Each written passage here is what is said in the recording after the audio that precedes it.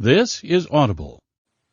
Alpha's Desire, an MC werewolf romance. Bad Boy Alpha's Book 6.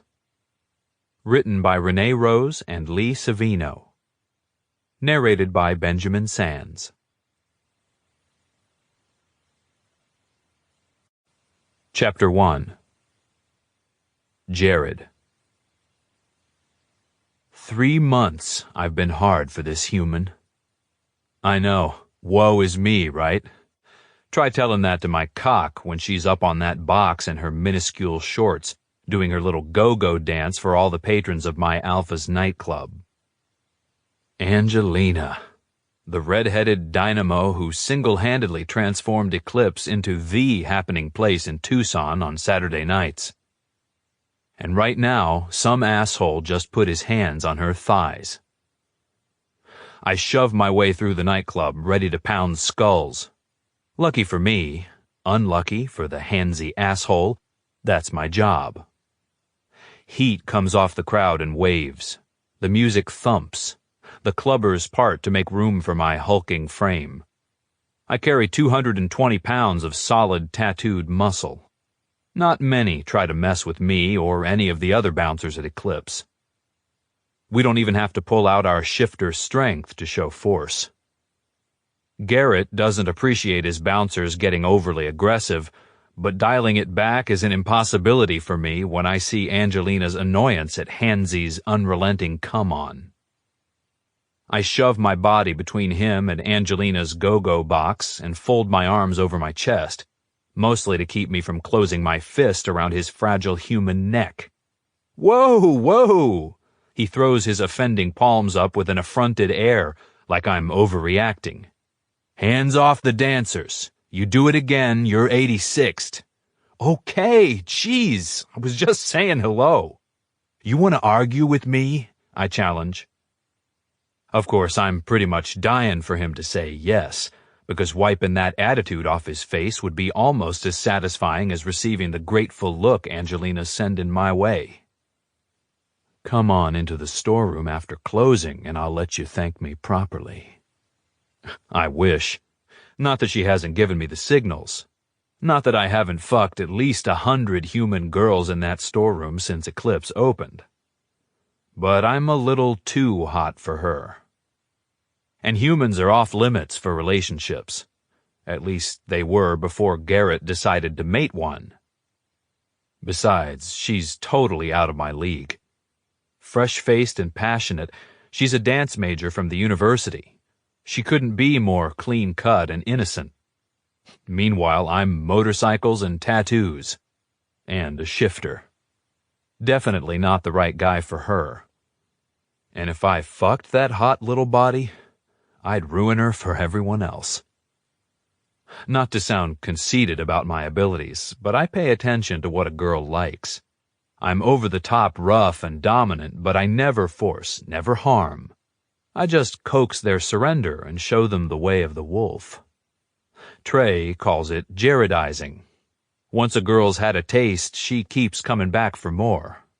And then I have to end things, feelings get hurt. Something Angelina never deserves. Hansy backs away, smarter than he acted at first. No, man, I'm not arguing. Sheesh.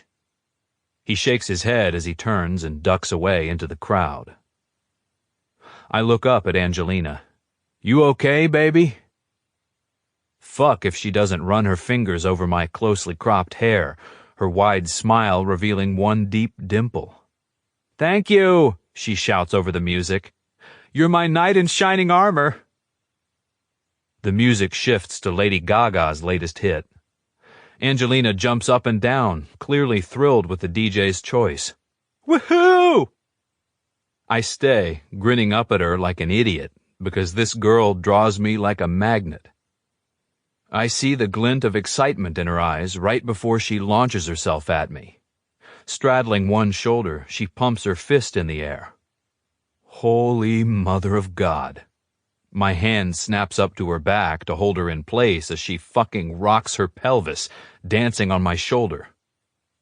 At least I think she's dancing. My brain tells me that's what this activity is, but my cock is certain she's begging to be fucked. Especially considering her pussy is inches away from my face. I sink my teeth into her inner thigh. She screams and grips my head with both hands, which only makes my dick think she wants more. Yeah, this isn't going to work. If I don't put her back down on that box now, my mouth is going to go to town on the little scrap of fabric standing between me and that sweet pussy of hers. I duck down to lower my shoulder and reluctantly let her slide off, back to her perch. I can't resist slapping that irresistible ass of hers before I turn and walk away. I don't look back. I can't. But I'm satisfied knowing I left a good handprint on that bare flesh she's been shaking for everyone tonight. And seriously, I might have to tell her to come with her ass covered next week.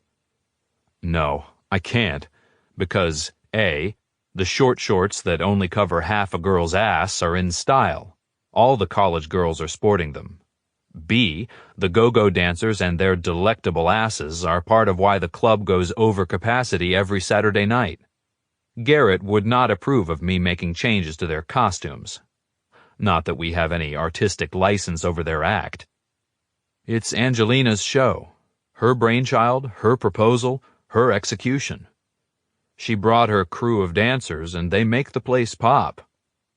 If only she didn't leave me so blue-balled every time they performed. Angelina. Oh, Lordy. Jared, the beefy bouncer with the tattoos and dark, flirty manner, has me all aflutter.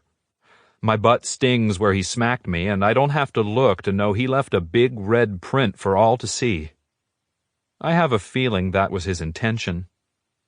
Damn my fair, red-headed complexion, because the flush creeping up my neck and spreading across my face is probably visible for all to see. I watch him disappear into the crowd, disappointed he doesn't look back. The man is beautiful. A perfect specimen of raw masculinity. He's rough-mannered and tattooed, but damn, he has enough charm to take all the edges off what might otherwise be an intimidating presence. And wow, that little show of force with the guy who was bugging me? Total turn-on. I've always had a thing for heroes. I turn my head to catch the eyes of the other two dancers on shift tonight, and the three of us go into a prearranged combination, changing from freestyle to synchronized movement. Talia and Remy are both a little bit drunk, but we all know this routine so well we could do it in our sleep.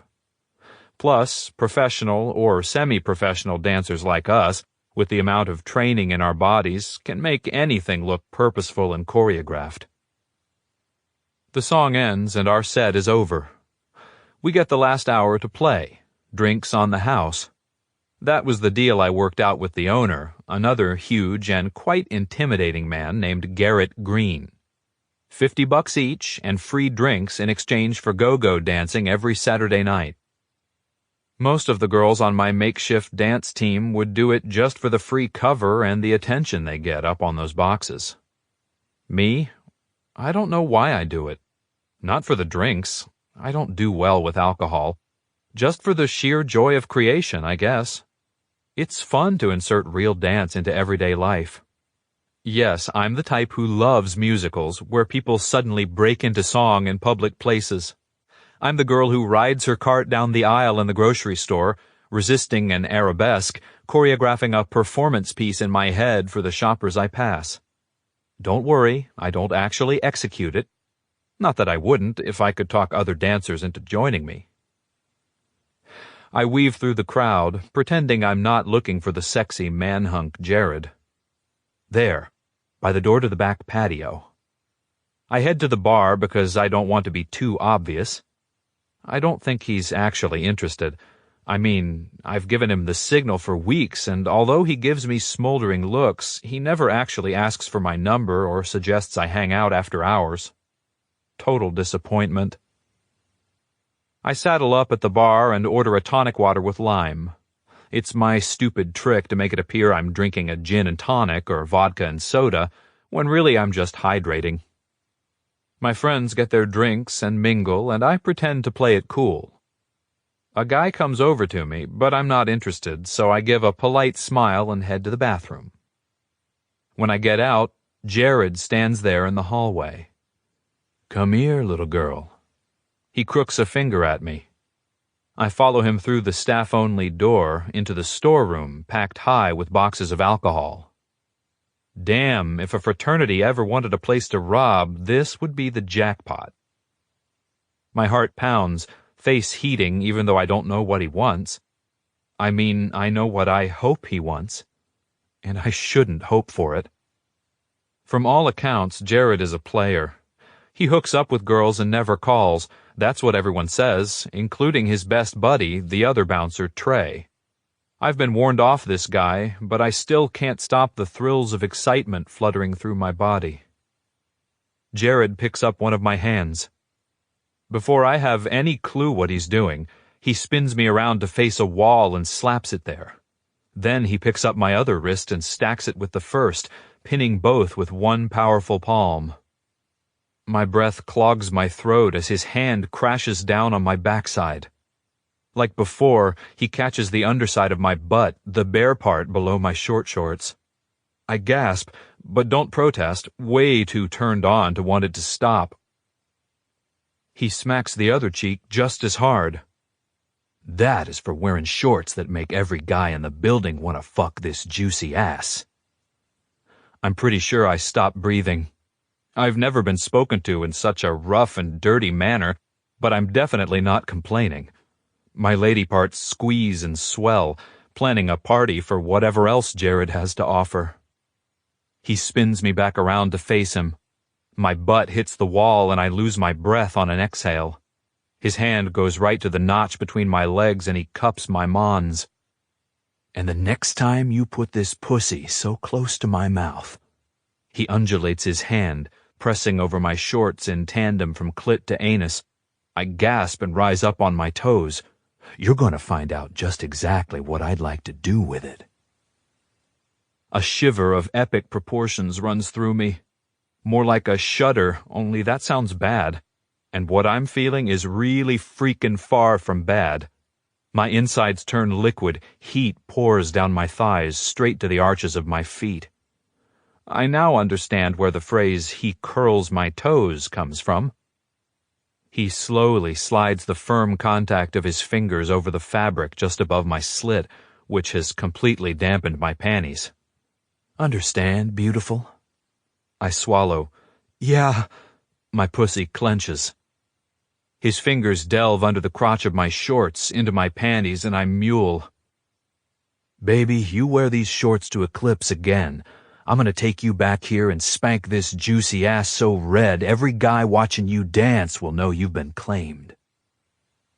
He jerks his head back and shakes it, as if he's surprised by what he just said, but his fingers glide over my slit. I moan softly, my gaze staying at the level of his chest. "Eyes on me, baby," he commands, and I obey without thinking. Dancers are by nature obedient creatures. We've spent our lives molding our bodies and minds to do anything and everything a director or teacher asks of us. Any dancer who doesn't gets weeded out fast.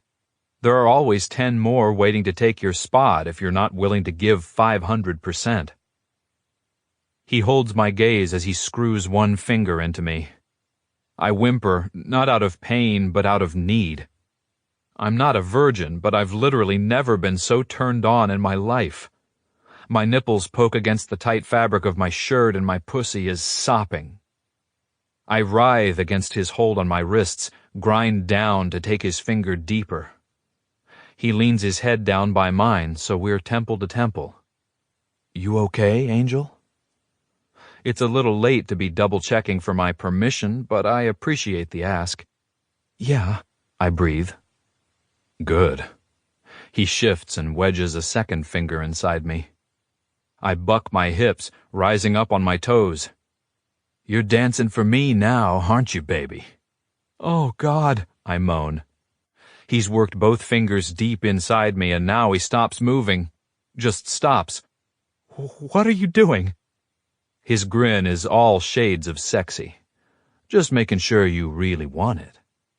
I roll my hips. I said I did. He pumps slowly, too slowly. Say it nicely. Tell me who you're dancing for. You! I'm dancing for you! I cry, growing desperate for release. You want more of my fingers, Angel? Jared! I pant. His eyelids droop.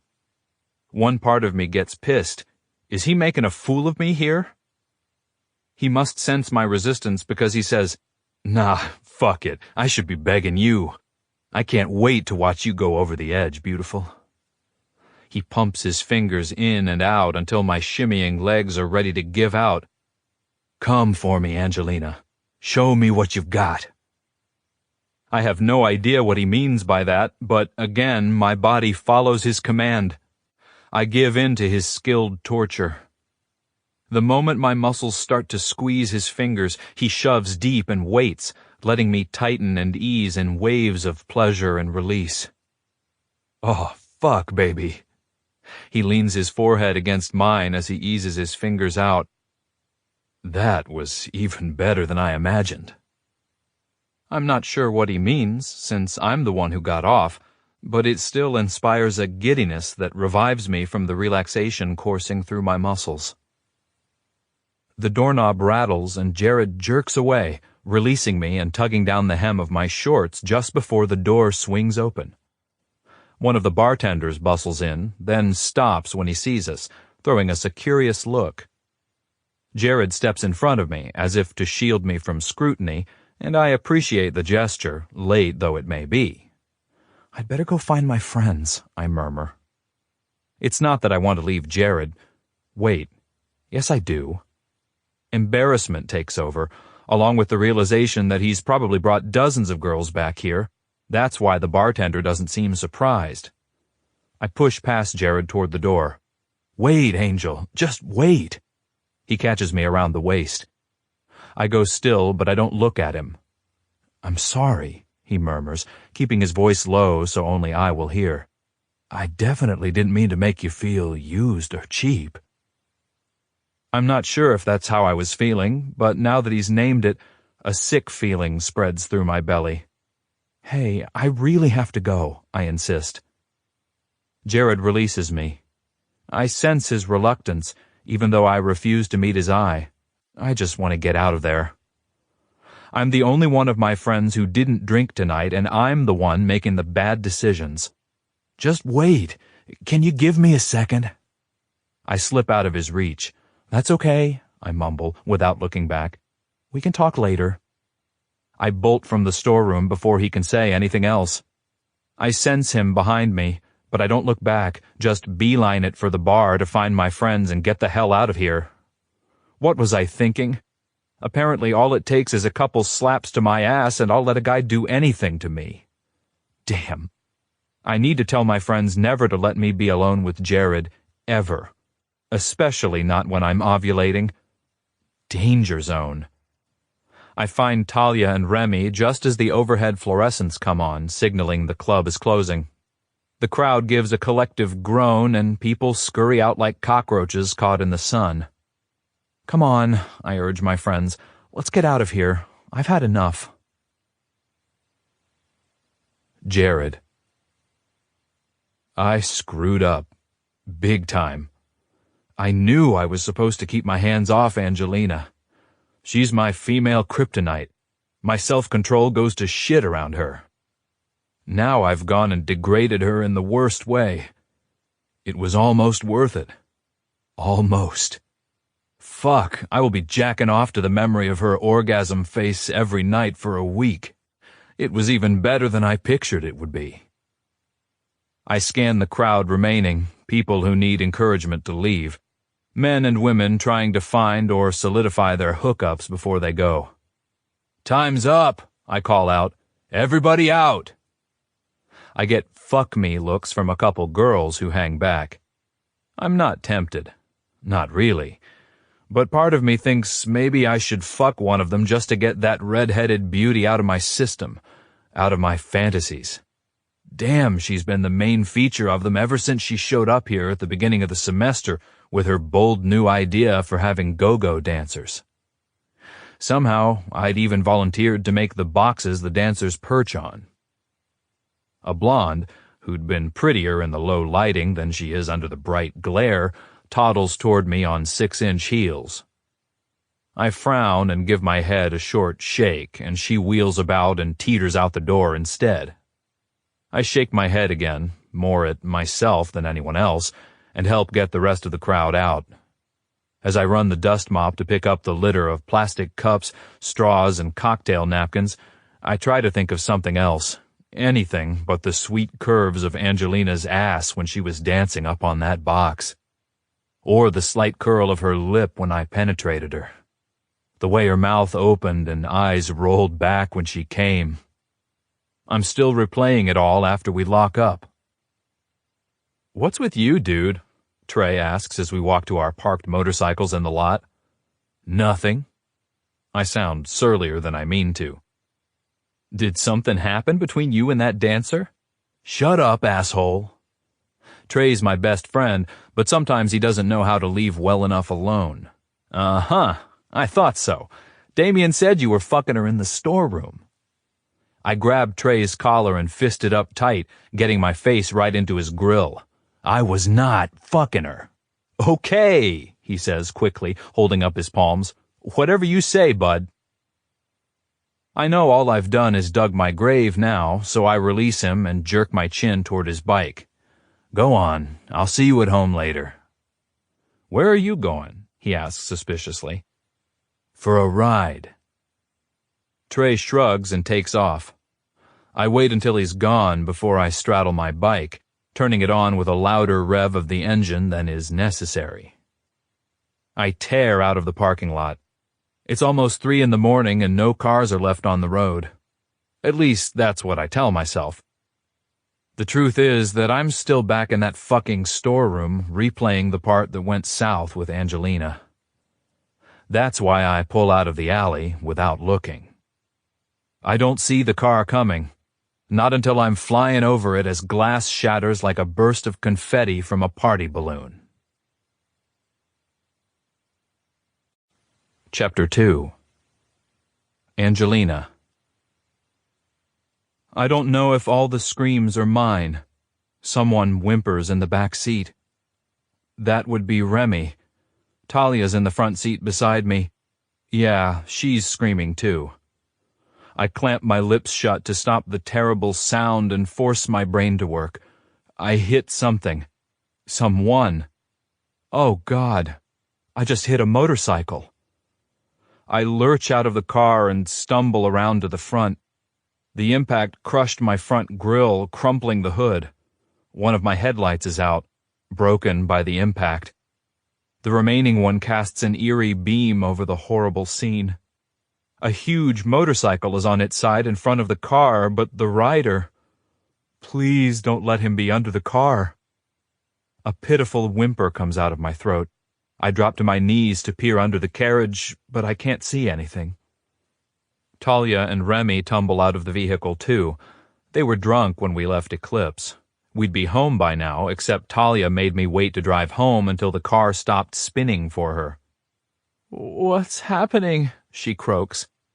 Remy stares at the bike. "Where's the driver?" "I don't know," I wail, running around to the back of the car. There. A large crumpled form is lying on the alley pavement behind my car. I cover my mouth with my hand. Is he dead? Please don't let him be dead. No, he's moving, trying to sit up. I run to him and squat beside him. I don't think you're supposed to move. He groans and pulls off his helmet. One arm wraps protectively around his ribs. "Jared!" My heart rockets to my throat, choking me. "I've hurt Jared. I hit Jared. This is bad. Bad, bad, bad, bad. Jared, don't move. I'm going to call 911. I fumble in my back pocket for the phone, cursing myself for not calling the second it happened. Or maybe this still is the second it happened. I can't tell. Time seems very slow at the moment. No. Jared snatches the phone out of my hand, cracking the case in his powerful grip. I gape at him. No ambulance. He staggers to his feet and shoves my phone in his pocket. Blood runs down his forehead, pouring into his eyes. I'm trembling from head to toe, my legs barely holding me up. "What? No, you need an ambulance." He limps toward my car. "Jared!" He walks around to the front and picks up, yes, picks up, his motorcycle. I don't mean from the ground, I mean into the air. He carries it around behind a dumpster and stows it there. "Jared, are you all right? I think you need medical attention right away." "Yeah, definitely." Shock reverberates in Remy's voice. I wonder if mine sounds the same. He-Man, the Hulk, Neanderthal Joe just keeps going, dragging himself to the driver's side of my car and getting in. "What? You can't drive. What are you doing?" I know I sound like the stupid one here, but he's acting crazy. He can't get in and drive a car. He probably has broken bones and a concussion. Not to mention the fact that he needs stitches on his forehead. "Get in." The order is deep and scratchy, and it carries so much command behind it, the three of us scramble to obey, even though he's in no position to be taking charge of this situation.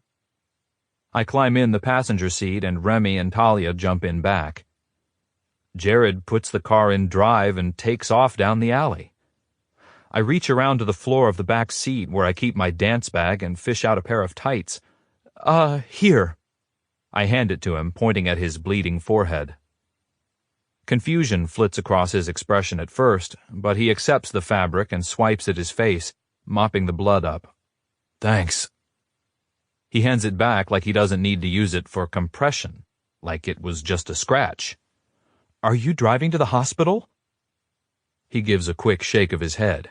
"I'm driving you three home. You're too shook up to drive, and they're drunk." He's so matter-of-fact, sounds so completely capable, I almost forget for a moment he's in no condition to drive. "Tell me where to go." My brain won't work at all. He's right, I'm way too shaken up. I can't even function. "Who do you drop off first?" "Talia." The answer comes as a relief. "Campbell and Third." He gives a nod and puts on his blinker, driving my bashed-up car as if nothing happened. "Isn't this illegal? Leaving the scene of an accident?" A smile tugs at his lips. "The other party is in the car with you." "But don't we have to notify the cops? How will I file the insurance report? I wasn't drinking or anything. Were you afraid I'd get in trouble?" I know I'm babbling. I can't stop myself. None of this makes any sense. "Are you hurt?" he asks suddenly, glancing over at me. His forehead is creased, green eyes flash with alarm.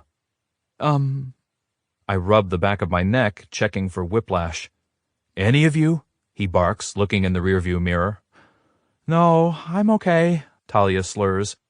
"Me too," Remy says. "Angelina?" He looks back at me. "Talk to me, baby."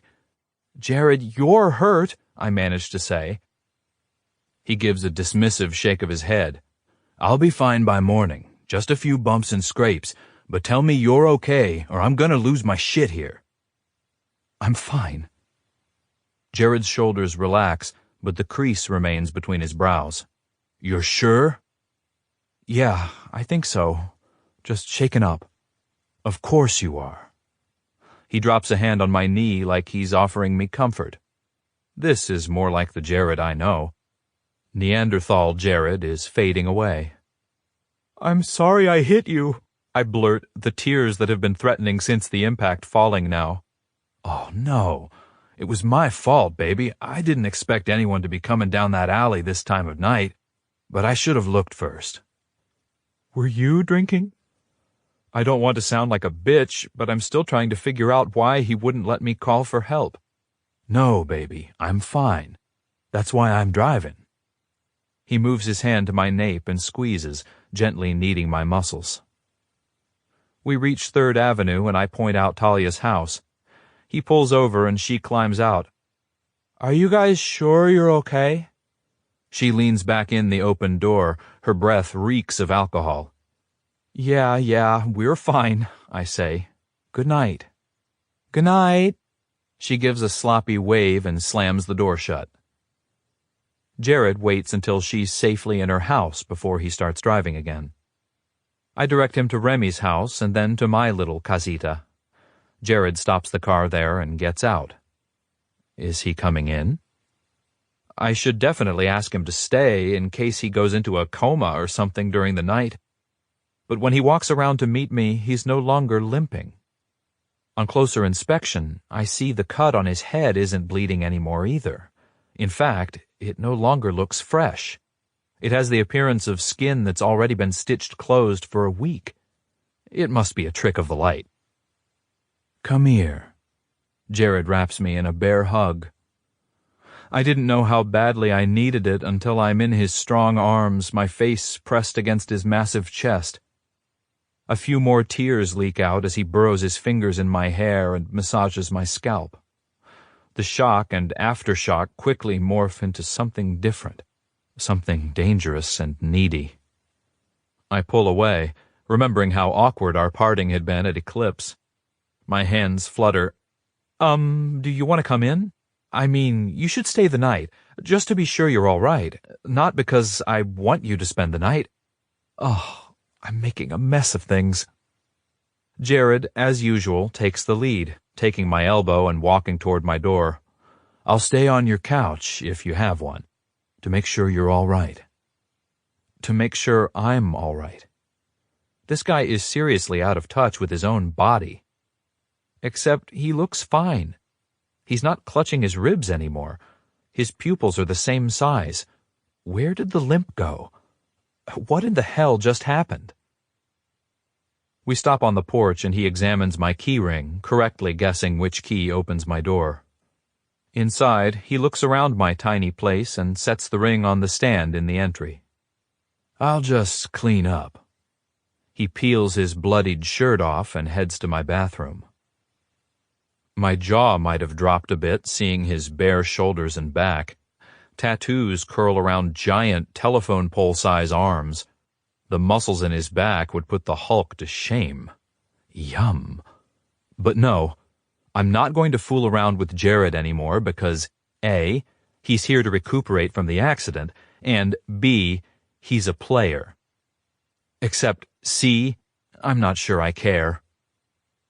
I trail him to the bathroom, telling myself it's because I need to make sure he's all right. Check out his injuries for myself. It's not because I want to gawk at his very fine, chiseled body. He splashes water over his face, washing off the blood, and when he straightens, I gasp. The cut is almost completely gone. My brain tries to make it work, to fit it into a scenario that makes sense, but I can't.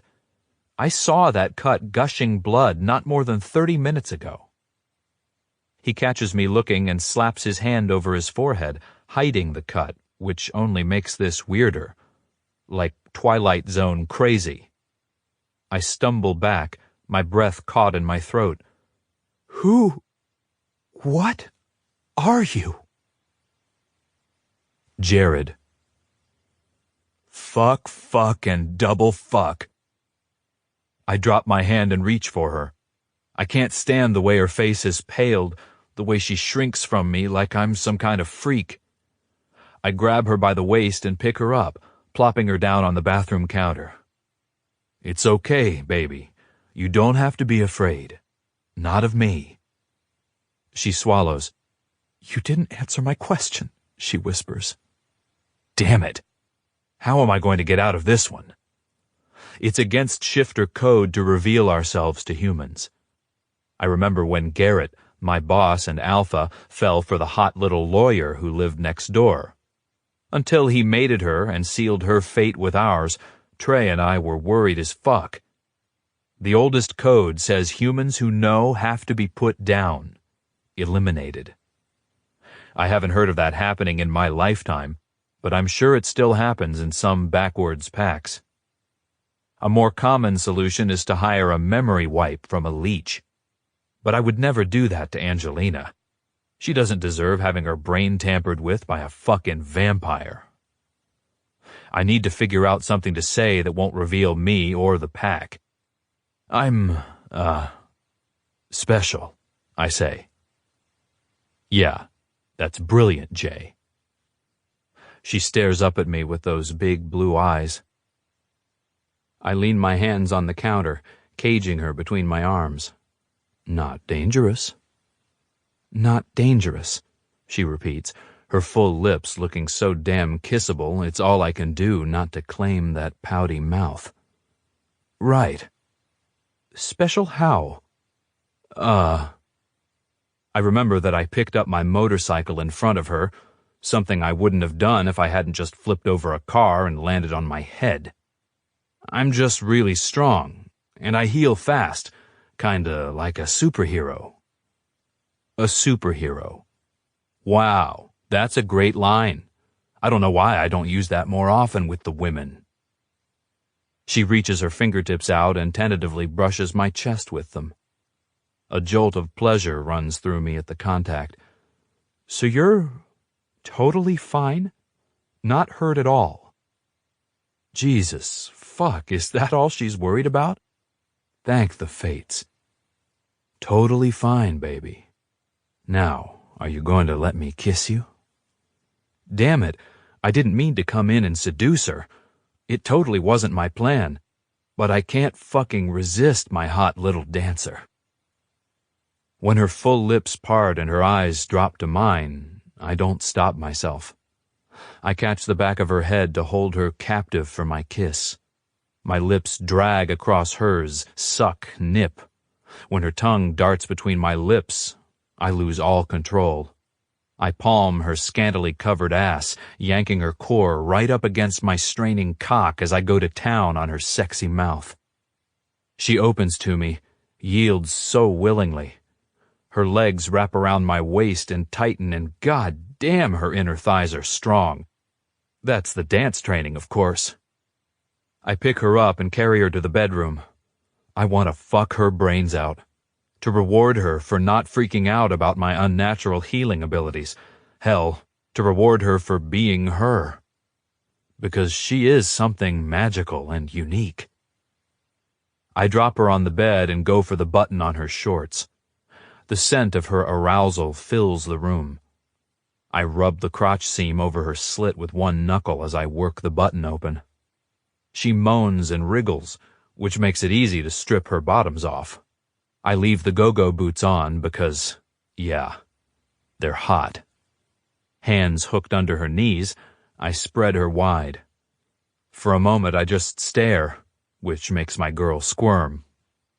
A blush spreads up her neck and across her cheeks. What are you doing? Looking at the most perfect pussy on the face of the earth. And it is. Dewy and plump, her pink heart open, begging to be licked. And yeah, the carpet matches the drapes. Not that there was any question if she was a natural redhead.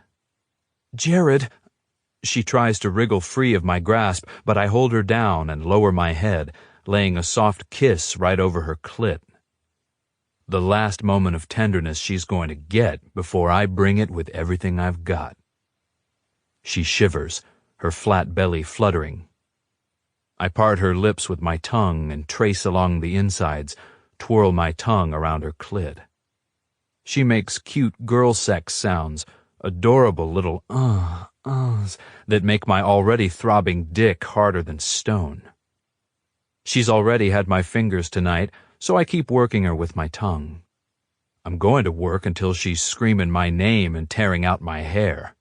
She needs this release after the fright she had. I suck and nip and lick until the pitch of her voice takes on a desperate keen. Then I affix my lips to her clit and suck hard. I release it and flick it with my tongue. Then repeat. Because I'm a dirty guy and an ass man, I can't stop from pushing my thumb between her ass cheeks, seeking her little back pucker. The moment I hit it, she shrieks, squeezing her buns together and shoving her dripping pussy against my mouth. I keep torturing her with my tongue as I make slow circles with my thumb, massaging her anus. She thrashes beneath me, babbling incoherently. I apply a little more pressure with my thumb and she goes off, screaming, thrusting against my mouth, her hands pushing my face against her core as her muscles do their squeezy thing that signals her orgasm. "That's it, beautiful," I say when she finishes. "I love the way you come." She gives a shaky laugh that rings with disbelief. "I do." I reach up and pinch her nipple through her thin t-shirt and bra. "Dancers must do it better." She smiles and pushes her hair out of her face. "I'm sure we do." I roll her over. "Let me look at this firm little ass of yours." I give it a slap. Her ass is all toned muscle like her thighs. So spankable. I prod her legs apart and rub her pussy with my fingers. I let my thumb quest again for her anus. She squeezes her butt again. "I know, baby. You're an anal virgin, aren't you?" She doesn't answer, but I'm sure she is. "I'd love to take this ass. I'll bet it's so fucking tight. But I'm not going to do it now. We'll save that for when you've been naughty and need another spanking." Her bottom clenches again and I chuckle. But I shouldn't have mentioned what happened back at the club, because it must remind her of how she felt after. I think I made her feel cheap and used, something I never wanted to do. She rolls over and sits up, pulling the bedspread over her waist. I don't know if this is a good idea." Her eyes travel down to the bulge in my jeans and guilt flits across her face. I adjust my cock. "Down, boy." "No, you're right. I can't be in a relationship with this girl, and she deserves so much more than a one-night stand." I back up. "I'll just, I should probably go. I'm going to take your car to my friend Tank's shop. We'll get it all fixed for you at my expense, okay? The accident was my fault." She stares at me with those guileless blue eyes, so wide and alert it's all I can do not to go back to her and kiss her senseless. "Can you Uber until I get it back to you? I promise I'll make it happen fast." Yeah. Okay. Thanks. It's the least I can do. What's your phone number?" I enter her number into my phone and remember I still have her phone in my back pocket. I pull it out and take a look. It still works, even though I broke the case. I toss it to her. "Get some sleep. I'll text you with an update on the car." After I stow my phone, I shove my hands in my pockets to keep from reaching for her, settling instead for dropping a kiss on the top of her head. "Good night, Angel." "Night." Her voice is soft and sweet, and that single syllable makes me want to go right back and worship between her legs again, but I force myself to leave. Damn it. I fucked up again. I hope she doesn't hate me for this. Chapter 3. Angelina.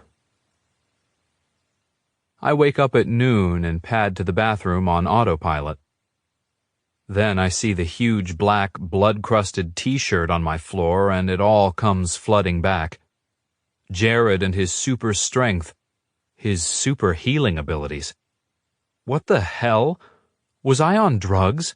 I accepted his explanation so easily last night, but in the light of day, it sounds insane. Jared, the superhero. Except he does have all the qualities of a superhero, doesn't he? Hero, strong, protective, giving. Oh boy, did he give last night. And I gave absolutely nothing in return.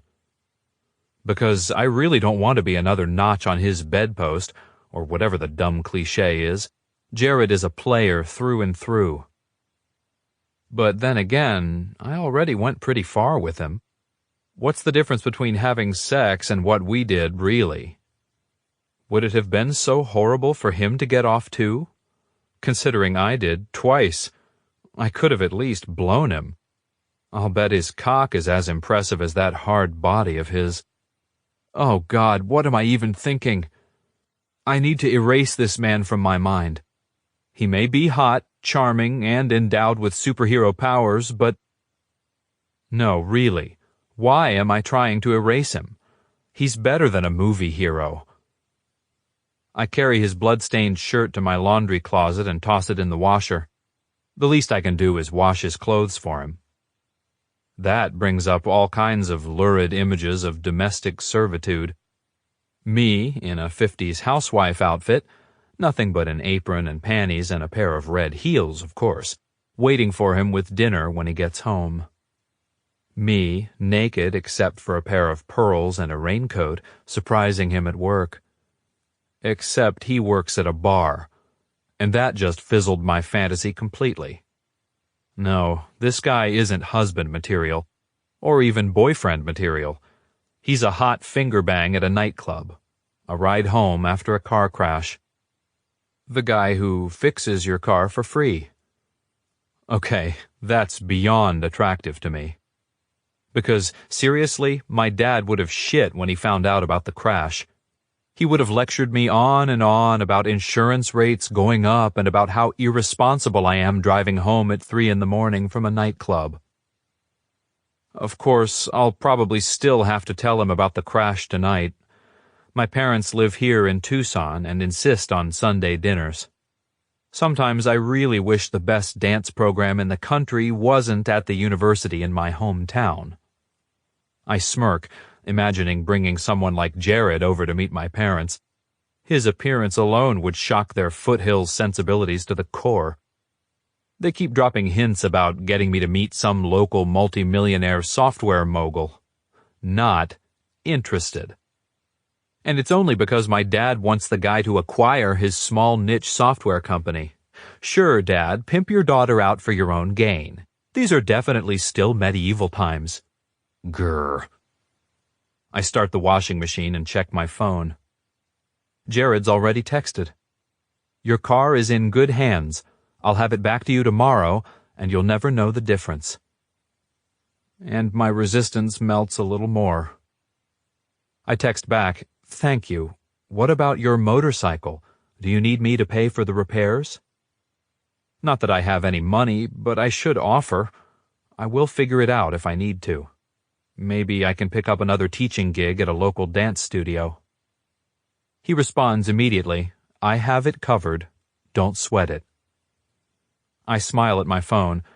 It's really hard not to feel warm and fuzzy about Jared, and also itchy and needy to see him again. But I put the kibosh on that. I don't want to be his booty call or hook up or whatever it is he does. It was definitely the right decision. So I should stop getting fluttery thinking about him bringing my car to me tomorrow, or asking me out, or pinning me against a wall and spanking me again. Yeah. Jared. If I didn't think he'd bust my ass, I wouldn't even tell my alpha what happened. But a car accident in the alley outside his club constitutes a phone call. Especially when it involves a girl seeing my body spontaneously regenerate. Damn it. I'd rather keep Angelina completely out of this conversation, but I can't do that either. Not only can shifters pick up on dishonesty, lying to Garrett would be a banishable offense, even if he wasn't one of my closest friends. But I put the call off as long as I can. It's Sunday, and he has a new mate. He doesn't want me calling with a shit story first thing in the day. I wait until late afternoon to dial him, telling myself it's better to get the car and motorcycle repairs going first. I told Trey this morning. He told me I was a fucking idiot, and if I thought Garrett was going to let it slide that Angelina saw my injuries heal, I'm even dumber than I look. But that's standard shit talk between the two of us. I stand outside Tank's auto shop and lean my ass against our packmate's truck. Garrett answers on the second ring. What's up? Right away, I start walking, like staying in motion is going to make this go down easier. Hey, I had a little incident last night. What kind of incident? At the club? Yeah, I pulled into the alley without looking, and Angelina, the little go-go dancer, hit me. Garrett curses. Was she hurt? Of course he wouldn't ask if I'm hurt because, yeah, we're shifters. No, neither were the other two dancers. I drove them home and took her car to Tank's. There's a pause, and Garrett, who knows me too well, says, "What aren't you telling me?"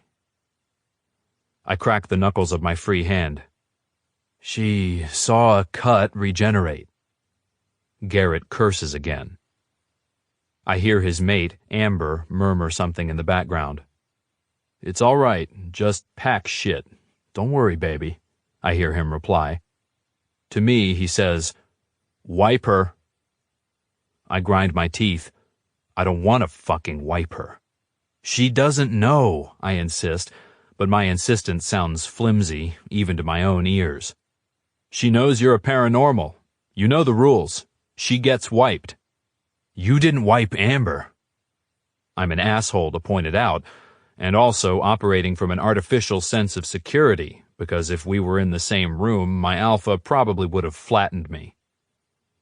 Garrett's warning growl crackles through the phone. Amber's different. She's a paranormal too. Garrett's mate has psychic abilities that he used to find his sister when she was kidnapped by the harvesters last spring. Yeah, well, Angelina's a beautiful dancer with a bright future. Right. Not a strong argument. Good thing I left that one unspoken. Jared? There's alpha command in his voice. Yes, sir. Don't make me fucking tell you twice.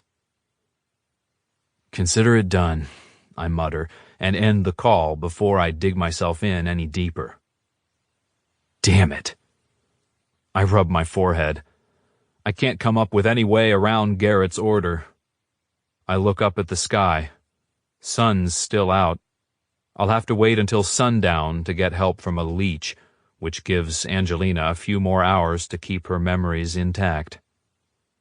And I have to meet with some shifters from San Diego about setting up a fight in Tucson. Maybe I can do it tomorrow night, when I bring her car back to her. Yeah, that should work. And when Garrett asks, I'll tell him it's going to happen as soon as possible. And tomorrow is as soon as it's possible. Angelina. Driving downtown after the bars have closed is paramount to suicide, my dad lectures as he neatly cuts his steak. I love the man, but he drives me nuts. As predicted, he's freaking over the car accident. We're at their long formal dining room table for Sunday dinner, and I've chosen to tune out the lecture while I eat the baby broccoli my mom steamed just for me. At least tonight she and Dad are eating the same thing I am, though their vegetables are dressed with lemon butter and mine are not. While he goes on, my mind runs over the scenes with Jared. The last one, mostly, where he showed me exactly how experienced and clever he is with his tongue and then let me off the hook the moment I got uncomfortable. He really is a gentleman. Funny how my gratitude to him for treating me with such honor and respect makes me want to run and jump his bones. My unwillingness to have sex with him has completely vanished. But no, I'm the kind of girl who gets attached.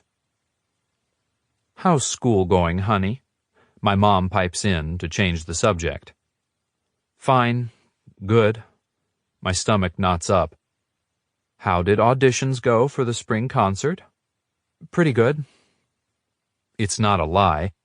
I did my best, and I'll probably get into several pieces. But the truth is, I feel like a misfit in the dance program. Not because I'm not a good dancer. I'm decent. Lord knows my parents spent enough on my training since the day I turned 3. It's just that I don't want to be an automaton anymore. I don't want to work hard to please my teachers and hope they give me a good part in their dances. I want to choreograph my own dances. No, not just dances. Shows. I want to direct my own company, stage big, daring productions. a modern version of the Firebird, a ballet choreographed to Lady Gaga. The trouble is, the undergrad program isn't really geared toward that.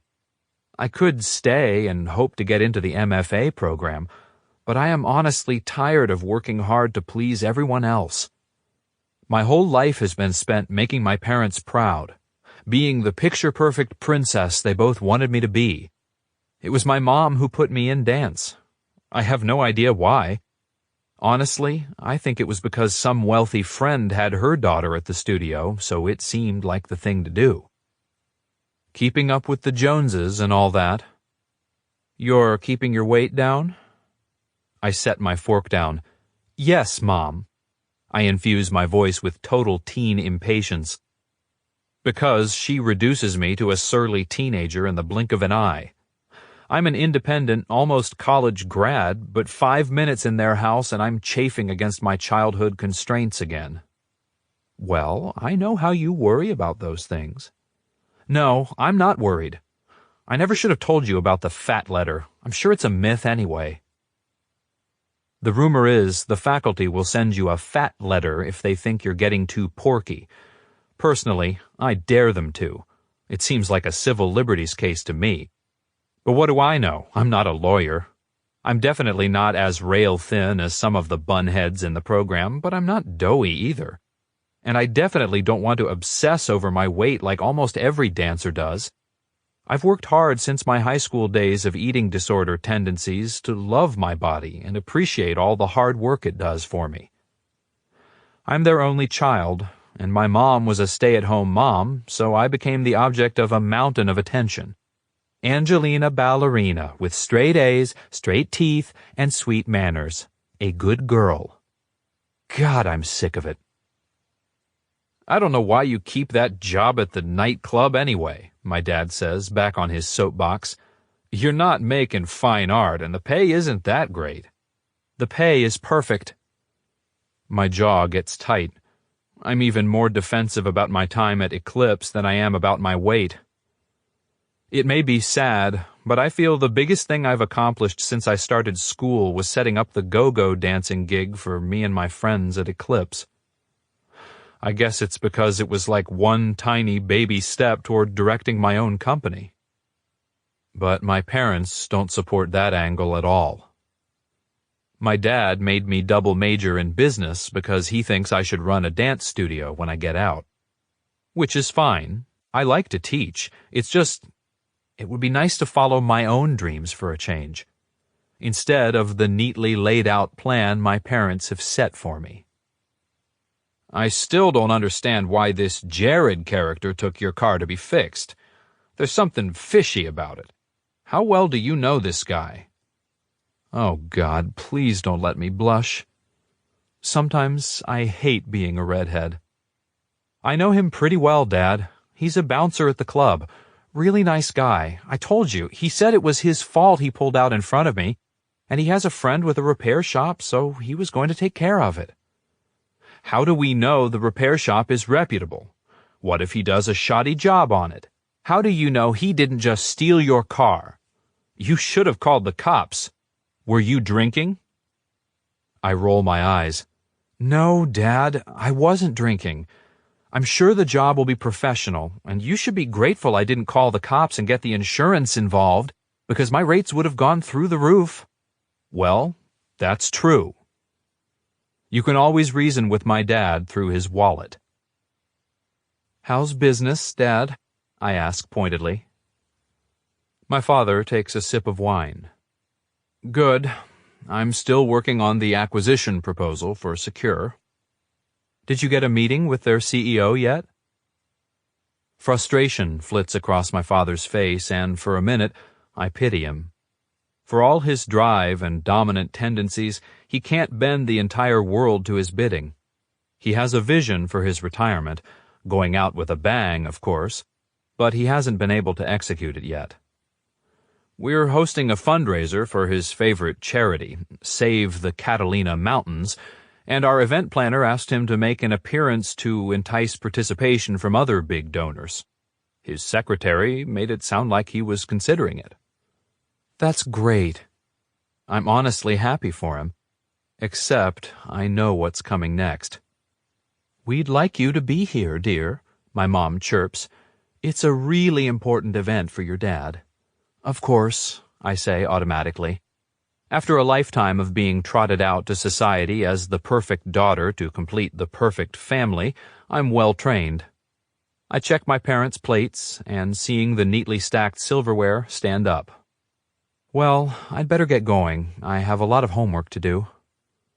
I pick up all 3 of our plates and carry them to the kitchen, where I quickly rinse them and stack them in the dishwasher. "What about coffee?" My mom trails me into the kitchen. "Your father and I are going to have dessert." Of course, she's not going to offer me cake. And if I asked for it, I'll get a lecture about my weight. Sigh. Just another typical dinner with my parents. "No thanks, Mom. Love you." I kiss her cheek and breeze out of the kitchen. "Bye. See you. Love you," I call out as I beeline for the door. The Uber pulls in right when I walk out, so I get in and check my phone for texts. Yeah, I'm hoping to hear from Jared again, even though that doesn't make sense, even though I shouldn't want that. I shouldn't be excited about seeing him when he drops my car off. I shouldn't want to know more about his mysterious healing abilities. But he's like an addiction. Now that I've had my first taste, I can't stop thinking about him. Jared. "So when you gonna do it?" Trey asks. I lower the hood of Angelina's Toyota and use the rag to give it a polish. Tank is handling the large repairs, but I couldn't help coming to check out his work. Or maybe I'm just a glutton for punishment, wanting another whiff of Angelina's sweet scent. "Do what?" Trey rolls his eyes. "Mind wipe the dancer." He leans on the driver's side and I throw the rag at him. "Quit smudging the window." "Well, excuse me." He catches the rag in a blur of movement. "Didn't mean to mess up your girlfriend's car." "She's not my girlfriend." My gut tightens even as I say the words. Not my girl. Won't ever be my girl. I might have more muscle than brains, but I'm smart enough to know this. Too bad my wolf thinks differently. I grab my tools and start cleaning up, tossing and banging a bit more than necessary. "Damn, you've caught it bad," Trey observes. "Maybe I should take her to the leech. Over my dead body." I straighten and point a finger at the tall shifter. He's my closest friend, but right now my wolf sees only an opponent. The enemy. Competition. Trey spreads his hands. "Easy. I'm not going to go near her, but you're only delaying the inevitable." He's right. If I don't do this, Garrett will kick my ass, and then he'll order Tank or Trey to do it anyway. It sucks. She's in college. Trey lowers his voice. A mind wipe could seriously fuck her up if it's not done right. I slam down my tools, wanting to kick the cabinet for good measure. I know. "Have you—" Trey starts when a white Camaro rolls into the lot. My friend swears. "Don't tell me we've got customers." Trey heads to the door and stops in his tracks when 3 guys unfold from the car. One black-haired, one gray, and the third wears an old-fashioned hat, a fedora type that a gangster would wear, only he's so tall and skinny he looks like a scarecrow. "You called them?" "I reached out. They wanted to meet." I head to the sink to clean up. We're going to check out a space to hold the fights. Does Garrett know? He knows. My alpha isn't happy, but as more of our pack gets mated off, he sees the benefit of having an outlet for his bachelors to release their aggression, more than just breaking up brawls at Eclipse.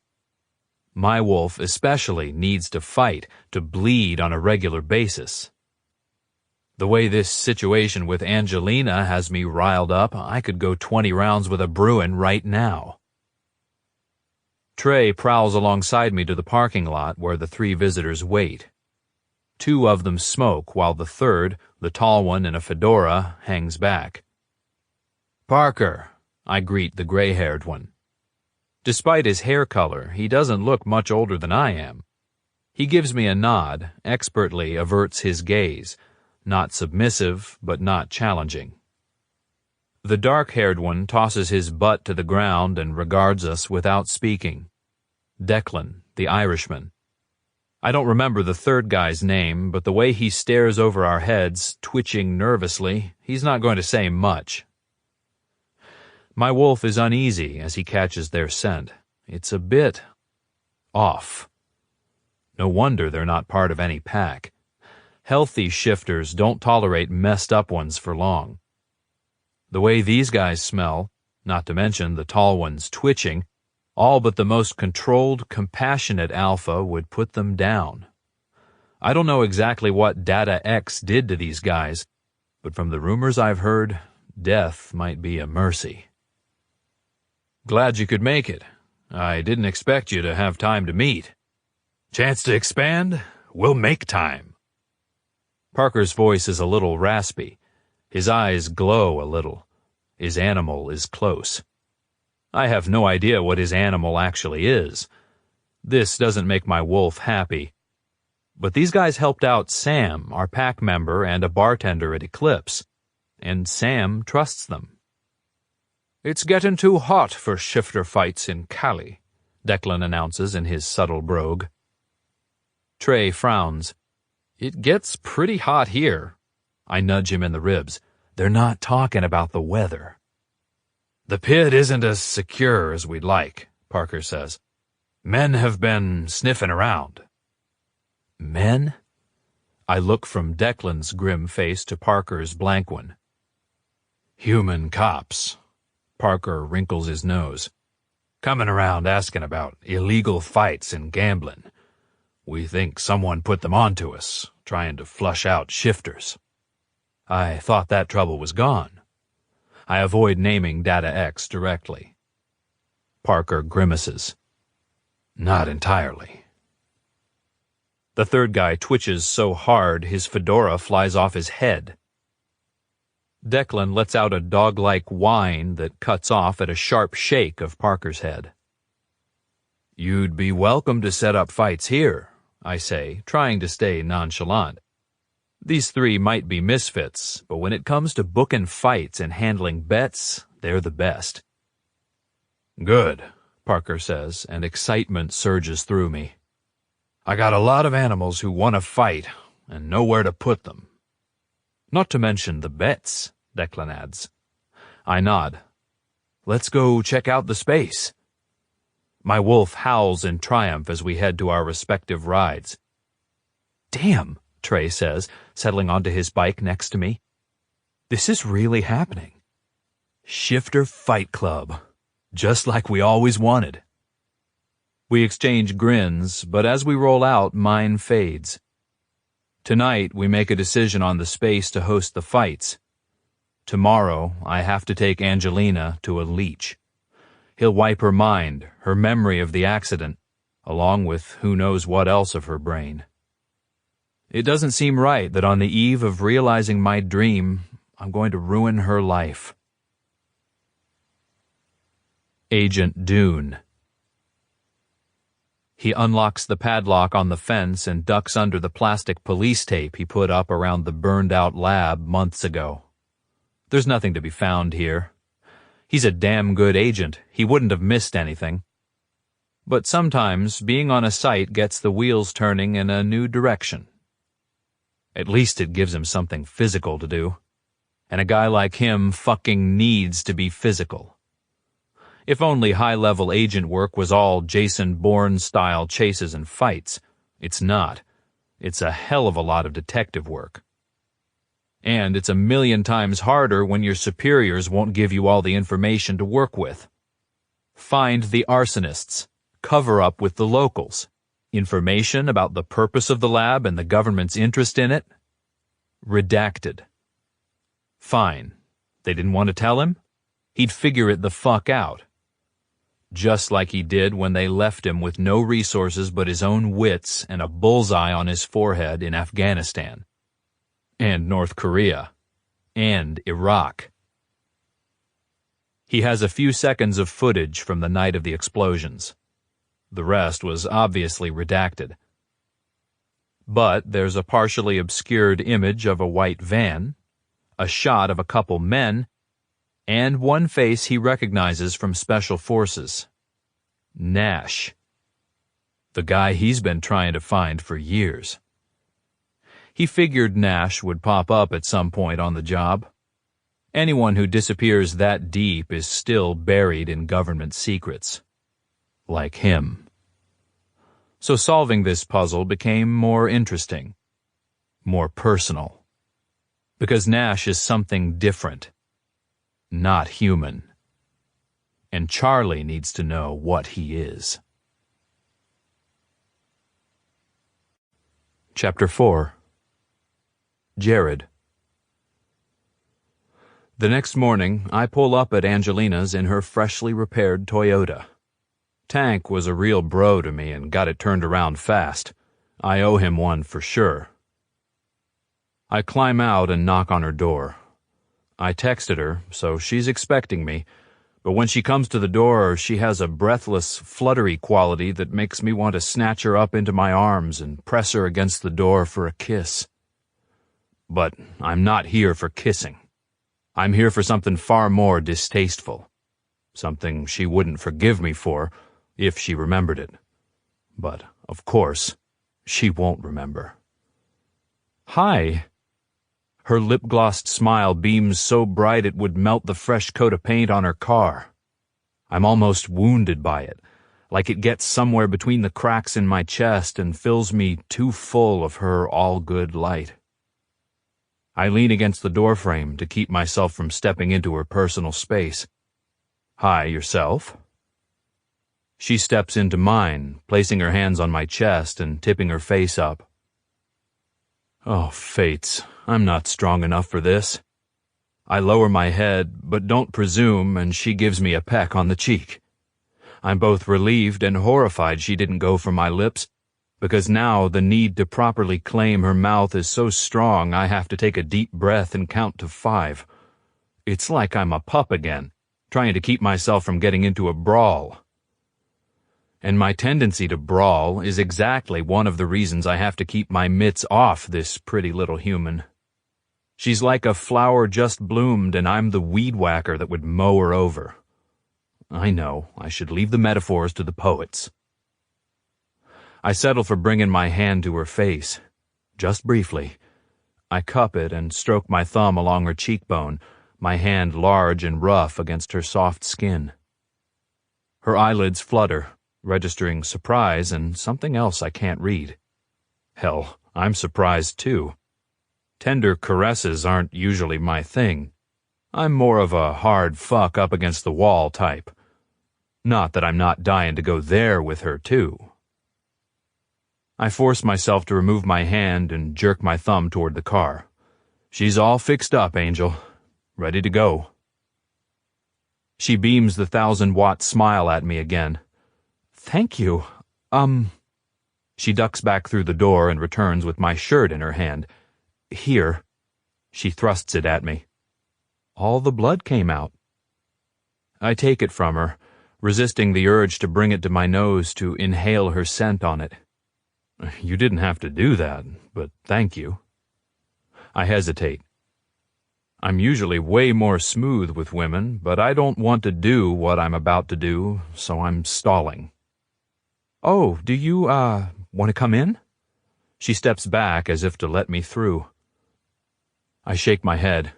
No, baby, but can you drive me back to the club? And I just need to make a short stop on the way, okay? Oh. Her eyes and mouth round. She's so damn expressive, it's a wonder she didn't end up an actress, not a dancer. Of course, I'm sorry, No apologies. I jerk my head toward the car. Let's go. I smack her ass when she jogs past me with her purse slung on her shoulder. Then I instantly regret it. We're not in the nightclub, and she didn't just straddle my shoulder. This is a normal day, in front of her house, and we're not even dating. Which doesn't mean I don't watch her sexy ass sashay toward the car in front of me. Sorry, I say. That was out of line. I won't do it again. Oh, good. I thought I was going to have to call some other bouncer from Eclipse to tell you hands off. She's teasing, but the words other bouncer make my fingers curl into fists. But when she tosses a smile over her shoulder, I see she's blushing, and it does something twisty to my gut.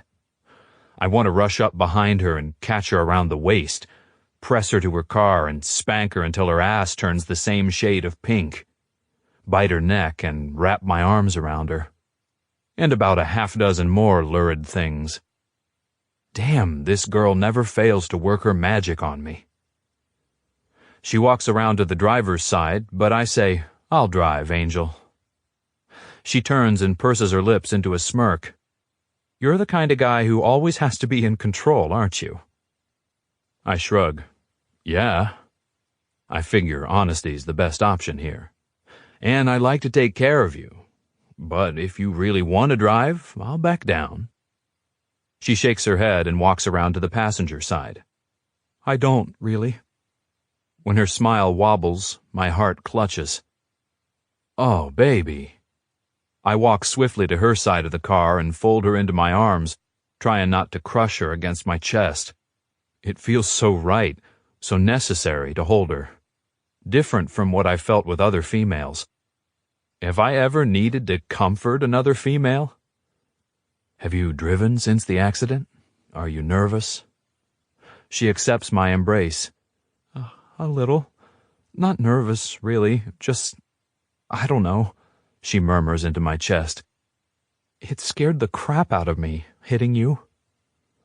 I feel like an ass for not thinking she'd be traumatized and then bullying her into letting me drive. She needed to get right back on the horse, and I stole that opportunity from her. I pull away and hold her arms, stroking her bare upper arms with my thumbs. You drive, Angel. I want you to feel comfortable. I lead her around to the driver's side and hold the door open. Go on. It will be fine. I'll be right beside you. I doubt having me right beside her will alleviate any anxiety, but I have to say it. The need to soothe her is so strong. My wolf, tense since the talk with Garrett, relaxes somewhat. She climbs in and turns the key. A determined expression is on her face, and I recognize that inner steel I've always known was inside her. The powerful drive in a human who appears so soft and flexible on the outside. This is the Angelina who conceived and executed the crazy idea of go-go dancers at Eclipse and wouldn't take no for an answer until Garrett agreed. Garrett, the toughest no-nonsense alpha around. The only sign of nerves I detect is the long inhale she takes before she pulls away from the curb, and then she seems to settle into driving. It's fine, right? Just like getting back on the horse? Her smile holds relief, and the way she slides her eyes over to me gets me hard. Yes. Thanks. Sorry, I didn't mean to— No apologies. I'm sorry I didn't think of it. You're really quite a gentleman, Jared. The laugh that issues from my throat has a dry scrape to it. Does that surprise you? As soon as I ask, I wish I hadn't, because I know the answer. It's the same reason my gut twisted when she said it. Of course she didn't see a gentleman in me. All she sees is the tattooed meathead that my parents always said would amount to nothing. The kid who never got his temper under control, who's not good at anything but using his fists and obeying his alpha. I'm the alpha's enforcer, the muscle that backs up Garrett's law. Above that, I'm absolutely nothing. She gives one of those adorable blushes that gets me hard. No, it's just, really coming into focus. Never mind, I didn't mean to say that. She flaps her hand and blushes harder. Damn, The fact I have her flustered thrills the dominant part of me and soothes the part that's banging against the container because I don't get to have her. I'm under her skin, at least for the moment, and I'll take it. Where am I taking you? She pulls the plump flesh of her lower lip between her teeth, and I have to adjust my cock in my pants. Downtown, to the club. But we need to make a quick stop on the way, also on Congress Street. It's hard to ignore the sticky sensation of dread in my own veins as I contemplate the errand. She nods and drives downtown, and I direct her to No Return, another nightclub up the street from Eclipse.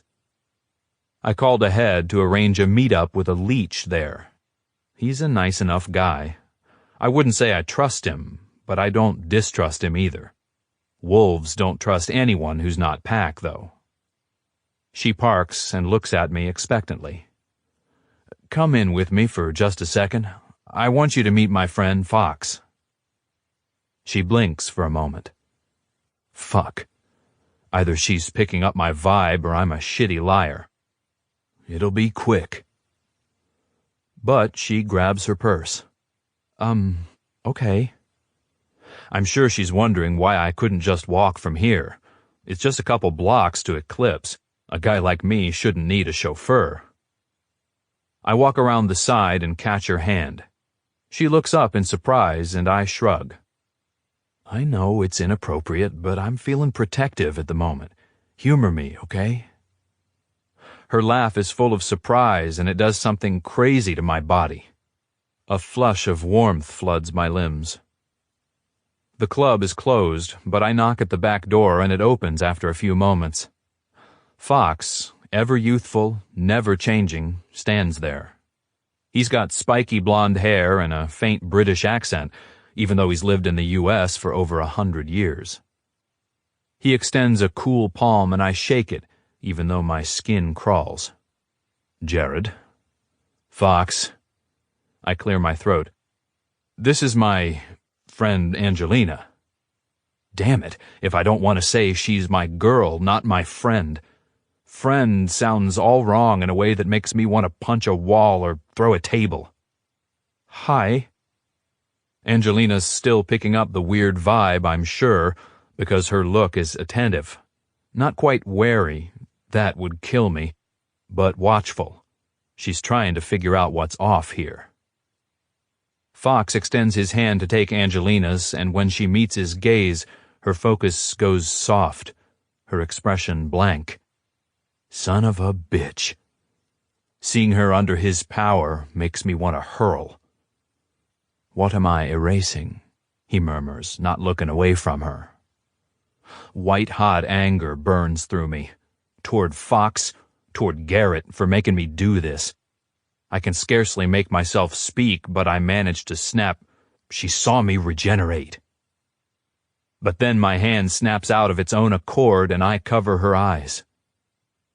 The moment I do, she starts to struggle, probably frightened. Hey, what's going on? Nothing. Go wait outside. I release her and put my body between her and Fox. What the fuck? He grits. I can't find words because I don't know what the hell I'm doing. I blink and Fox is gone. Fucking vampires. I whirl around just as Angelina screams. Actually, she starts to, but it dies on her lips as Fox takes her under his power again. No! My fist swings and connects with the side of Fox's neck, sending him flying against the wall. If he were mortal, it would have snapped his neck. But he's not.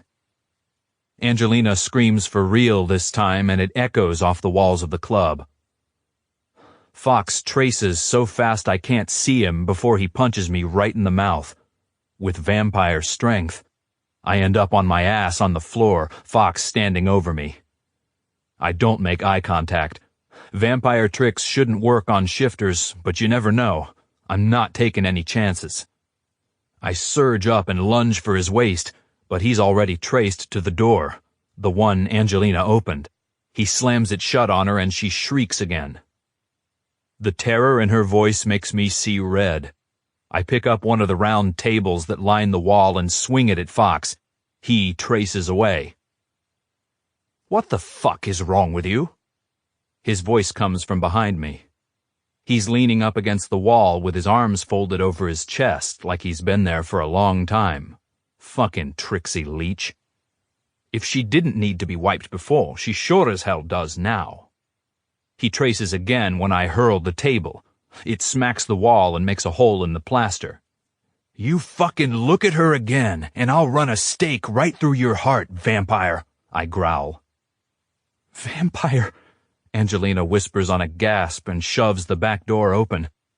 "Vampires don't exist." She's running before her feet hit the pavement. Smart girl. I whirl around, certain Fox will be gone, tracing after her, but he's in the same spot. She saw me. She knows. "I know," I choke. I don't want to start a vampire shifter war here. Fox was doing me the favor, and I just fucked with him big time, not to mention the damage to the club. I must look as poleaxed as I feel, because Fox's ancient blue eyes hold compassion. "You have 24 hours to figure your shit out. You know the laws. No loose ends." I don't stay to argue. Angelina's out there, terrified. I take off after her. "Angelina!" She doesn't stop. I catch up right before she makes it to her car, and I catch her around the waist. "Wait, baby!" She slams her heel back into my shin, then stomps down on the top of my foot, cracking the bones. At some point, my little dancer had self-defense training. For some reason, it makes me grin like a maniac to have her attack me. But I remove my hands from her and hold them up. "Easy, easy. Take it easy, Angelina. I'm sorry." She goes still, but remains facing the car. "I know you're scared. I know you're confused. I fucked up, big time. But I'm not going to hurt you. I promise. And I won't let anyone else hurt you either." When she finally turns, tears shimmer in her eyes. It tears my chest wide open. Then, without warning, she dives for the door of her car. I'm the biggest asshole in the world because I slam my hand down on it to hold it closed. "Don't run. Please don't run from me. The only way I can make this work is if we trust each other." I don't even know what I'm saying, but I guess on some level it's true. If Angelina bolts out of here, I will have no choice but to send Fox after her immediately. And if she doesn't? That part I don't know. I still should bring her in to Fox. My alpha gave me an order. Fox gave me a deadline. But I'll be damned if I can do it. Angelina. "Vampires don't exist. Vampires don't exist. Vampires don't exist. Oh my God, do vampires exist?" I'm shaking all over. If she didn't need to be wiped before, she sure as hell does now. I'm not sure what just happened in there, but I think Jared brought me here to have my memory wiped, or my brain wiped, and then he changed his mind. Either way, I'm not sticking around to find out. There's a vampire in there who would probably be perfectly happy to suck me dry, and now I don't trust Jared. That's the part that hurts. And I don't want to stand here and let him see how badly either.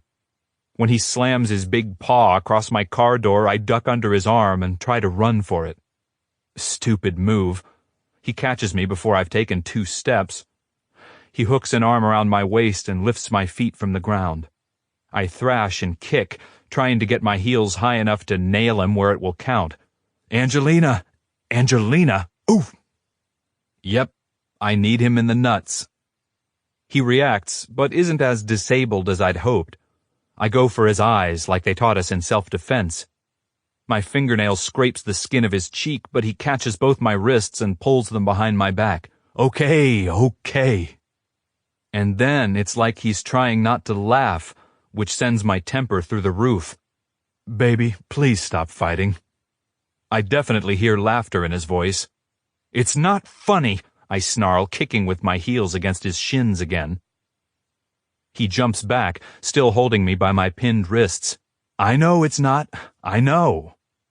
We continue to wrestle, me kicking, him dodging. You're just so damn adorable, and it turns me on when you fight. I'm sorry. Please, Angelina. He picks me up and sits me on the hood of my car, crowding up between my legs. He still has my wrists pinned, but instead of wrestling, he's going for an embrace. At least I think he is. He drops his face down into my hair and breathes deeply. And stays there. I'm frozen. I don't know what the hell to do. He nuzzles my cheek, the scruff of his 5 o'clock shadow brushing my cheek. Our breaths mingle in short pants. I swear I can hear both our hearts hammering as one. He eases his hold on my wrists and slowly pulls away, like he's testing to see if I'll run again. I draw my hand back and slap his face, as hard as I can. He doesn't look surprised. It's as if he saw it coming and decided to let it fall. My eyes water and I slap him a second time. Again he lets me. And he has the grace to look sorry now, instead of laughing. The tears track down my face.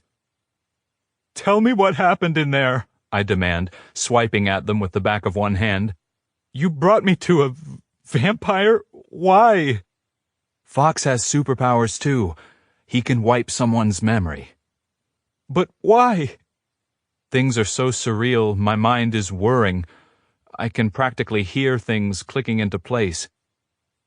The accident. Your superpowers. You don't want me to remember. You brought me to a vampire to erase my memory. He closes his eyes and leans his forehead against mine. Yeah. What are you, Jared? My voice cracks. Not a vampire. If I'm perfectly honest with myself, I'd realize I'm terrified to hear his answer. His large hand cups the back of my neck, not threatening, soothing. His thumb rubs tiny circles on my skin. Shifter. Werewolf. Werewolf? That's impossible. He blinks and his eyes light with an inner fire. Like, seriously, they're glowing. No, I half gasp, half moan. I'm losing my mind. No, you're not. You're perfect. I'm the freak. My mind feels sluggish. So your superpowers? Speed, strength, super healing, and sometimes I get hairy. Hairy? I turn into a wolf. Oh my God. We're standing here discussing the impossible, vampires and werewolves, but it all makes sense. I should want to run screaming, but his honesty calms me down. But you can't know any of this, Angelina. I hear frustration in his voice. The memory of him hurling a table at the vampire flashes back. The level of violence in there sickened me. But despite the fact that he was the one who brought me there, he'd also been my protector. I'm still trembling, and it only gets worse with his admission. Please, just let me go. I mean it when I say it, but the thought of him releasing me, of me getting in my car and driving away, actually frightens me more. I don't want to be alone right now. Even though he's the one who scared me, there's a solidity to having him here, a certain comfort. And I definitely deserve more explanation. I can't do that, Angelina. His voice is heavy. Then what are you going to do with me? It's barely more than a whisper. I don't know. He scoops his forearm under my ass and lifts me so I straddle his waist. My arms automatically loop around his neck for balance. Even though I want to reject him, reject this, it feels sort of nice. Take me home. I do my best to keep the wobble out of my voice, to sound demanding rather than needy. because despite the trembling, my body has come alive against his, heat building everywhere we're in contact. Yeah, baby. I'll take you home. He walks around to the driver's side, but instead of opening the door, he traps my body against the car, his hard cock nesting right between my legs, his lips melding to mine. I should push him away, punish him for what he's done to me, but my lips have their own idea. I kiss him back, then assert myself by nipping one of his lips. He laughs against my mouth and goes right back to kissing me. Damn. Despite my resistance, every twist of his lips, every nudge of his hips fuels me. Power ebbs back into my limbs, builds with the heat in my core. His hands turn rough, fingers kneading my thighs, squeezing the parts of my ass that are accessible. His tongue sweeps inside my mouth and he consumes me, licking, sucking, nipping, kissing.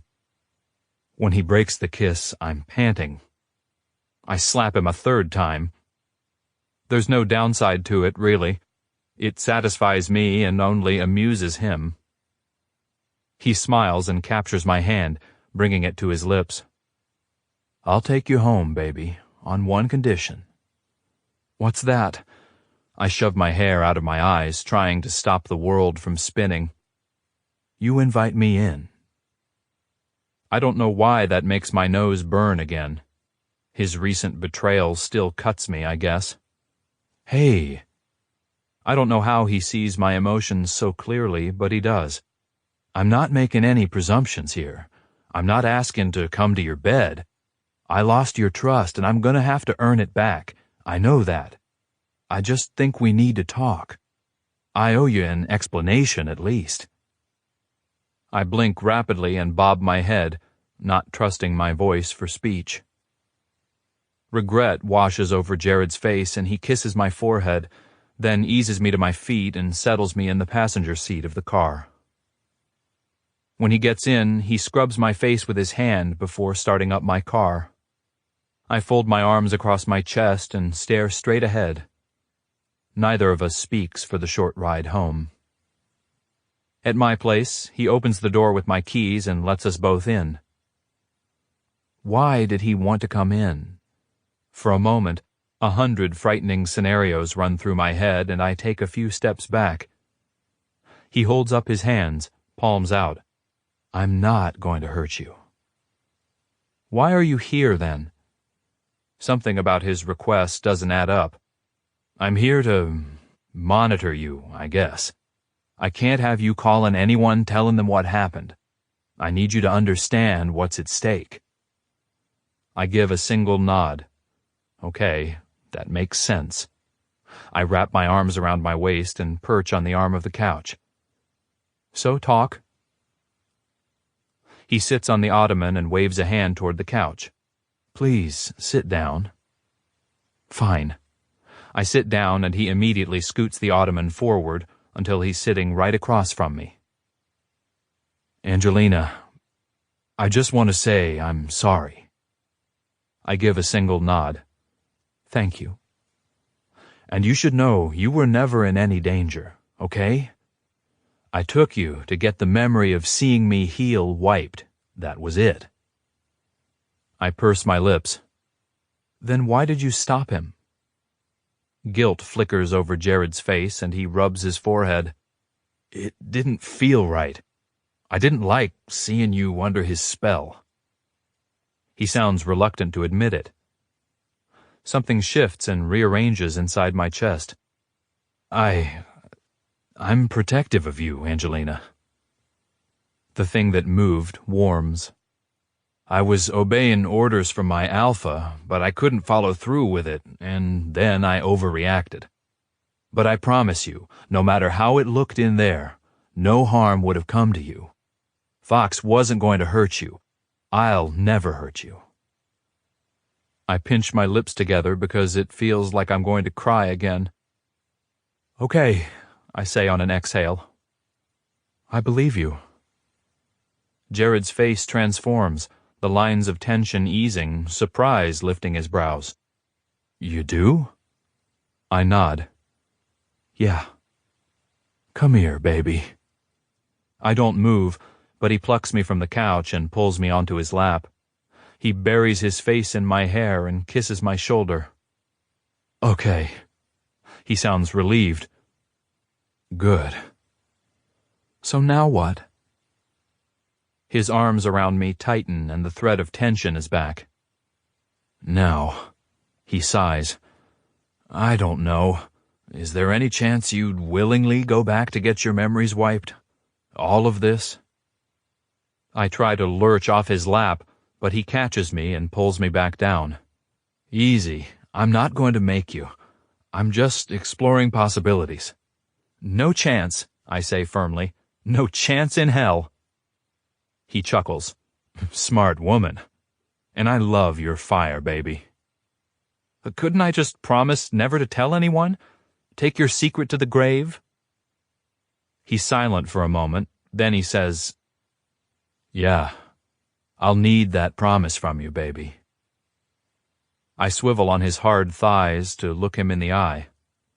I swear to God I'll never tell. I cross my heart and hold up 3 fingers, Girl Scout style. His lips twitch and he grabs my fingers and pulls them to his lips. His kiss is soft, so much more tender than I imagined him capable of. Now you swear to me you won't do it. I hold his gaze. He hesitates and disappointment runs through me thick and cold. But then he nods. I promise I won't wipe you or let anyone else wipe you unless you consent. His phone rings and I take the opportunity to jump off his lap. Not because I haven't warmed back up to him, more because I have. This man is dangerously attractive to me. He curses and stands up. Hey, he speaks into the phone. No, not exactly.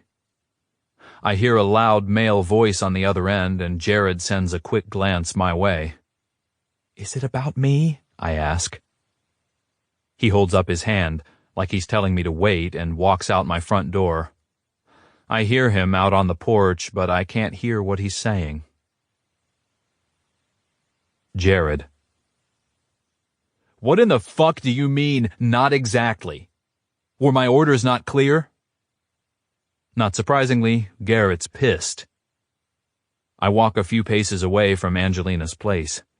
I didn't feel right about having that leech in her brain. I don't give a shit what felt right to you, an order's an order. This is pack law, and you know it. I don't care.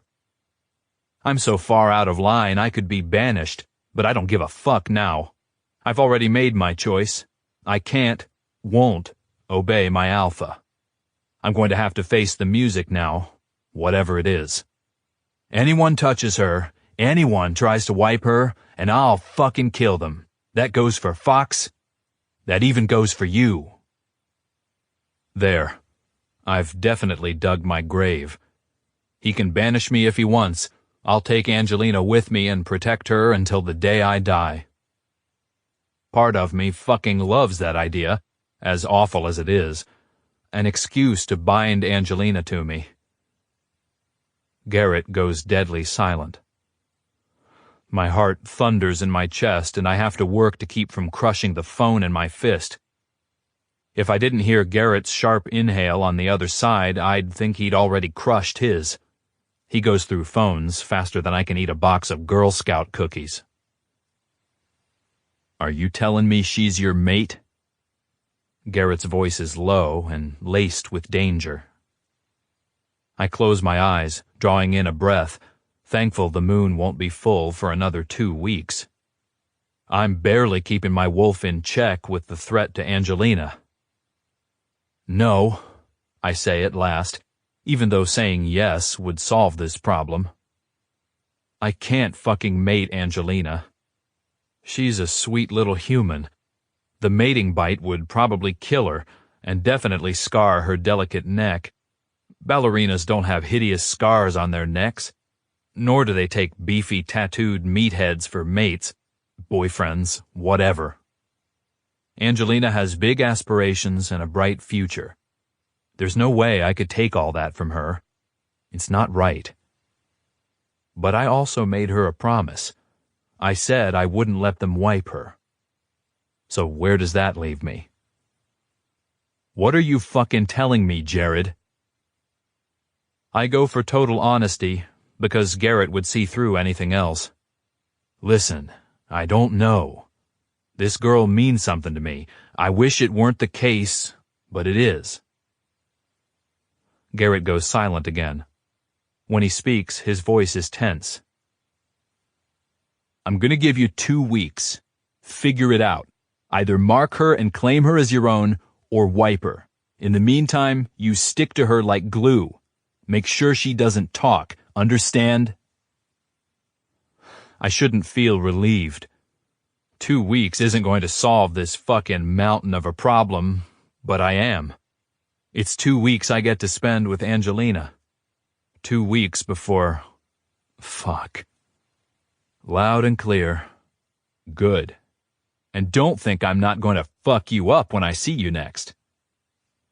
I smile because, well, I love Garrett. And I don't care if he pounds me into the ground, because I deserve it. Yeah, I know.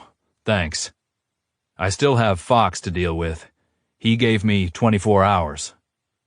She knows about him too? My limbs go heavy. Yeah. I'll talk to him. Tell him we have it handled. Thanks, bud. Jared.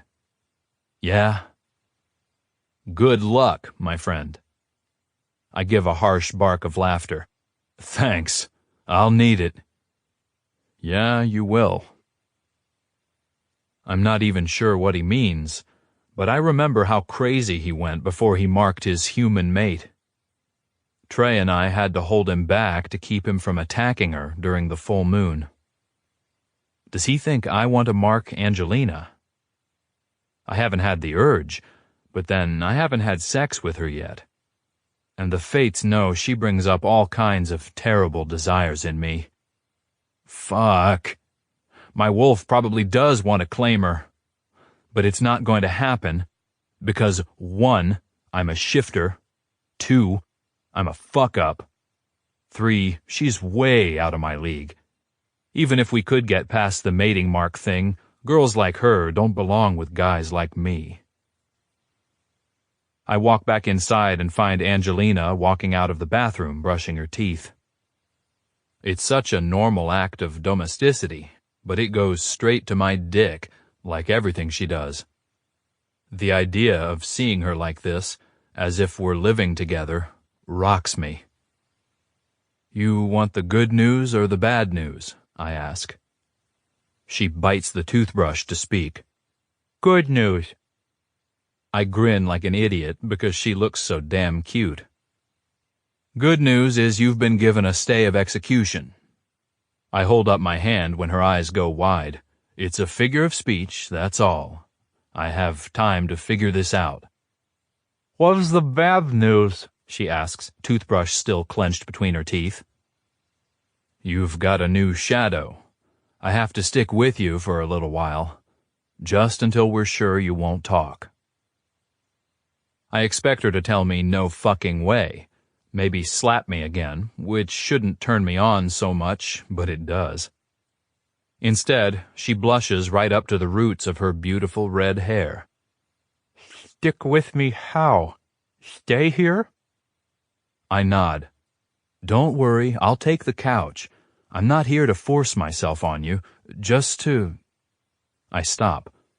Just to what? Decide if she's my mate? Reconcile myself to wiping her? Find out how fucking hard it is to spend the night under the same roof as her without pounding between her legs for every minute of it? She raises her eyebrows. Just to make sure, like I said. She backs up toward the bathroom, pinning me with a thoughtful look. What's going on in that beautiful head of hers? Fine, she says before rounding the corner and spitting into the sink. I hear the water running, but I can't stop myself from following her. I lean against the doorframe. You know, every time you tell me fine with that pouty voice, I want to spank your cute little ass until you squeal. Her lips part and she stops drying her hands on the towel, as if I shocked her into stillness. I try to keep myself from looking, but the stiff points of her nipples poke through her thin t-shirt, and I smell the scent of her arousal. I'd give anything to fuck her now. It wouldn't be hard to win her over either. She's already halfway there, just from my crude threat. But I'm not going to do it. Garrett didn't assign me to stay here to get in her shorts, no matter how much they fucking turn me on. And she deserves better than me. So much better. I'll let you off the hook this time, I drawl, giving her what I consider my most charming smirk. But consider yourself warned. I saunter away, because if I stay a minute longer, she's going to find out firsthand just how badly I want to get those shorts off her. But I hear her breathless reply as I walk down the hall. I will. Chapter 5. Angelina. I don't know how I managed to sleep at all. I dreamed all night about a beefy werewolf coming in my room and pinning me down, forcing my legs wide and pleasuring me with his mouth and fingers until I scream myself hoarse. Living with Jared in the house is going to be next to impossible. I hear him rummaging in the kitchen, so I pull a pair of shorts on under my sleep shirt and pad out to the kitchen. I find him looking through my cabinets, appearing disgruntled. He's even bigger and more impressive in the morning. His muscles stretch his fitted t-shirt and jeans like a work of art. The dancer in me wants to climb all over him like a living jungle gym. What are you looking for? I ask. He closes a cabinet door and frowns. Coffee. I was going to make you coffee to start your day. Or don't you drink it? I shake my head, trying to tamp down the pleasure at hearing he wants the coffee for me, not himself. Not unless I buy it from Starbucks. I usually make a smoothie in the morning. You want one? He appears surprised. Yeah, that'd be nice.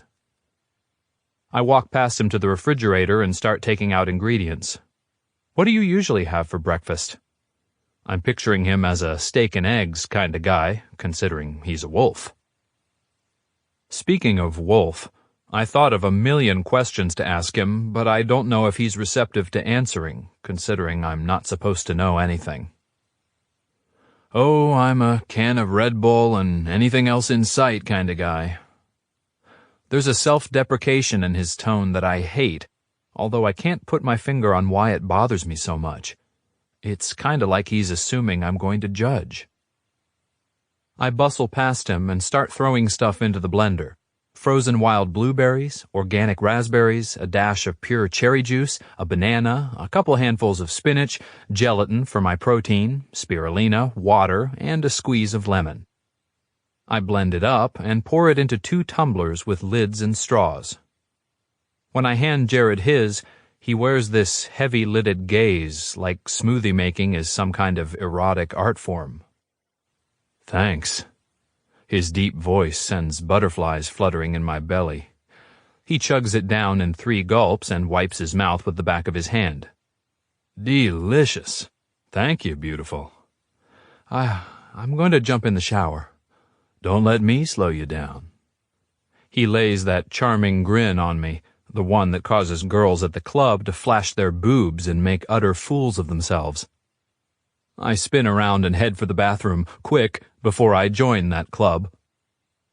Of course, the entire time I'm in the shower, I'm thinking of him, imagining what would happen if he decided to barge in. Did I purposely leave the door unlocked? I fear I did. But he doesn't come in, which is a good thing, considering I have classes all day. Still, I'm unbelievably self-conscious as I run from the bathroom to my bedroom in nothing but a towel. Why didn't I bring my clothes into the bathroom with me?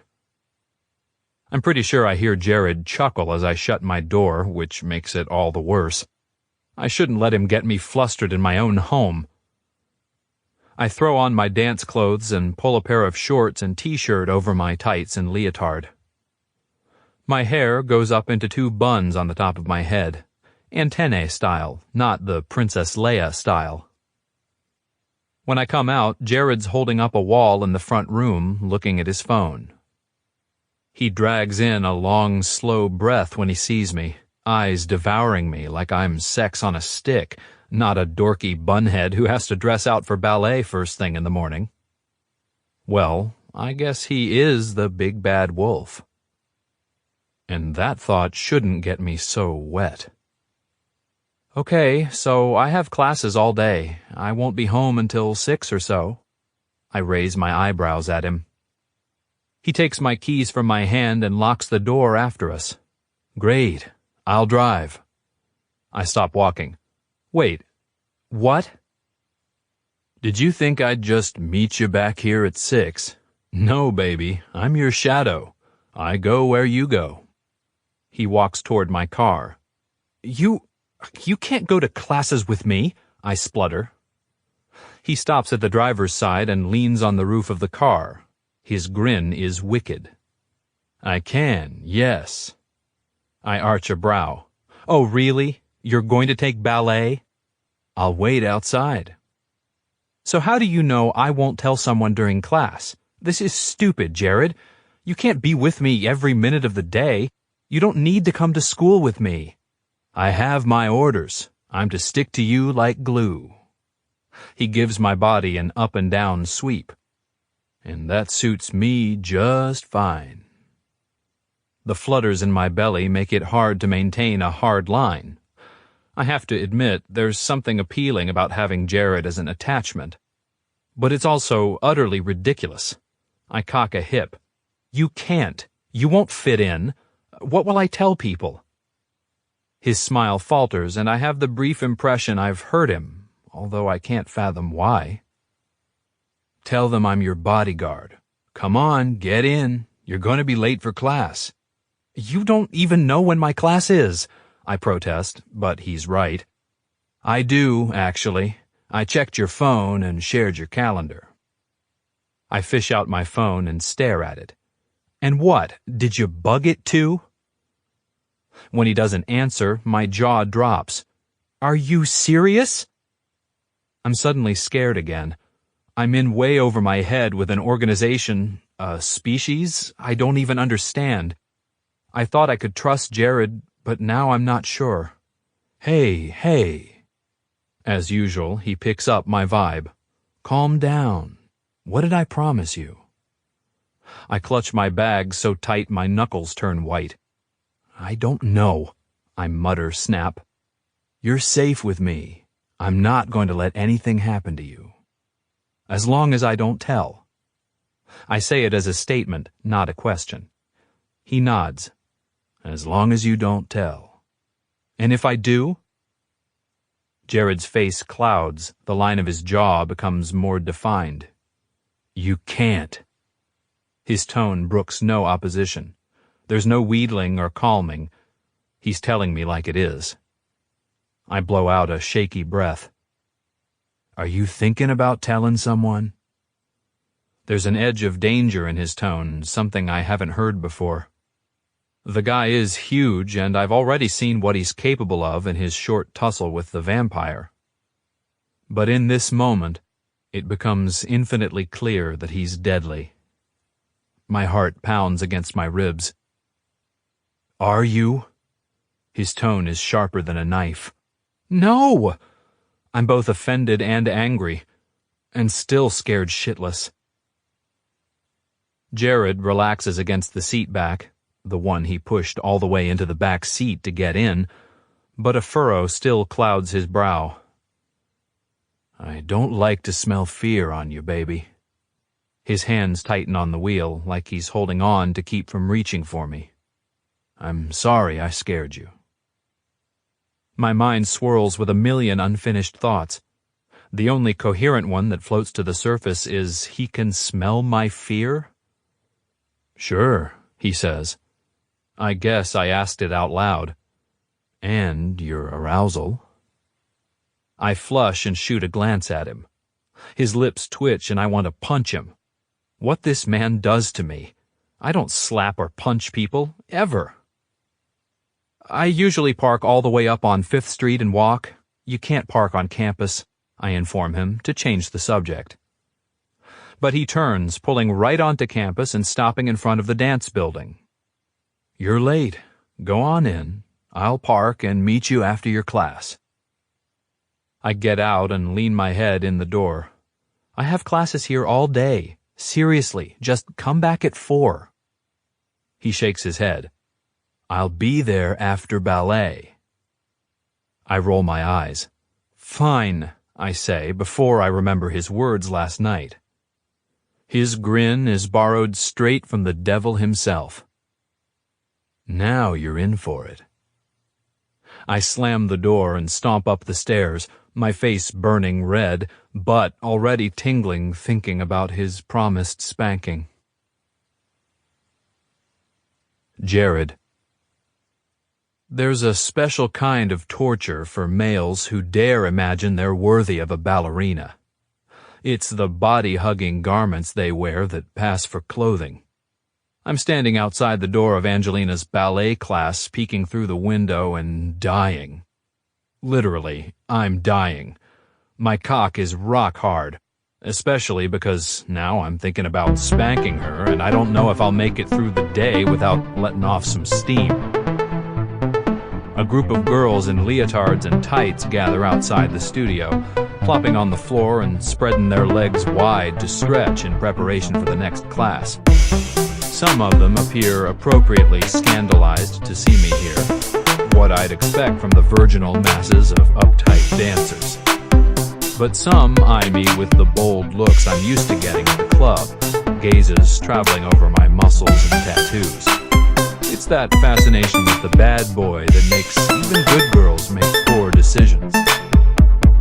Are you waiting for someone? One of them pipes up. Yep. Who? Angelina, the redhead.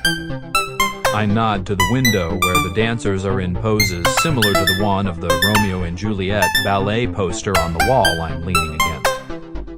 Oh yeah, she's great. I love Angelina, one of them gushes, getting even flirtier, even though I just named my female. She is, I murmur, watching my girl spin in 4 consecutive circles on shoes that let her stand right on her toes. Her legs are a mile long and pure muscle. Her body, a work of art. This is a different Angelina than the one I've seen at the club. She's serious and precise, perfect in every move, and rather unhappy looking. I sure as hell hope it's not because I'm here. A door at the front of the studio opens and dancers spill out along with strains of fancy music. Classical or some shit. Angelina! One of the girls near me squeals. Over here! Angelina takes one look at me and her lips tighten. Damn it. I am definitely bringing her down. She marches over and I half expect her to march right past, but instead she lands right up against my body, face upturned, as if for a kiss. An angry kiss. No. Possessive. She's marking me in front of her friends. Hot alpha female. Let it never be said I wasted an opportunity. My lips are on hers before she can blink, and it's not a peck either. I devour her mouth like a starving man, ignoring the twitters of laughter from the gaggle of dancers around us. When I release Angelina, her lips are swollen, eyes glazed. I wrap my hand around her nape and lean down to murmur in her ear. You're staking your claim, baby. She lifts her chin in that adorably stubborn pose I've come to adore. Maybe. And with that, she sachets off, leaving me to follow after her.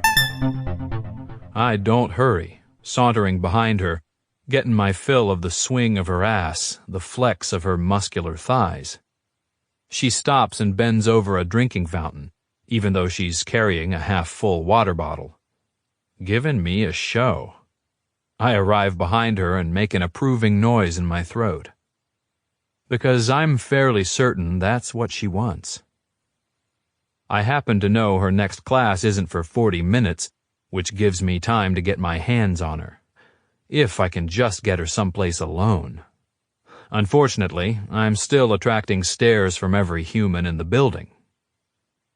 I bump up behind Angelina and wrap one arm around her waist, pulling her back against my body so she can feel my solid erection. Baby, take me somewhere private and I'll reward you properly for offering up that kiss. I half expect her to shut me down, but her eyes dart around and then she grabs my hand, pulling me down an empty hallway. She tries a door and finds it locked, then tries another one. It opens. I follow her in and shove her against the wall beside the door.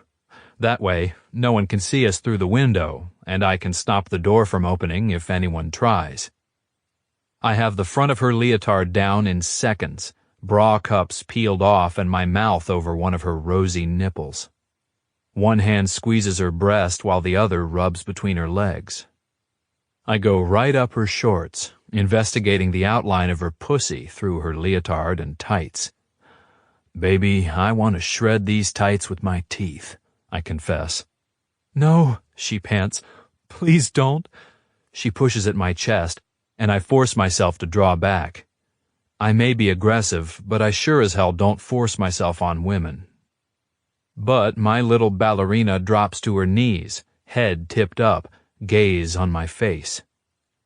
My nostrils flare and I automatically reach for the outline of my cock in my jeans. She undoes my button and makes a sexy show of dragging down the zipper. All the while I'm biting my knuckles to keep from groaning. She doesn't say a word. Neither of us do. She takes my cock out and wraps her slender fingers around the base. The minute her lips part, pre-cum leaks out. I'm about 2 seconds from spending, which isn't like me. I pride myself on stamina. But apparently I have none where this girl is concerned. Especially considering I've been blue-balled for her for days now.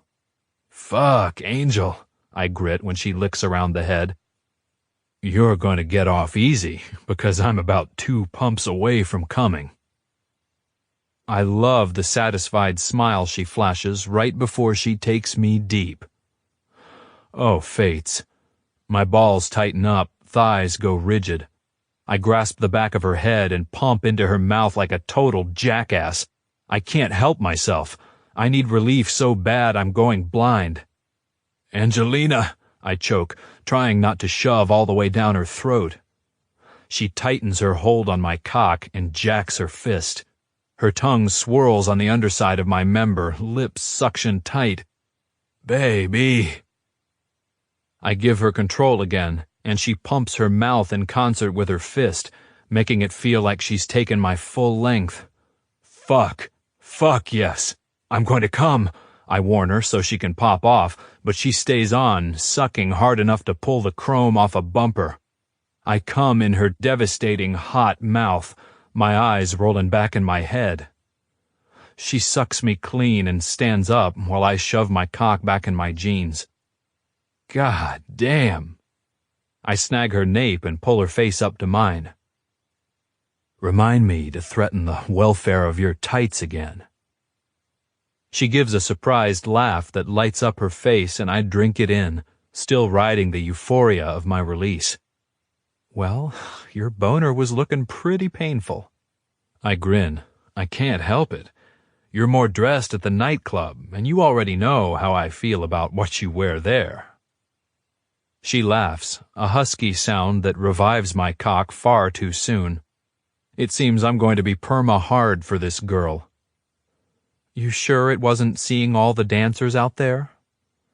There's a pointedness to the question, and I don't forget her little show of jealousy in the hallway. It's important I set her straight. No, baby, just you. Her tits are still hanging out, and I pinch both nipples gently. But you're welcome to stake a public claim on me any time. I sure as hell enjoyed it. She blushes, but she's still smiling, and I steal a brief kiss. Don't think this will get you out of your spankin' later, though. She flushes a deeper red, but leans right up against me. I cup her ass and pull her hips up on mine. Do werewolves have girlfriends? The question is so innocent, but it's loaded. For both of us. I ease off my grip on her ass and sag against the wall. No. It fucking kills me to say it, especially when I see her expression shudder. Not with humans. Oh. She busies herself with putting her tits away, and I want to smash my own face in. Listen, no, you don't have to say anything. Her voice sounds forced. I knew you weren't the boyfriend type from the beginning. That's why I was putting on the brakes. I curl my fingers into my palms to keep from reaching for her. Yeah, I know. I'm sorry. I'm trying to respect your boundaries. It's just really fucking hard. Humans don't usually tweak me as much as you do. This earns me eye contact again, which comes as a visceral relief. I tweak you? I drag my lower lip through my teeth. So fucking much. I adjust my cock, which is already growing again. But I'll give it a rest. Thanks for taking the edge off. She pinches my nipple through my t-shirt. It's a sassy move, considering I'm the guy who likes to be the aggressor, but I let her do it. Well, I should get to class. Yeah. I open the door for her and let her go through it, but I don't follow. She needs her space, as much as I can give it. I wait until she's almost around the corner before I leave the room. Damn it. It feels like I just swallowed a round of lead. Agent Dune. Facial recognition software pulls absolutely nothing on the faces he has from the lab bombing, including Nash's. It's almost as if they've been buried on purpose. But by whom? His superiors? Or someone on their side? It would take some extremely sophisticated security hacks to be able to fuck with their system, but he's learned never to underestimate anyone. Never underestimate, never make assumptions. You have to stay open to crazy fucking possibilities if you want the real answers. If he wouldn't have written things off as impossible back when he first saw something unreal about Nash, he might have learned something about his past. What his father was. What happened to him. So he wasn't going to let the chance slip this time. He'd find the bombers, yeah. But he also was going to uncover whatever fucking secret was being kept at those blown-up labs. Whatever Data X had been up to. Genetic engineering was his guess. And more than one party wanted it covered up. More than one party has a stake in it.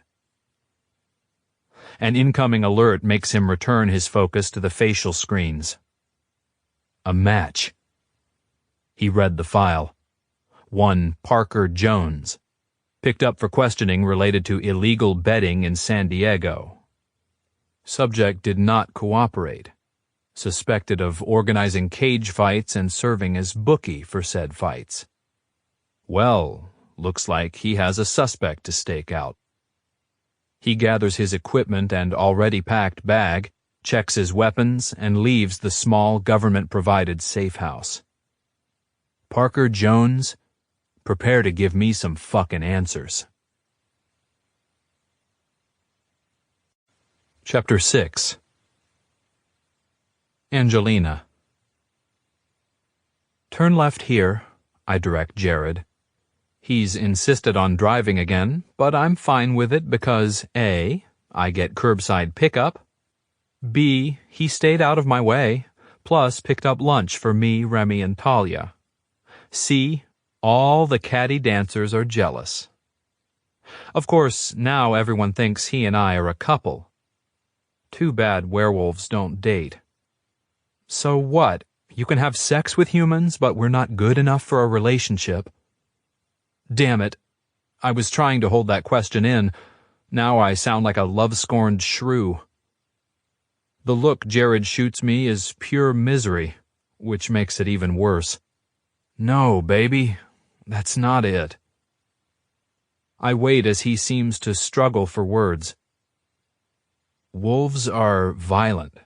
You might call us primitive. Me, especially. When a wolf mates, it's usually for life. He bites his female to mark her and permanently embed his scent into her skin, to warn other males away.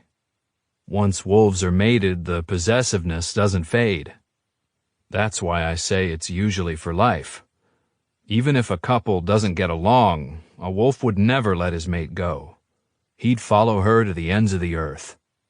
The attraction never fades. I stare at Jared in shock, trying to decide if he's purposely trying to warn me off. He shrugs. So yeah, I can't drag you into something like that. You might not even survive the mating bite. I try to ignore the pleasure tingling through me at the way he's talking, as if he's even considered mating me. I mean, in human terms, we're talking marriage, not dating. But I appreciate the fact that he's not willing to lead me along when there's no chance of a long-term future. I'm also trying to ignore the fact that his description of a wolf's possessiveness turns me on. It shouldn't. It should definitely scare me. I mean, what if the guy was abusive? That would be a legitimate nightmare. But what if he was charming and considerate, protective to a fault? What if he looked at you like you were the most fascinating creature he'd ever seen? Couldn't keep his hands off you? I'm not sure I'd be sad about being tied to that situation for the rest of my life. I mean, hell, if it weren't for the biting part, I might be ready to sign up right now. Of course, there's the not-so-small issue of my parents never accepting a guy like Jared. I direct Jared to turn into the parking lot of my grandma's nursing home.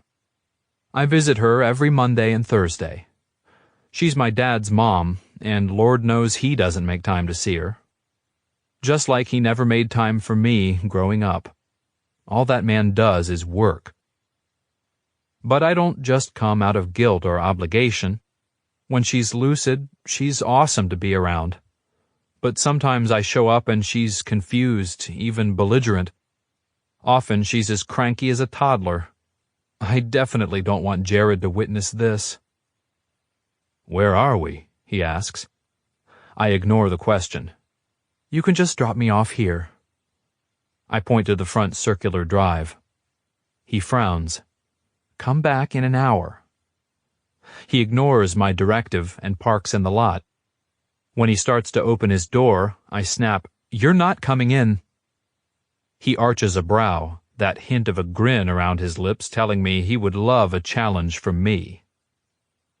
I go for pure honesty. I don't want you to come in. You can wait here if you want, but... I abandon all pride and turn on my begging eyes. Okay? He sinks back into the seat and nods. I won't take long, I promise, then kick myself, because why should I rush? I didn't ask for an escort. Take your time, baby. I'll be here. Okay, thanks. I swing my purse over my shoulder and head in, not sure what I'll get today. Jared. I dial Parker's number. He and his friends headed back to San Diego to line up both fighters and attendees for the first Tucson matches. The warehouse is ours. Yeah? Yeah, I rented the whole block of them so we won't have any trouble from neighbors either.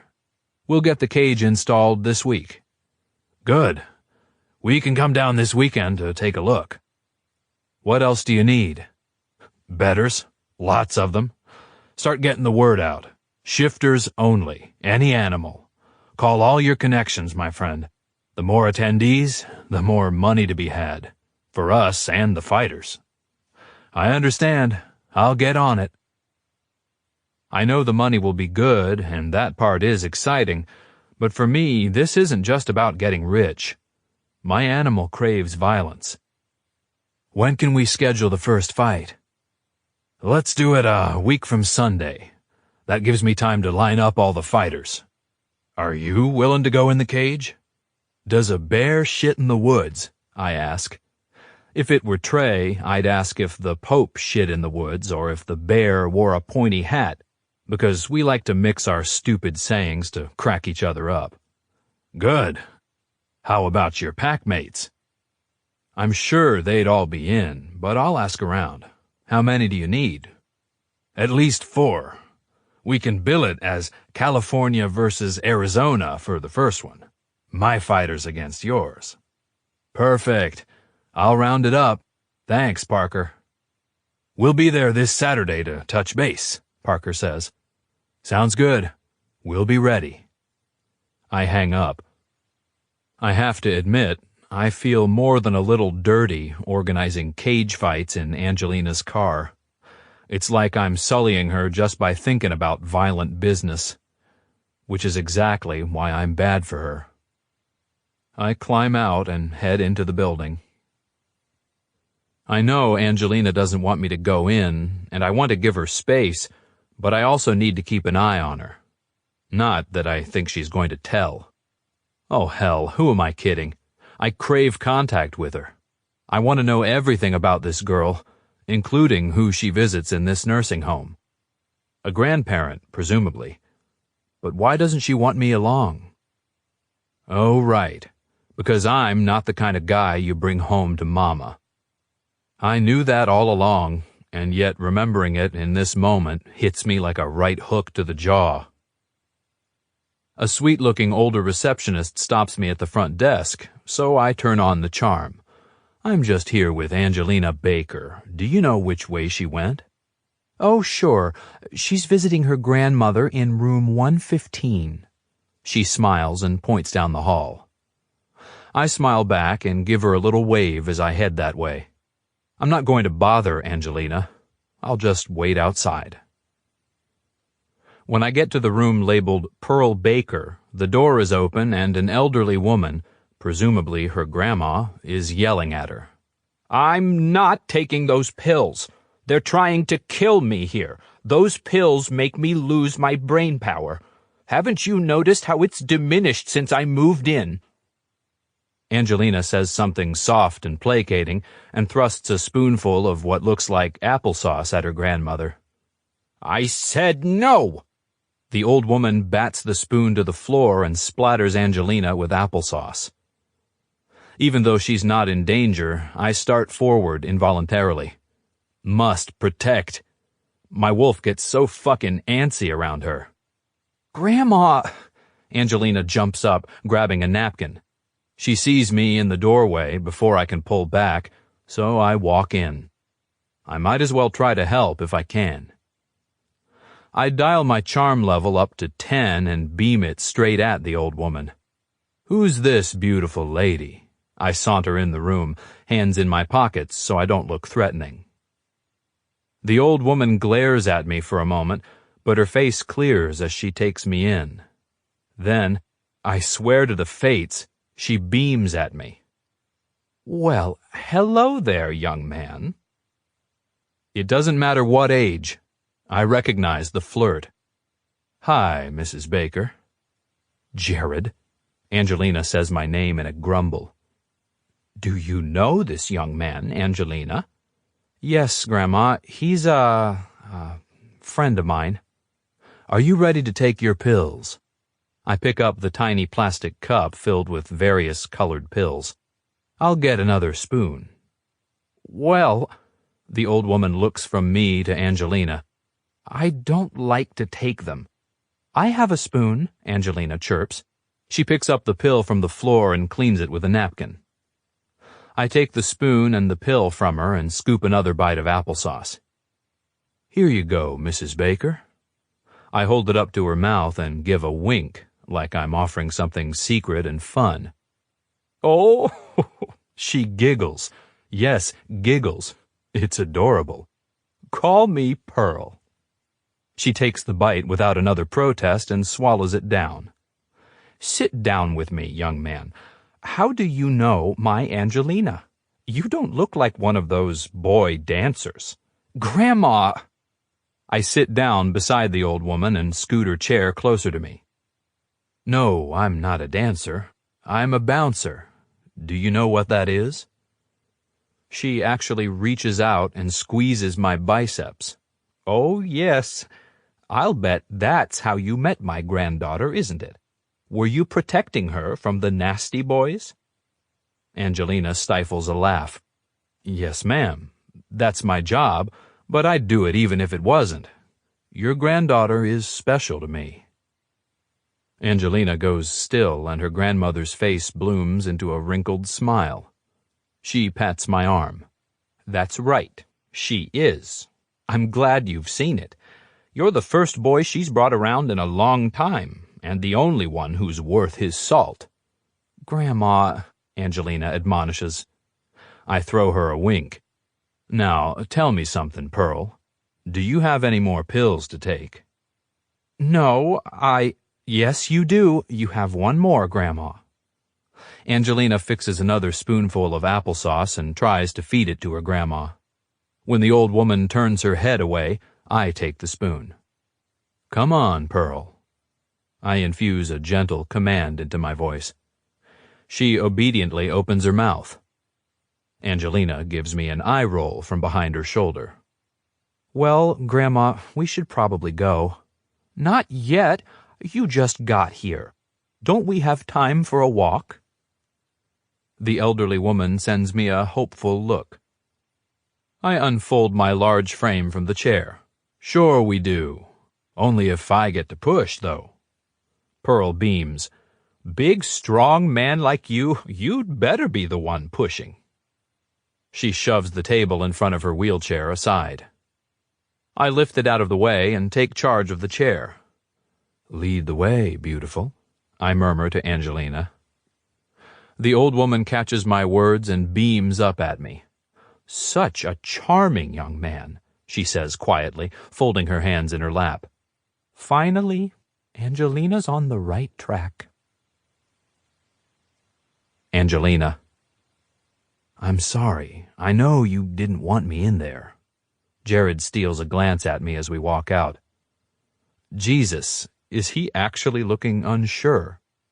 The cocky, tough guy who answers everything with a smirk and confidence. I hate seeing him unsure, except that it's over me, and that makes the gravel under my feet seem to skid and slide. Are you kidding? She freaking loved you. I'll bet if you asked her to stand on her head and count to 30, she would have, just for you. I had no idea Grandma had a thing for muscles.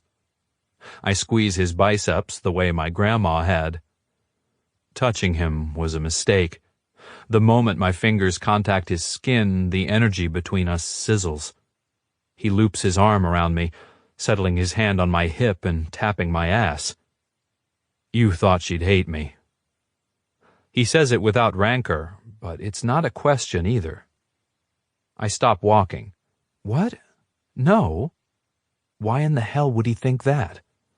That's not why I didn't want you in there. I break off, struggling to put tangled thoughts into words. I guess I think of Grandma as kind of personal. No, I catch his arm when it drops away from my hip. I mean in an embarrassing way. She's not always lucid, and you heard her. She's homophobic and racist and often crotchety and rude. It would be like showing you my dirty underwear. I jab him with my elbow when I see a wicked smile forming on his lips. Okay, bad analogy. You probably like girls' panties. I sure as hell wouldn't turn down seeing your panties, baby. Not today, not ever. I roll my eyes and head to the car. You're incorrigible. And you love me that way. He opens the passenger door for me, then walks around. Admit it, you have a thing for the bad boy. You think you're the bad boy? His brows twitch. Yeah, you don't? I don't. Not at all. Sure, he has tattoos, but this isn't the 1980s. Tattoos are the norm these days. No, I don't have one yet, partly because my parents would flip, but I've been planning to get one. As soon as I think of something perfect and decide on a place no one will see it, like the top of my ass. You just held the car door for me. You protect me from creepy guys. You fed my grandma applesauce. No, I'd say you're the hero. Jared stares at me. His hazel eyes catch the light and glow, and I lose my breath for a moment because I swear I can see the wolf in him. I don't mean he shifted, I just mean I saw something. Wolfy. Come on, I'm not the guy you'd bring home to meet your mother. Okay, that's true. For some reason, my stomach knots imagining it. But that's because my parents are judgmental, ladder-climbing, high-society people who need me to be a certain way to reflect better on them. It has nothing to do with Jared. I choose not to respond to that line. To me, you're more military hero than bad boy. Vulnerability flickers over Jared's face before he turns his attention to starting the car and driving. I don't say anything more because I can tell I've hit a nerve, but I don't know why. That's funny.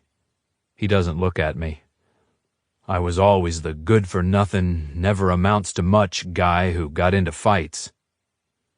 A chill threads through me, chased by hot anger. Says who? I demand. I'm ready to go toe-to-toe with anyone who believes such stupidity. He shrugs. My parents, my alpha. Garrett? No. He shakes his head. Garrett's dad. Garrett was a bit of a rebel, too. Our leader. We broke off from his dad's pack as worthless teenage wastes and moved here to raise havoc in Tucson.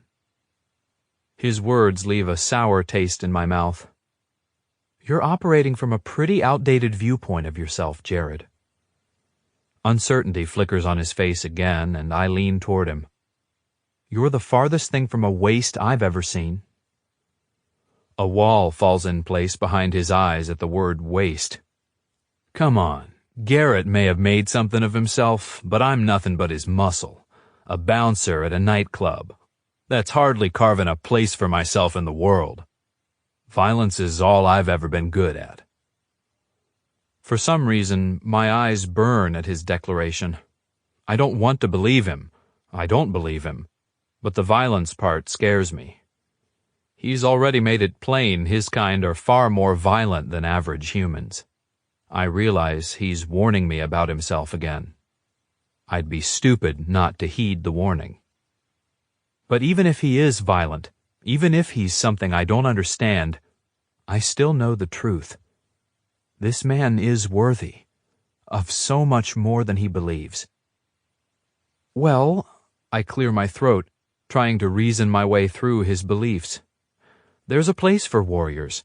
If we were in medieval times, you'd be the most revered of all men, the deliverer of justice, protector of honor. Jared pulls up at my place and turns off the car. He stares at the steering wheel, his expression a turmoil of emotion. So you just have to figure out how the warrior fits into modern-day times. If it's being the enforcer for your pack and the bouncer at a club, that's not less important than any other role in society. You're still the knight. I mean, you are to me. Jared throws his door open and gets out without speaking. Did I offend him? My mind replays what I said. My door flings wide and Jared reaches in and unbuckles my seatbelt. There's dark determination in his face that I can't decipher. He picks me up like a kid out of a car seat and hooks his forearm under my ass, lifting me to straddle his waist. The moment his lips meld to mine, I understand. It's not dark determination. It's passion. He carries me to the front door without breaking the kiss. Like the princess with the knight, I surrender, arms twined around his neck, lips twisting over his. Any intellectual objections I might have to Jared are lost not only to my physical desires, which have been off the charts since our interlude this morning, but now to emotional currents as well. The intensity coming off Jared in waves is something I'd rather die than interrupt, because it's all directed at me. And I'll be damned if I'm going to block it this time.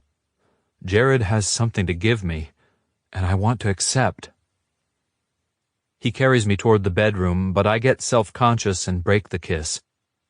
"Jared, I should shower. I danced all day." He veers to the bathroom, taking my mouth again.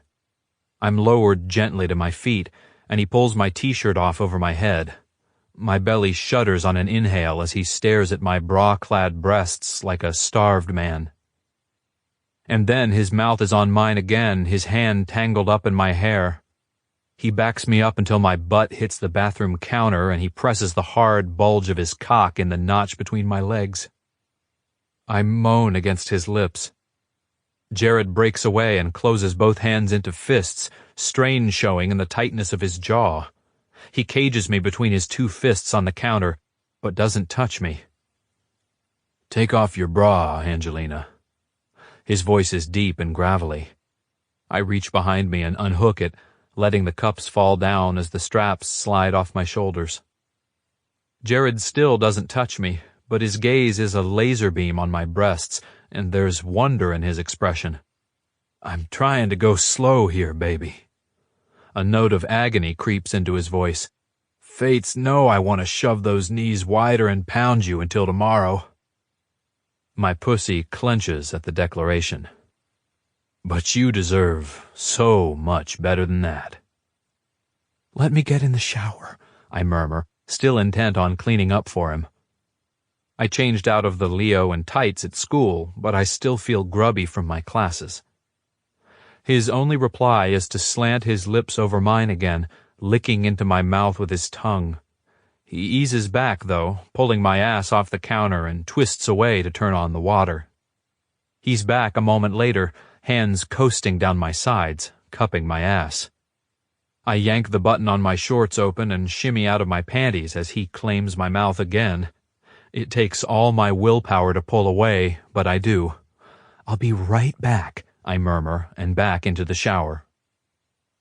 The water is the perfect temperature, but all I can think about is soaping up quickly to get back to Jared. As it turns out, he wasn't waiting. The shower curtain opens, and there he is in all his male glory. And let me tell you, Jared without clothes is breathtaking. He's pure muscle, and a lot of it. Tattoos wind around his shoulders and down his forearms. Golden chest hair curls over enormous pecs. His abs are defined enough to trace, quads thick and powerful. If we'd been coloring a model like him in our anatomy coloring books, I'd remember the curve of every muscle, no matter how small, because it's clear he uses them all. And then there's his cock. I saw it this morning, but it's flying full mast now, pointed right at me. In one large paw, he holds a foil packet. He's on me before I've looked my fill, taking the soap from my hands and rubbing it down my back as he melds his mouth over mine again.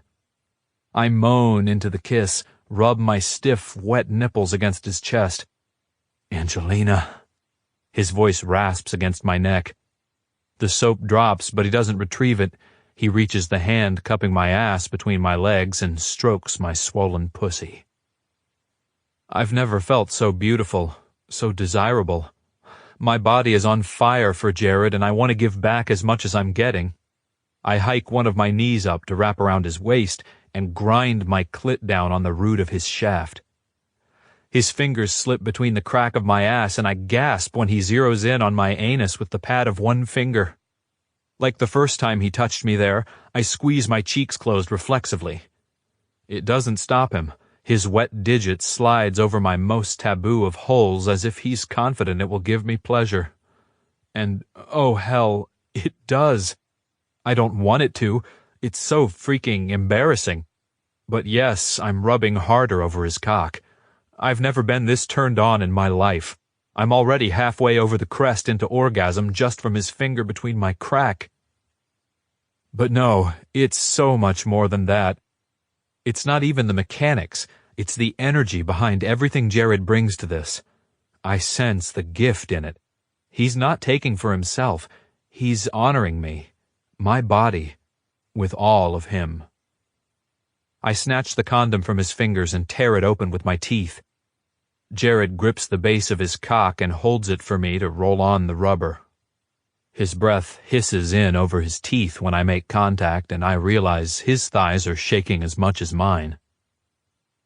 As soon as the condom is on, he pushes me back against the shower wall, pulling my knee up to his hip again. The head of his cock prods my entrance, and I mule with excitement, the need to have him inside me so intense. "Yes, Jared," I gasp when he rocks his hips and applies a little pressure. "Does that feel good, baby?" He pushes the wet hair out of my eyes, gazes down with an intensity that rocks me. My mouth falls open as he parts me, eases inside. "Yes," I manage to answer. "Good," he murmurs, taking my hips with both hands and tipping me to just the right angle. He drives in deep, so deep I catch my breath as he fills me, and then he's kissing me again, his tongue fucking my mouth with the same rhythm as his long cock. I can't get enough. I nip his lips, kiss back with all I've got. I need this like I need air to breathe, water to drink, dance in my life. My eyes roll back in my head with every thrust. I'm half gone with delirium. I wouldn't know my own name if you asked me. Jared's lids droop, his fingers tighten to bruising strength around my hips.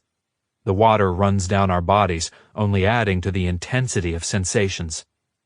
Before I come, he turns off the water and throws back the curtain. He pulls my other leg around his waist and carries me out, then grabs a towel and wraps it around my back as he heads to the bedroom. He lays me on my back on the towel, our bodies still connected intimately. As soon as I'm down, he pistons into me, holding my hips and sinking so deep.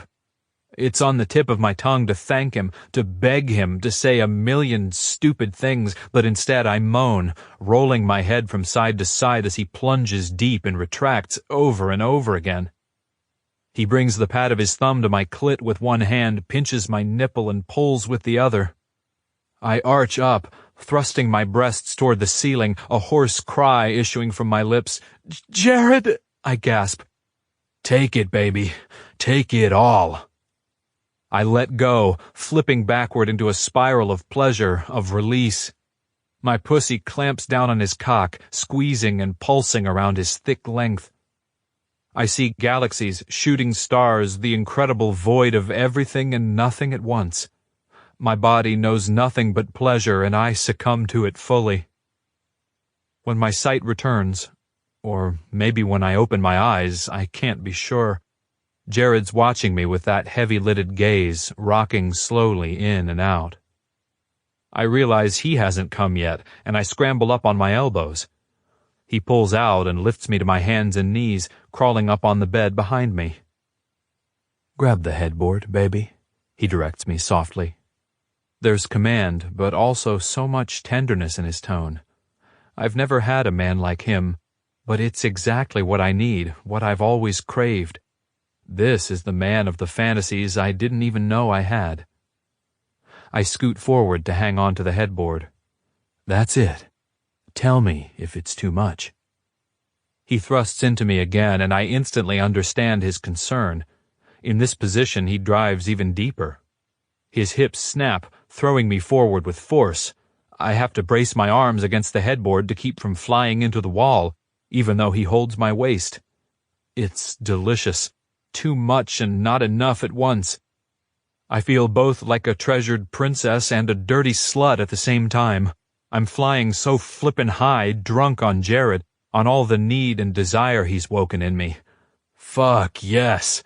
Arch that back for me, baby. He drags a palm down my spine and lays a light slap on the side of my ass. I arch for him. I'd do anything he asked right now. Especially when he uses that reverential tone like I'm the goddess of sex herself. His breath grows heavy, movements get jerky. It gets too rough, not for my pussy, but for my back and shoulders. Before I have to say something, he shifts, laying his torso over mine and bracing one hand on the headboard next to mine. He brings his other hand to my breast and pinches my nipple, rolling it between his fingers and tugging. I moan. He strokes his hand down the plane of my belly and finds my clit again. I shudder, but he bites my ear. "Not until I tell you, baby." I quiet, listening. "Do you understand? You don't come until Daddy tells you. I have no idea why he called himself Daddy, but it flips some switch in me. It's dirty and hot. My pussy contracts, toes curl, arches lift. He chuckles, his lips right at my ear. I savor the deep rumble, internalize the notes like it's the music I'm dancing to. He sits back on his heels, pulling my hips with him so we're both sitting up. I squirm over his cock, missing the thrusting, and he uses his hands at my waist to lift and lower me over it, faster than the Energizer Bunny. Oh my God, oh my God! I won't last long. Why did he tell me to wait? I seriously don't know if I can, and yet disobeying him is an impossibility. I'm lightheaded, every nerve in my body buzzing. He's jackhammering into me as I bounce, my small breasts jiggling, my wet hair swinging. Fuck, I just can't decide how I want to come in you, baby. Every view is better than the last. I look over my shoulder at him and he growls. Yes, God damn it. I want to see that pretty face. Turn around. I spin around and straddle his waist, but he lays me onto my back and sits back up, so my ass lays on his hard thighs, legs wrap around his waist. He curls his hands around the tops of my thighs, wrapping them around to grip my ass and pulls me back and forth over his cock. That's it. Look at me, baby. Just like that. Even if I wasn't too far gone to be self-conscious about being watched while I come undone, his gaze is 100% appreciative. I bask in the hot spotlight of his green stare. He thumbs my clit and fucks me, all the while rumbling. No, growling. But it's more like a purr than a snarl. He switches his hands, sliding them under my ass and parting my cheeks. When he taps my anus with a finger, I'm lost. Now, baby, come for me. His guttural tone is as urgent as my desire. For the second time I shatter, my hips snapping up and down, as the release uncoils faster than a whip. The orgasm is even bigger than my last one. I scream, cupping my own breasts, squeezing my nipples like Jared did, pushing and rubbing hard against him. Jared lets out a roar and rises to his knees. My ankles end up over his shoulders and he fucks me hard, his loins slapping against my ass while he holds the fronts of my thighs. His face contorts, eyes glow more yellow than green. Fates, yes, Angelina, he shouts. His mighty thighs flex, the muscles of his chest and neck bulge and his handsome face contorts. I swear I feel the heat of his cum, even though he's wearing a condom. A shudder of pleasure runs through me, the aftershock from my orgasm, and my pussy squeezes his cock. Jared groans, You milking it all out of me, baby? Mm-hmm. He doesn't move, just watches me with his hooded gaze, his cock still buried deep inside me. After a long moment, he circles an arm around my waist and bends down to kiss my belly. Beautiful girl. I don't want it to end. But it does end. He eases out and walks to the bathroom to dispose of the condom. I watch his muscular ass flex as he leaves and sigh. I don't want this to end either. But it has to, doesn't it? Jared. I return to Angelina with another towel. She hasn't moved, her lovely, lithe dancer form sprawled on the mattress like a work of art. I guess in her case, her body is her art, makes her art. What a spectacular medium. I should be finished. I just fucked her ever-loving brains out. No, that's not true. I made love to Angelina. It's something I've never done before. I'm a rough lover, demanding, dominant.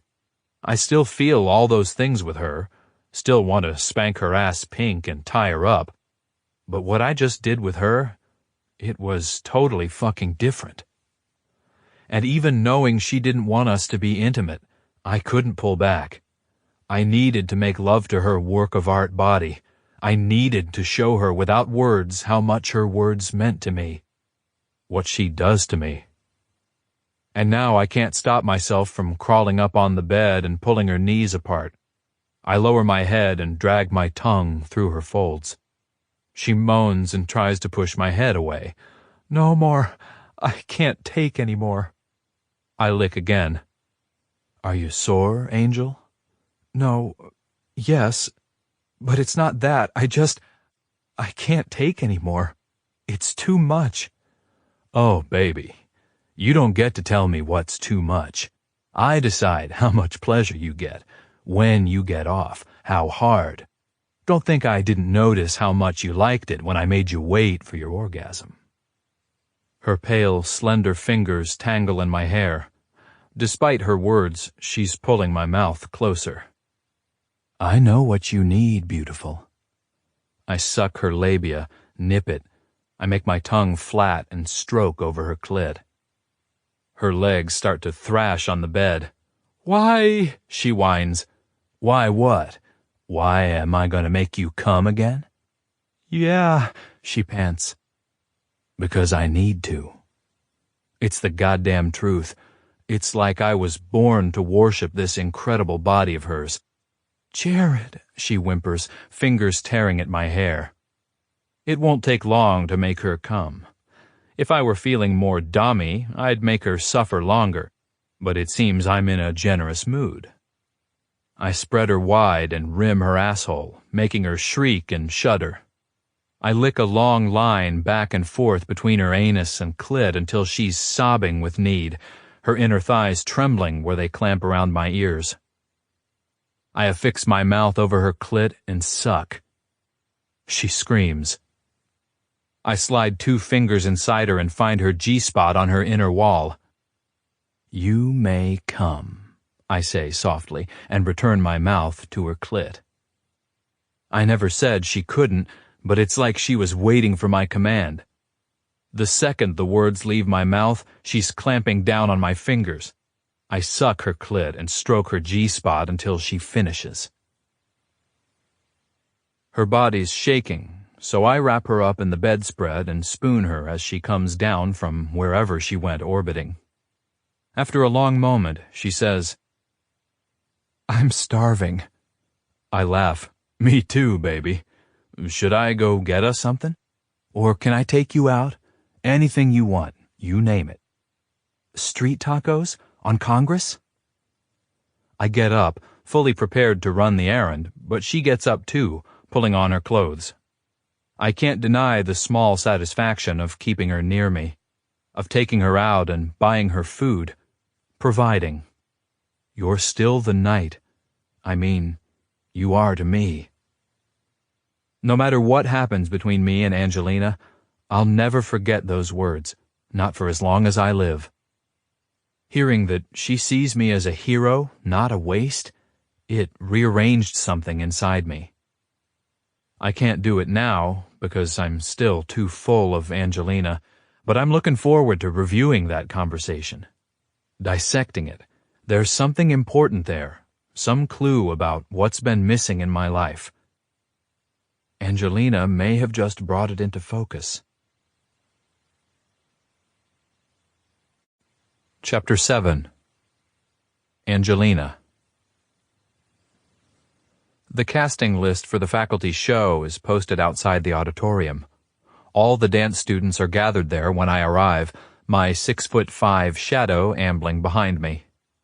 He took me out to dinner and slept in my bed last night. He's acting like my boyfriend, and it feels too good to tell him to quit. Even though I know it's going to end. He knows it too. He's been quiet, not exactly brooding, but thoughtful. The line between his brows hasn't gone away since dinner last night. I'm a coward because I haven't had the will to broach the subject of us. Somehow I know that tonight he'll be back to sleeping on the couch, and that thought causes an ache right behind my breastbone. Even worse is the thought that at the end of 2 weeks he'll leave. Even now he hangs back, giving me space. Gone are the teasing smirks of yesterday. I try to push the dilemma from my mind and check the cast list. 1 ballet dance, 1 modern. Rehearsals start tomorrow. I should be grateful. Some dancers nearby are trying not to cry. I note Talia got in the modern dance piece with me. Remy didn't get into anything. She comes up behind me to check, and I squeeze her hand. Did I get dissed again? I'm sorry. Remy shrugs, but I know it bothers her. It's one of the reasons I asked her to do the eclipse thing. No, that's not true. I asked her because I like her and I knew she'd be great, but I also feel like she could shine so much brighter than she does in school. If they would see past the 15 pounds they told her to lose. Yep, she got the dreaded fat letter, the one I'm always on pins and needles about getting.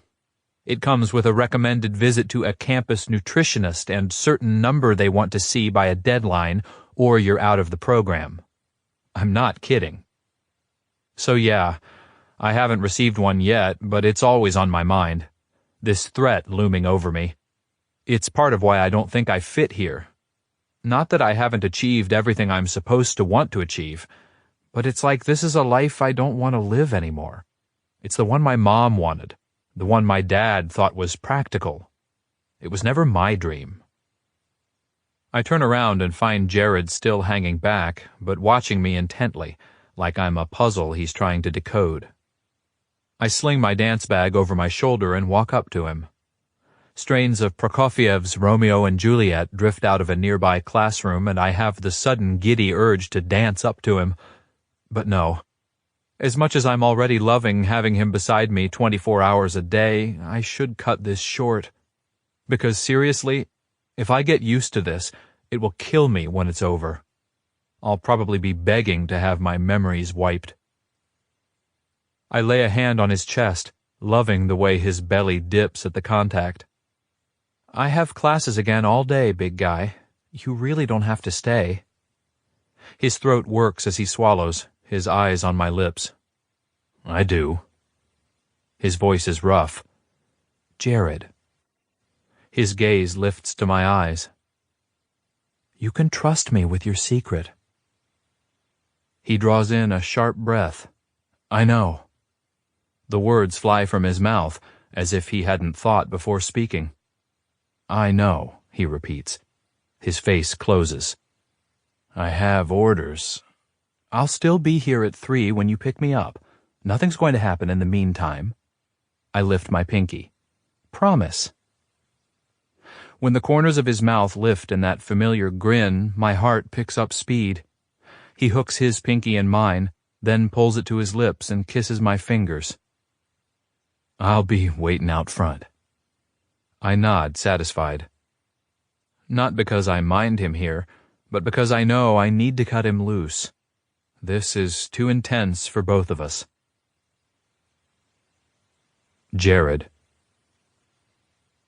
I heave a long section of chain link into place and wait as Trey secures it to the poles we already bolted to the cement floor.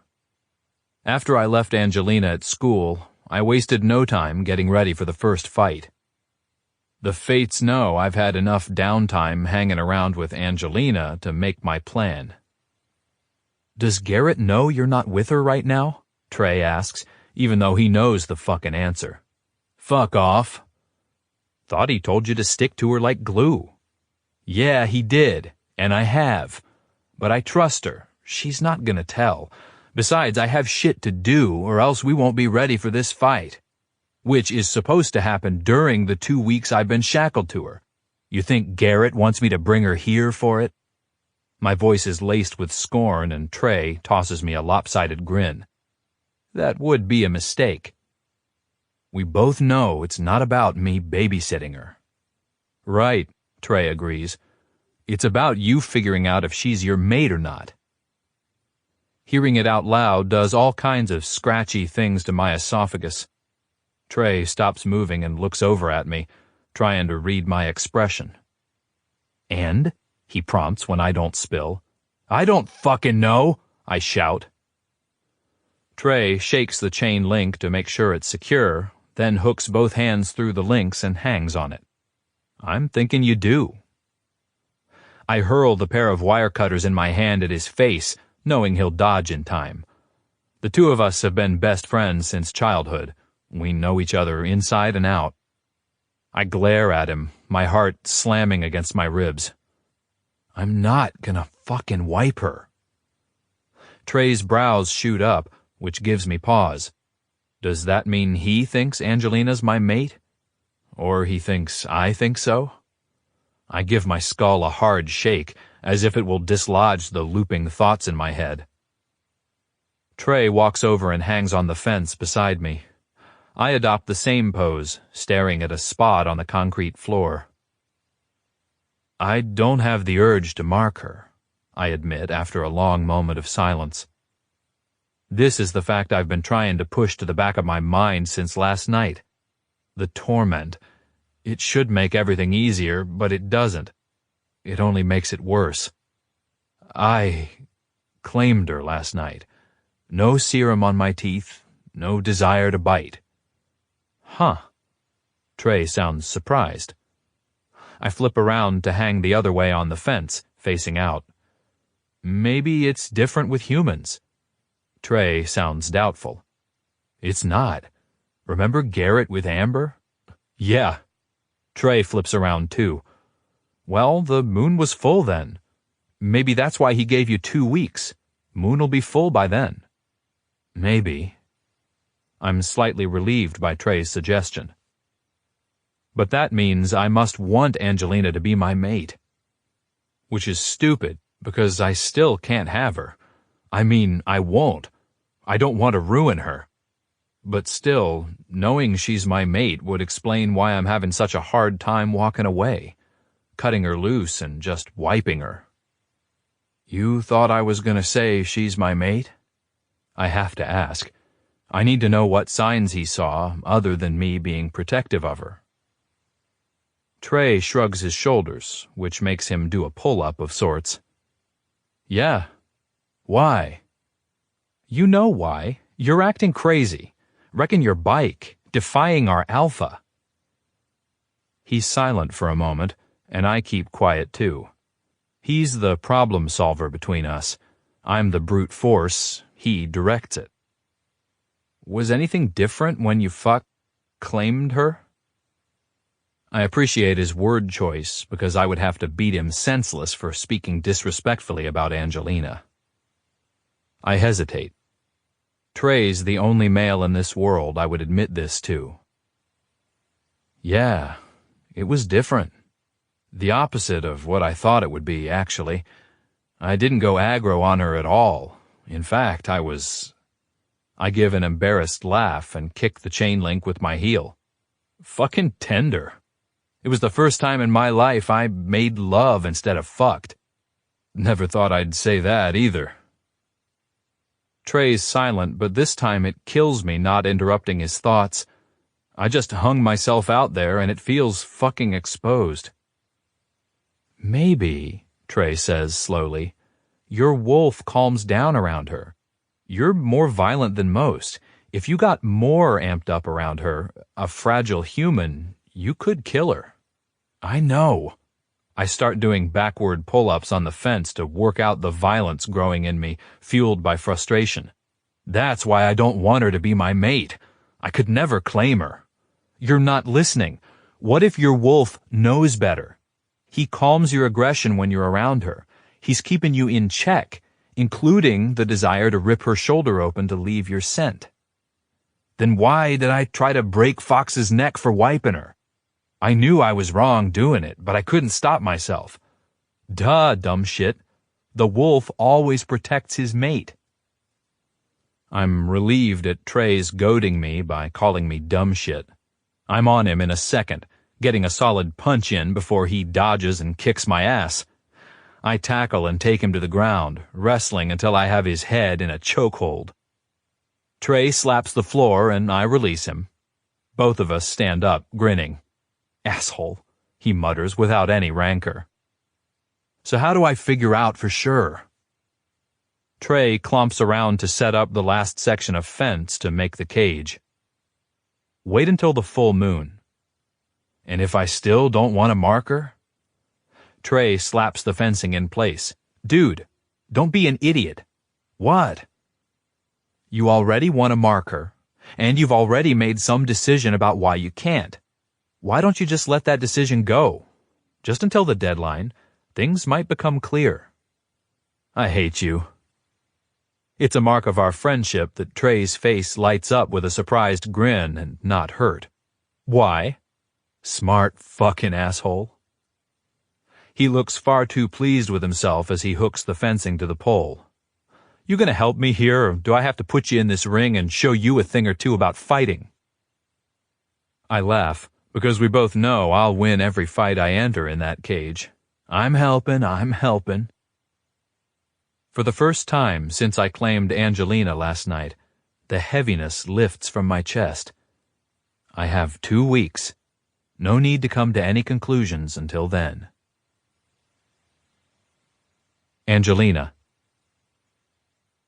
Jared's waiting for me outside the dance building, and I can't deny the pleasure that blooms in my chest at seeing him waiting for me. I remember in high school the popular, more socially well-rounded girls who didn't have ballet 5 nights a week, got picked up by older boyfriends from school. It seemed so exciting and romantic, something I'd never have. In college, I've had boyfriends and I've even had a couple hookups, but never the formal dating. I haven't had the guy who wants to drive and take me out to dinner and pay. I didn't even know I wanted that. Turns out I find it pretty hot. Or maybe it's just because it's Jared. I've changed into my shorts and he gives me that look when I get in the car, the one that says he'd like to eat me alive. Instantly, my whole body lights up, as if my very cells are vibrating and heating just being close to him. The memory of sex last night, the best sex of my life, almost makes me blush. How'd it go, baby? I shrug. I definitely don't want to talk about school right now, or anything real life. I'd rather know everything there is to know about werewolves. Too bad he won't tell me. He rocks his large hand over the steering wheel. I always love watching you dance, Angel. From the first time you got up on those boxes at the club, I was hooked on you. Now I do blush, because it's Jared, admitting he's had a thing for me. And I loved watching you yesterday in that ballet class. I sense a but coming, and I stiffen, as if he's my mother getting ready to offer constructive criticism. Like usual, he's too damn in tune with me. He glances over, a startled wrinkle between his brow. Is there a but? I ask. Might as well make it easy for him. The way he turns his focus back to the road and rolls his grip on the steering wheel tells me I'm right. What could it be? I'm not as skinny as the rest of the bunheads? Too uptight? There was no joy. When I see you dance at the club, you're alive, shining. What I saw yesterday made me want to throat punch your professor for sucking the life out of you.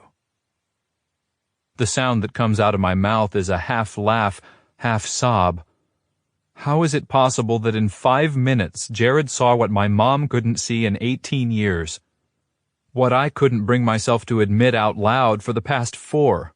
What my dad would never even understand. He pulls up in front of my house and reaches for my hand. I'm sorry, I didn't mean... No. I pull my buns out of my hair. I'm upset because you're right. And it's the center hub my life spins around, this thing that doesn't work for me. I stare at him, hopelessness rising up and drowning me. He narrows his eye. So I do get to go and throat punch your professors? I let out a watery laugh. If only that would fix this. I push open the car door, suddenly way too constricted inside. He follows me out and opens my front door. Fix what? His voice is sharp, like he's determined to fix my life any way he can. I shake my hair down, walking away. Hey! He catches me around the waist and pulls my body back against his. You don't get to turn your back on me when you're upset. Not for a goddamn second. His voice is a growl in my ear, the rough stubble of his face scraping my cheek. Everything I've been bottling in that's been straining to get out as my graduation approaches jostles up into my throat. I hate it, I admit. I don't fit the mold and I can't make myself want to fit it anymore. Jared drops me and spins me around. His green eyes bore into me. So don't. The laugh-sob comes up again. Who are you doing this for? Your teachers? Your old self? It's okay to change your mind. It's okay to veer from the path you set for yourself. A tear leaks out of my eye. See, that's the thing. I don't even think I set this path. I think my mom did. Jared's lip curls, but he doesn't say anything. I think she wanted to be a ballerina, but her parents couldn't afford lessons, so she's living vicariously through me. I don't even know if I ever liked dance, or if she just told me I did. Jared shakes his head slowly. You love it on Saturday nights. That's not really dance, I mutter. The hell it's not. He gets right up in my face, but it doesn't scare me. Instead, I square off against him. What do you know about dance? He blinks and swallows, backs off, shoves his hands in his pocket. Have I hurt his feelings? Crap. You're right. I don't know dance, but I know you. Whatever it is you do on Saturday nights, you love. I step into him, my need to soothe him apparently as strong as his for me.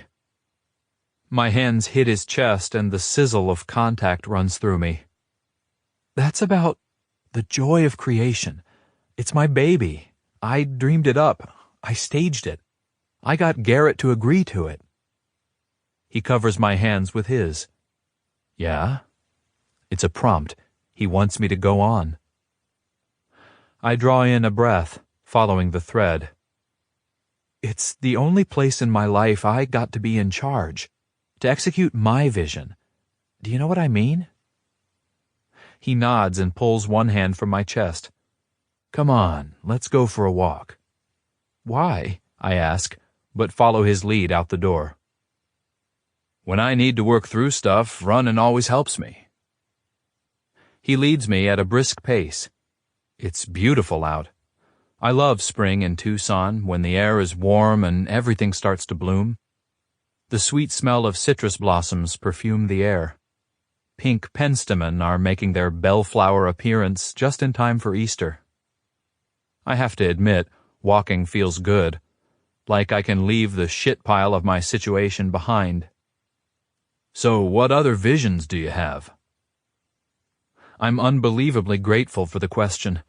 It would be so easy to start complaining about my controlling parents right now, or how every day that draws closer to graduation I feel more and more stuck. Well, honestly, I'd love to have my own dance company. There. I said it out loud. The angels of dance didn't even strike me down. What would your dance company be like? I have to take long strides to keep up with Jared, which is freeing. It wouldn't be a ballet company. I guess more contemporary, but I see it as more of a hybrid. Like 1 part performance art, 3 parts dance, but any kind of dance. Ballet, modern, hip-hop. Uh-huh. Is that what you do at the club? Yes, but what we do there is just the tip of the iceberg. I have this idea for a totally interactive show. Something that entertains an audience and doesn't just cater to the old fogies who want to be highbrow and say they went to see the Nutcracker. Something anyone and everyone would like. All ages, all backgrounds. Wow. I steal a glance at Jared to gauge his reaction. I can't believe I've actually expressed the ideas out loud, but now that I have, my excitement rolls behind them like a giant bulldozer. There's no keeping it back. I've been stewing on these ideas since high school, for God's sake. Jared smiles. That sounds incredible, baby. What would it take to make it happen? And then everything goes flat.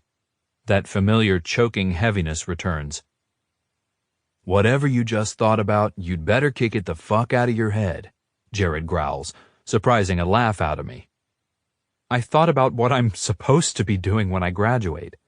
Which is? My dad's willing to invest in my career, but only to help me open a dance studio. For kids, which is cool and all. I like teaching okay, but that isn't your dream. I have a little more room to breathe just with him saying the words. Right. So the plan is open a ballet studio, teach what you learned from your uptight professors, and be a good little ballerina? That laugh sob is becoming my new go-to reaction. Pretty much. The thing is, I don't even consider myself a ballerina. If I were a serious ballerina, I'd be at least 15 pounds lighter, and I would have been apprenticed to a professional company by the time I was 14. My mom wanted this for me, but not badly enough to ship me off to New York or San Francisco. It's probably not too late for a performing career in modern, but it still would involve me going to New York City. The Ents don't like that. Do you want that? For some reason, I have the sense Jared's holding his breath. I consider it. The idea excites me, but it might only be because I want anything different than what I have now. Would I create my company there? It's doubtful. I'd probably get swallowed whole by all the desperate dancers clawing to succeed. Get caught up in waiting tables and going to auditions, struggling to please a new master, stuffing this inner voice of mine back down again. No, not really. I still wouldn't be doing what I want to do, choreographing, creating. Okay, so back to my question. What do you need to execute your vision? There's a determination in Jared's eyes, like he's going to make this happen for me. I shouldn't get excited, but I can't help it. It's the first encouragement I've had, and I'm going to take it and run with it. I picture it in a warehouse, someplace we could transform for different shows. I'm picturing silks and trapezes or hoops rigged from the ceiling, dances in water tanks, crazy stuff. The audience would be led through the space, almost like a haunted house. There would be a new performance around every corner. They'd stop and watch, and then their host would bring them to the next spot. Maybe 6 minutes for each piece, everything perfectly timed and coordinated. I can get you a warehouse. I stop and stare at him. What? He rolls his tongue under his lower lip, pushing it out. I have a warehouse space you can use. Are you serious? Yeah. What else do you need? I swallow. I'm not sure. I'd have to trick it out. I don't really have money for that, and my dad would never invest in something that's not a solid business venture, like a ballet studio. Why isn't this a solid business? Never mind. Forget your dad. He isn't your only resource. Tell me what you need, and we'll figure it out. We've circled around a few blocks by now and are back in front of my place. Want to do another loop? He asks. I grimace at my flip-flops, which weren't the best choice for walking. No, not now, but thanks. You were right, walking helped. We head up the steps to my place. So, you're a runner? He unlocks the door and lets me in. No. I mean, yes, but four-legged, he says with the sexy grin that makes my knees go weak. I stop and face him, tipping my face up with my best puppy eyes. I want to see. Show me your wolf, please. His arms loop around my waist and he palms my ass, yanking my core up against his jeans, where his very impressive erection bulges. I see indecision dance over his expression. I can't, baby, he says on an exhale. I try to hide my disappointment.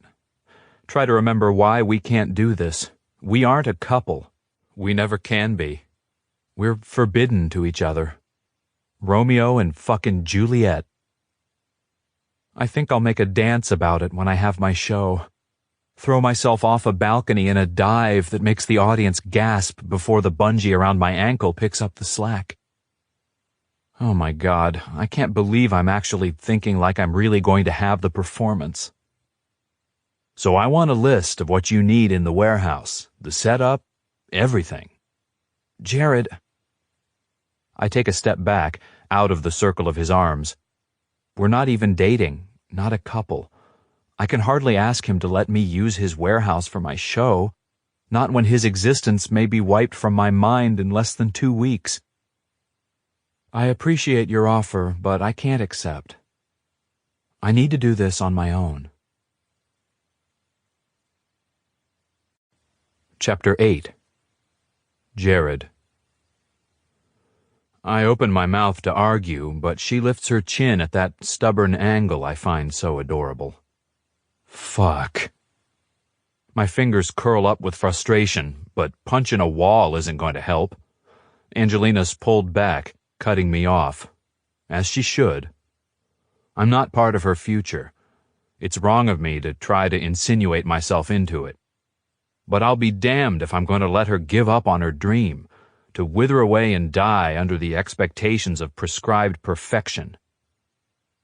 She kicks off her flip-flops and heads into the kitchen. I follow, unable to stay out of her business. She takes out lettuce and tomatoes, puts them in a bowl. It may be exactly what she wants to eat right now, but the sight of it makes my wolf growl. She thinks she weighs too much to be a ballerina. She's been starving herself to fit into some mold that I want to fucking destroy right now. Is that what you want to eat? I ask, sounding grouchier than I mean to. She whirls and puts her hands on her hips, one leg jutting out. I can't eat street tacos and beer with you every night, Wolfie. She slaps the sides of her hips. Wouldn't want to get a fat letter from the faculty. A real snarl comes out of my throat. I prowl closer. Do you think you need to lose weight? There's danger in my tone, but she doesn't recognize it. Or if she does, she's ignoring it because she's shutting me down. 5 or 10 pounds lighter would be ideal. I cage her against the counter. No, baby, you're perfect. Too perfect for me, way out of my league. I grit my teeth. Fuck those dance professors. I better not ever meet them, because there's no telling what my wolf would do to the people who made my girl cry. I wish she could be my girl forever, so I could protect her from the world. Maybe after we split, I'll keep an eye on her. Have my wolf check on her. 'Cause that's not fucking pathetic. But no, this girl doesn't need protection. She just needs to get out from under the weight of other people's expectation. To start living for herself. Fuck ideal. Do you think you need to lose weight? She's holding her breath. Neither of us moves.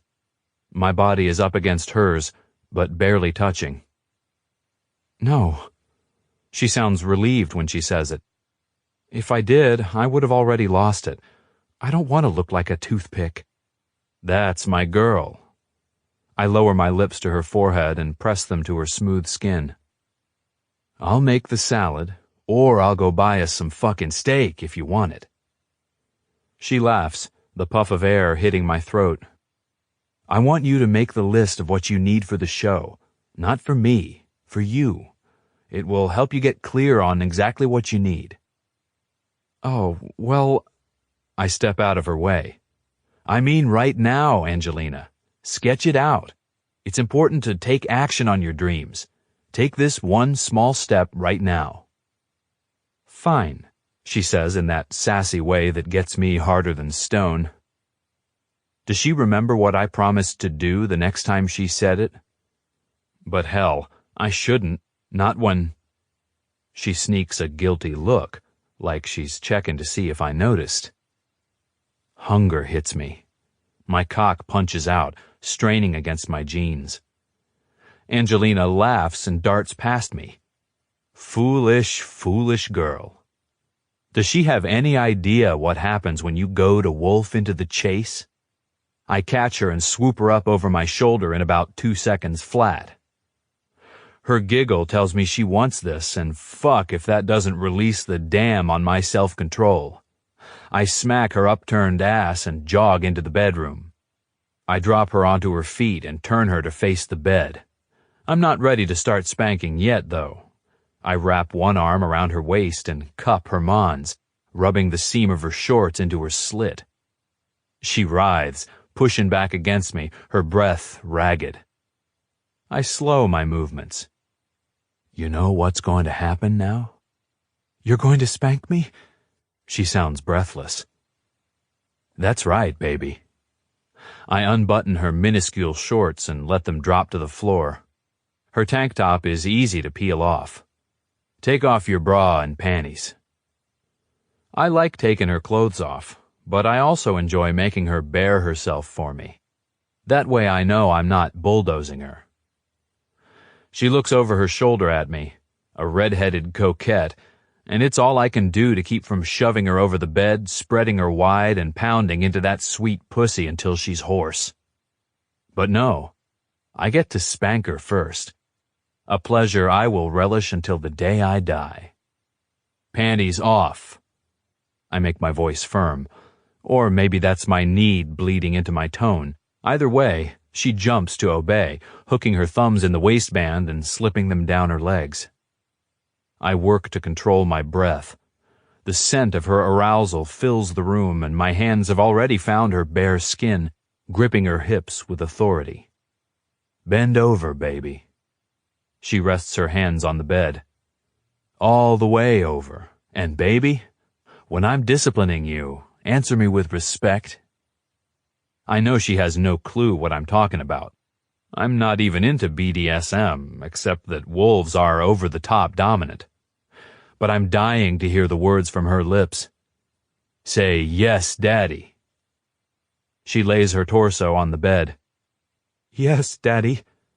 Her voice wobbles, but I'm 99% sure it's with need, judging by her scent. I give her the lightest of slaps. I don't want to scare her. Not now, not ever. She moans and waggles her ass. I spank her again. That's for keeping me hard every minute of the day, every goddamn time I'm in your presence. Another slap, a little harder. She catches her breath. I change things up, let my fingers go where they've been dying to be, between those shapely thighs of hers. They glide along her slit, which is dripping wet.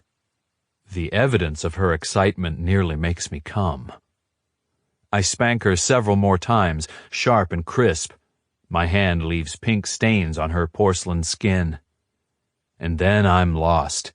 I place a hand on her lower back to hold her steady and spank away, craving the punitive contact, the stinging blows, the way she jerks and gasps with each smack. Spread your legs, beautiful. My voice sounds like I have rocks in my throat. She obeys, widening her stance to one only a dancer could pull off. Fucking perfection.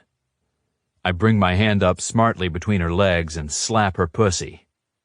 She shrieks, but doesn't move. I drop my face to her level and wrap a fist in her hair, turning her to me. I need to see in her eyes that she's okay with this level of intensity. She's bitten her lip, but her eyes are glazed with pure lust.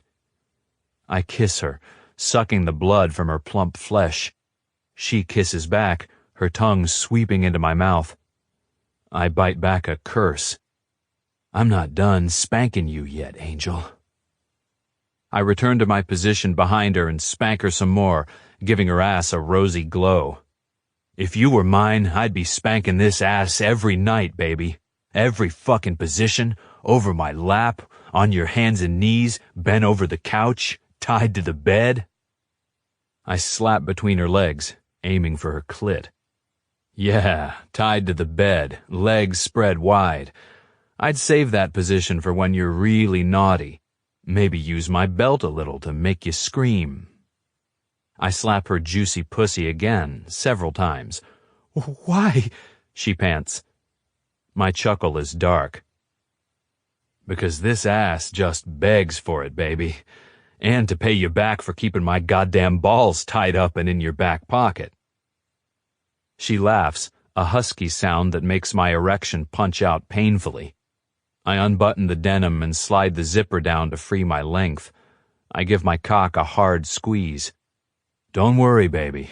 I'd make sure you liked it. Or I'd make it up to you afterward if I was too rough. I aim a few hard slaps to the place where ass meets thigh. I have a feeling that would be often. She wiggles her ass and tries to sneak a hand down between her legs. I catch her wrist. No relief for you, baby. Not yet. Not until you've been thoroughly punished.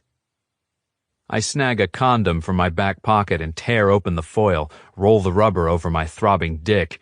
I have to give it a couple quick yanks because I'm dying here. I know my girl is too, though, and I'm going to give it to her good. I drag the head of my cock through her juices. A hot shiver runs through my body, straight to the base of my spine. My belly shudders in. Angelina moans encouragingly. I push into her, my eyes flipping back into my head at the contact of her sweet sheath around my swollen member. You want my cock, Angel? Yes, please. Yes, Daddy. Fuck. The word daddy makes me shove hard into her, all the way. She gasps, her pussy clenching around my length. You like that, don't you? I arc in and out slowly, closing my eyes to shove down my mounting desire. Yes. I pull out. Sorry, baby. That's not where you're taking my cock tonight. Her breath stutters, but she doesn't offer up any complaint. My girl's nervous, I get that, but she's game. I run my palm over her blushing ass, loving the sight of my handprints there. I'll make it good for you, Angel. I reach down and hook my pinky through hers where it lies on the mattress. Promise. I rub her ass some more. Now, don't move from this position. I'm going to go get some oil. If you move, I'm going to spank you again when I get back before I take your tight little virgin ass. Understand? Yes, Daddy. I groan. To reward her, no, who am I kidding? It's for me, too. I take a deep plunge into her pussy, rolling my hips once I'm inside. A couple more deep thrusts and I pull out, holding the condom in place while I kick off my pants and stalk to the kitchen. I find a jar of coconut oil in one of the cabinets and scoop some into a bowl. When I come back, I find Angelina in the exact position I left her. She hasn't moved a muscle. Good girl, I purr as I scoop some of the coconut oil and rub it liberally around her anus. She shivers and shifts on her feet, but doesn't tighten or move from her position. I'll bet you have the tightest ass in the history of all asses, I murmur, working one well-lubed finger into her back hole. All those twirly turns and deep bends. Her husky laugh surrounds me. Pirouettes and pliés? Yeah, my pelvic floor is probably made of steel. Does that mean it will hurt more? No way. It's not going to hurt, Angel. I would never hurt you. At least not in a way you don't love. I slap her ass again. Fates, I love the sound of my hand smacking her fucktastic ass. She moans into the covers. I work a second finger into her ass and massage around the tight ring of muscles, working her open, preparing the way for my cock. I lube up my member and press the head right up against her entrance, holding her cheeks wide. Take a deep breath, baby. She holds it instead. I laugh. Deeper. She laughs too. Deeper, right. Okay. She draws in a breath. Now blow it out slowly and relax. I apply gentle pressure as she exhales, but I'm not going anywhere. Push back at me, Angel. Like you're trying to push me out, not let me in. That's it. Her sphincter muscles open, and I gradually work the head of my cock through. I reach around under her hips and rub her clit as I inch in, giving her the pleasure she needs to let go. And then I'm in. I don't move, except to stroke her pussy as she gets used to the intrusion. Good girl. You took my whole cock, baby. Right in that tight little dancer's ass. How does it feel? She's panting. Go slow. I lean over and trail my lips between her shoulder blades. I will, baby. Does it feel good? Sort of. Yes. Yes, Daddy. Oh, fates. It's all I can do not to rock back and slam in deep, but I hold back, sweat gathering at my forehead, my thighs shaking with the effort. Need her, need her, need her. I ease back a little, then seat my cock again, paying attention to her reaction. A wanton moan. I repeat the action. Jared! The slight alarm that tinges her voice tells me she's getting close to orgasm. I pump into her ass, slow and steady, smooth, predictable strokes. Her breath grows shorter, a little moan coloring each exhale. Need, Jared, I need... I know what you need, baby. I grip her hips and fuck harder, making my strokes shorter. She lets out the cutest uhs, and my world starts to spin. My vision changes, mouth grows wet with saliva. Without thinking, I let my fingers dig into her hips to hold her still for my onslaught. Is this what you needed? Yes, she gasps. Yes, please. Take it, Angelina. Take my big cock and your tight little ass. Take everything I have to give you. I finger fuck her pussy, 3 fingers sliding in and out, the heel of my hand grinding over her clit. She screams and clenches hard around my cock, wrenching my orgasm from me.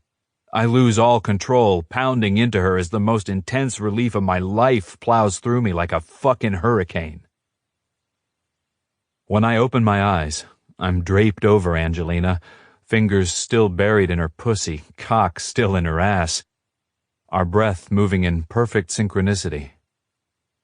I rock into her, undulate my fingers to finish us off, laying 1,000 kisses along her neck, her ear, her cheek, her back. I'm humbled, grateful, in love.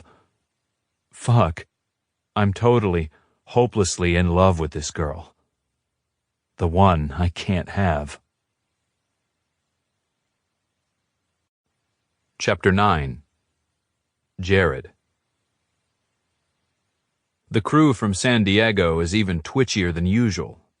Parker bounces on the balls of his feet, his focus pinging around the warehouse. Laurie's stutter is worse. Declan has a wild aggression pouring off him. So, full disclosure. Parker sucks his lower lip into his mouth. We're totally shut down for the moment in San Diego.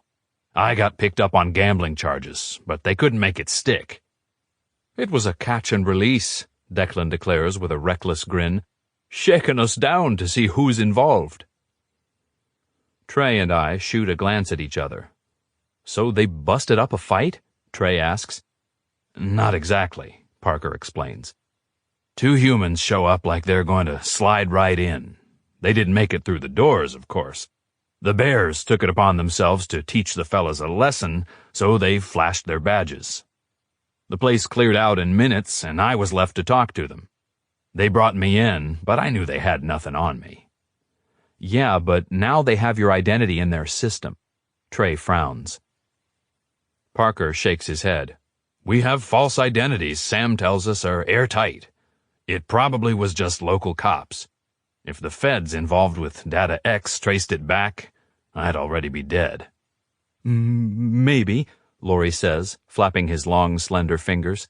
Maybe not. We don't know. Better to lie low in Tucson for a spell. I nod slowly. Sure, we can put you up here. No problem.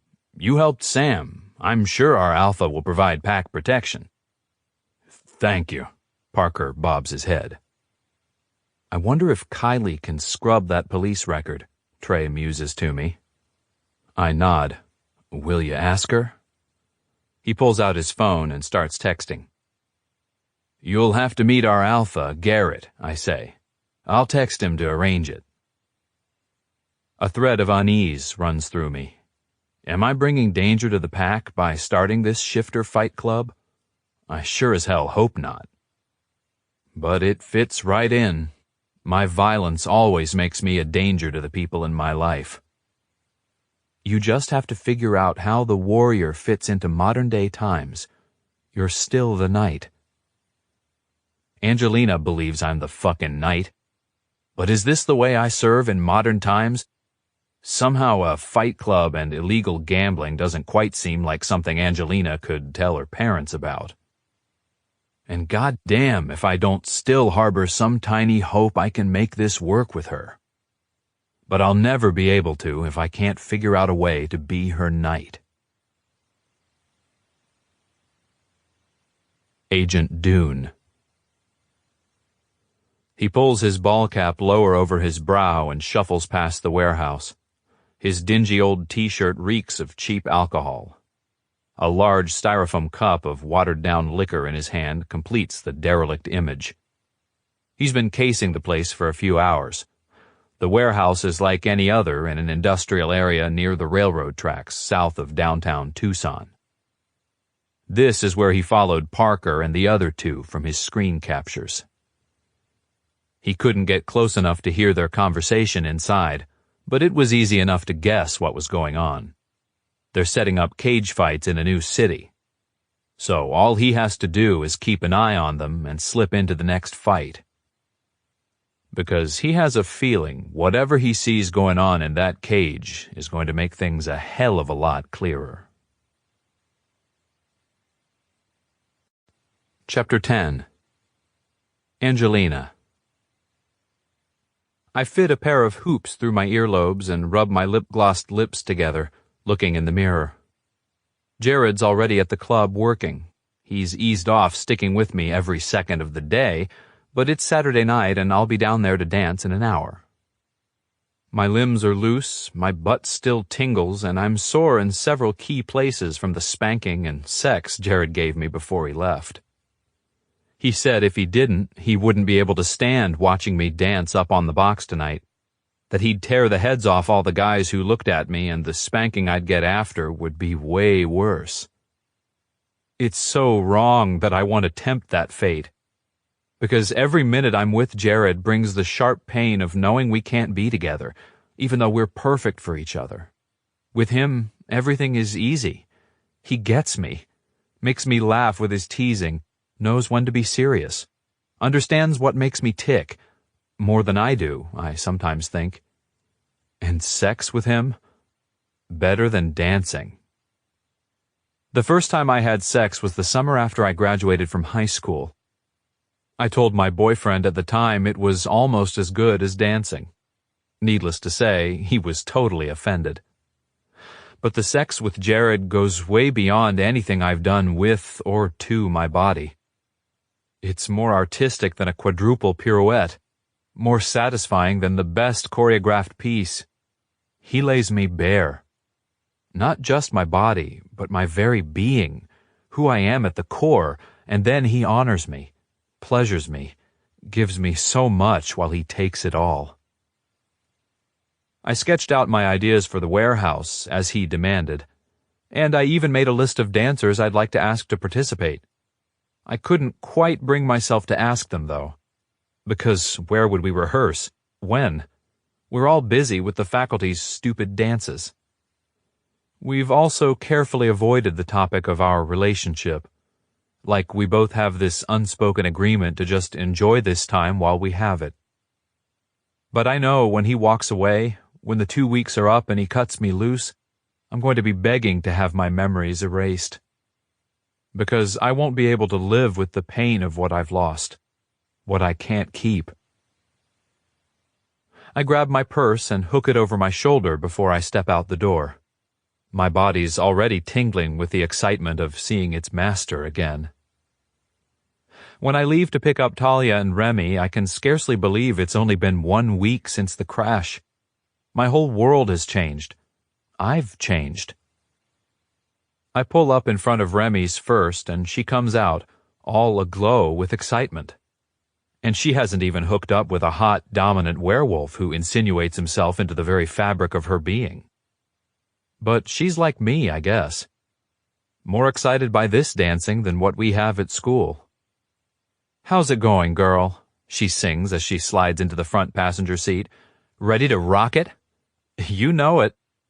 I take off before she's buckled her belt.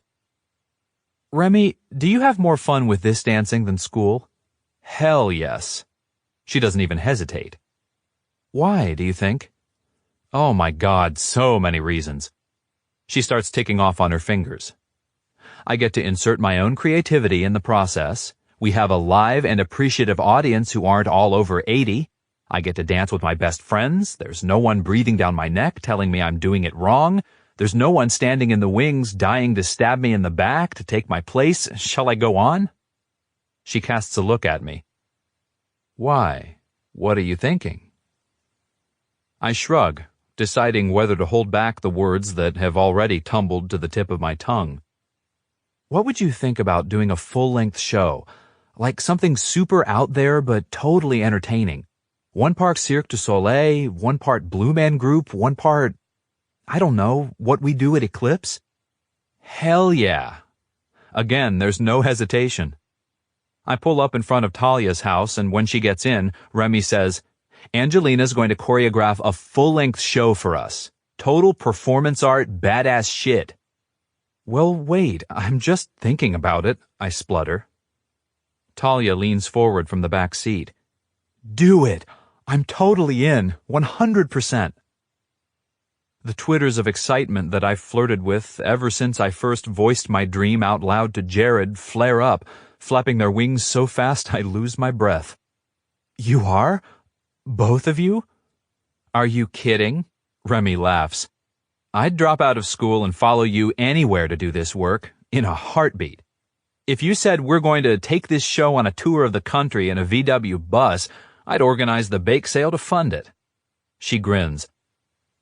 I've been dying for you to do more work like this. Me too.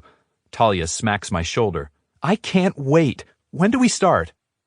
Well, I have to find us a space to rehearse in, and to perform.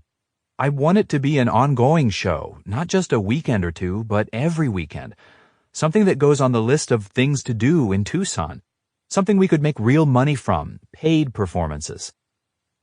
Okay, then I will have to worry about someone standing in the wings to take my place, Remy says, but there's a laugh in her voice. That would be freaking amazing. My parents would die. They've always said I'll never make any money as a dancer. Same, Talia says.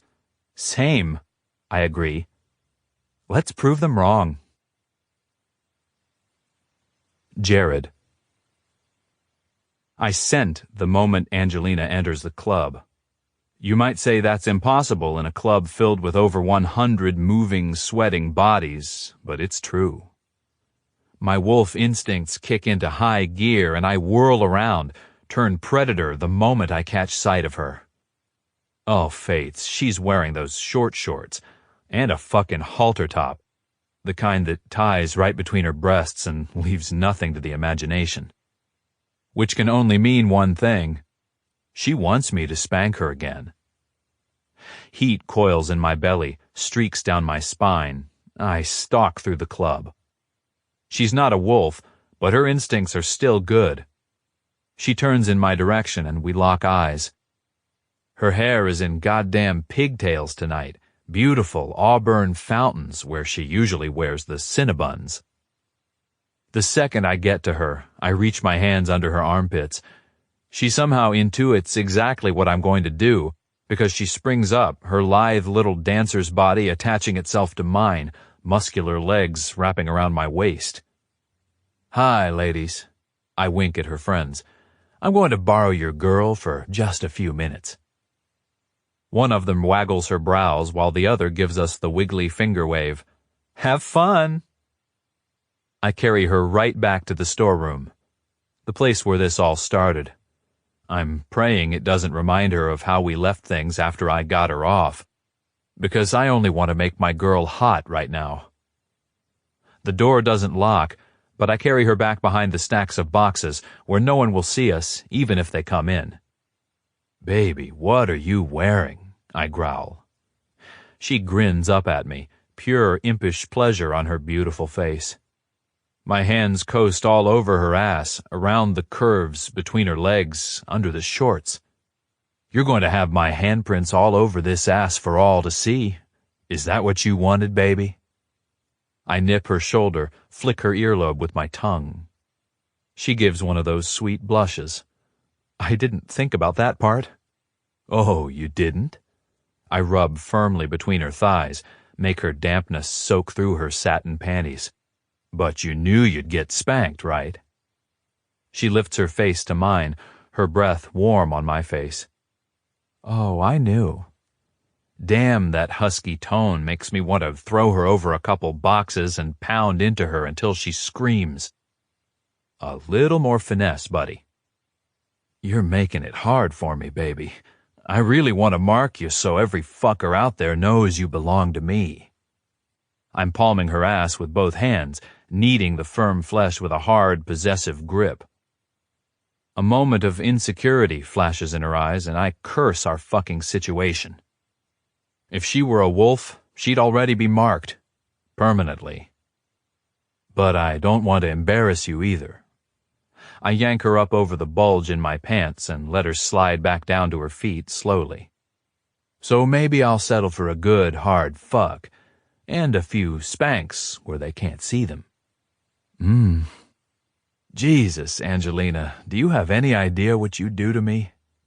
Do ya? I growl, spinning her around. I open her shorts and shove them, with her panties, down her legs. Yes? You do? I pull her hands behind her back and pin them with one hand.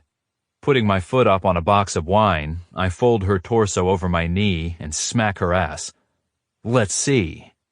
I lay 3 hard smacks right in the middle of her cheeks. They won't see here.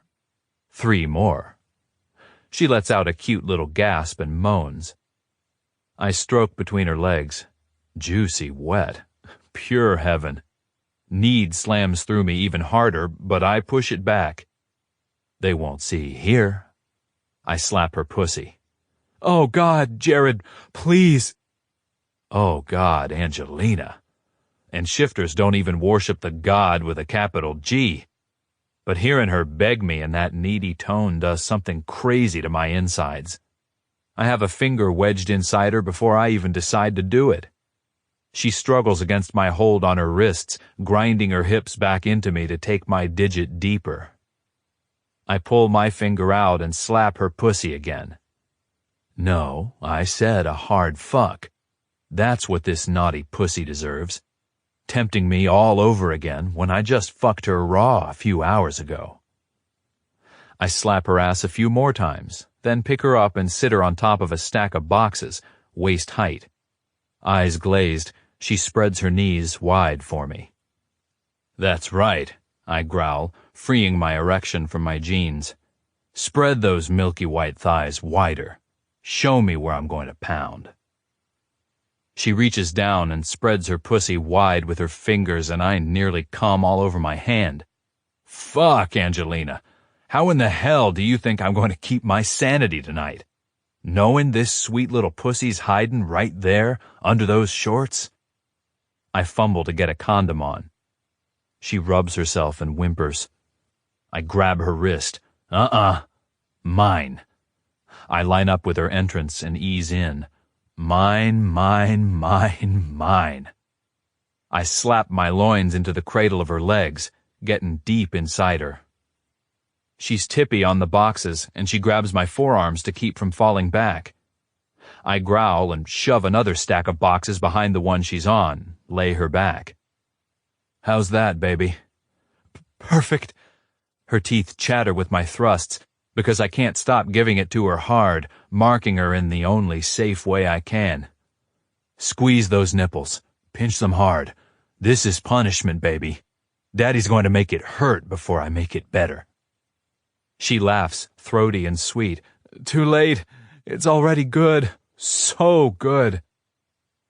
I can't help but smile back, because she's so damn adorable. Sweat gathers at my brow and my muscles strain, but I don't ever want it to stop. Guess I'll have to fuck your ass again when we get home, I threaten. She orgasms, her pussy tightening and releasing around my cock. I thrust deeper, harder, faster. Yeah, you're definitely taking it in the ass later. I never said you could come. Her eyes roll back in her head, mouth opens in a silent scream. I clench my teeth, balls tightening up. I close my lips around my own roar and bury myself deep inside her. I lean forward and attack one of her breasts, pulling it out of her halter top and bra, sucking, squeezing, kissing, biting. She arches up into my mouth with a mule. Fuck, I want to take your ass right now. I reach under her ass and find her back pucker with the pad of my middle finger. Her pussy squeezes again, milking the last drops of cum from my Johnson. The storeroom door opens and I pull her down quickly, hiding our bodies behind the boxes. She laughs silently as we yank our clothing back in place. I fall on her mouth, kissing away her lip gloss and squeezing her ass. I can't get enough of this girl, even fresh off an orgasm. Fates, I think I will have to give you the belt tonight. I'm going to be harder than marble all night watching you. She looks up and blinks. Do your eyes change color? She sucks in a quick breath. I thought I saw that once before. Is that your wolf? I go perfectly still, staring down at her. Are they yellow? She nods. My hands on her tighten. Does this mean...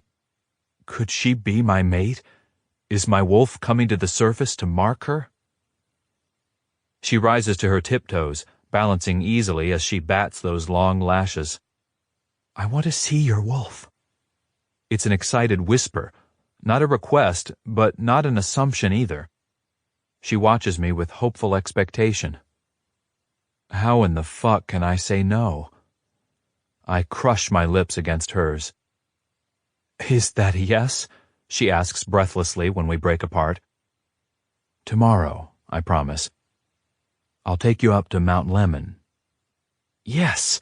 She bounces on her feet and pulls me down for another kiss. Thank you. I can't wait. Things have shifted. There's a weight to my commitment, not a heaviness, just a significance. I've agreed to show her my wolf. Because she's my mate? Is it wrong that I'm starting to hope so? Yes, definitely. Because I still can't keep her. But fuck if I don't want to. Angelina. Jared isn't in the bed when I wake up. He had to stay late at Eclipse for pack business, and I was asleep when he came to my place. But I am sure he came in last night. I remember him climbing into bed beside me and curving his large body around mine. Pure heaven. All these little moments are ones I haven't had with past boyfriends. Not that I've ever really taken a serious boyfriend. I mean, I've dated a little, but I've never stuck with a guy for more than a few months, and while they may have spent a night at my place on weekends, it was never like this. I've never felt more wrapped up in a relationship than I do with Jared. The one guy I can't have a relationship with. I hear the sound of a motorcycle outside, and I scramble out of the bed and look out my window. There he is, unbelievably hot in a tight black t-shirt, tattoos snaking down his forearms, a new motorcycle between his powerful thighs. At least it looks like a new motorcycle. He parks it in my driveway and picks up a helmet that's hanging from the back seat. I go running for the door and fling it open. Hey, baby, you're up. He looks so genuinely happy to see me. I don't know why that surprises me. Maybe because I grew up feeling like a nuisance to my dad, and before Jared, I picked indifferent men who couldn't really give me their full attention. Now I've picked one who gives me more attention than I've dreamed of, but I can't have him. Same story, different twist. Unavailable. He sets the helmet on the table by the front door and comes at me, his hands reaching for my waist, tugging up the little pink cami I slept in. I giggle and catch his hands. Did you get a new bike? His eyes gleam with hunger. I did. He ignores my attempts to stop him and tugs the cami off over my head. I turn to run, only because I love when he catches me, and he does. Baby, you come to the door and nothing but a few scraps of fabric, you'd better know I'm going to be putting my hands all over you. I giggle. I know. That certainty is part of the massive appeal to Jared. I'm desired every minute of the day. He kisses my neck, backing me down the hall. Is the helmet for me? Mm-hmm. He nips my ear. For the trip to Mount Lemon? Yes, unless you're scared. I'm not scared, I say quickly. The fantasy of riding on the back of Jared's bike has been with me since I first started dancing at Eclipse, and knowing he will show me his wolf at the end of the ride completes it. Good. He pushes me into the bathroom. Were you going to shower before we go? I'm only confused because his hands are all over me, his tongue in my ear.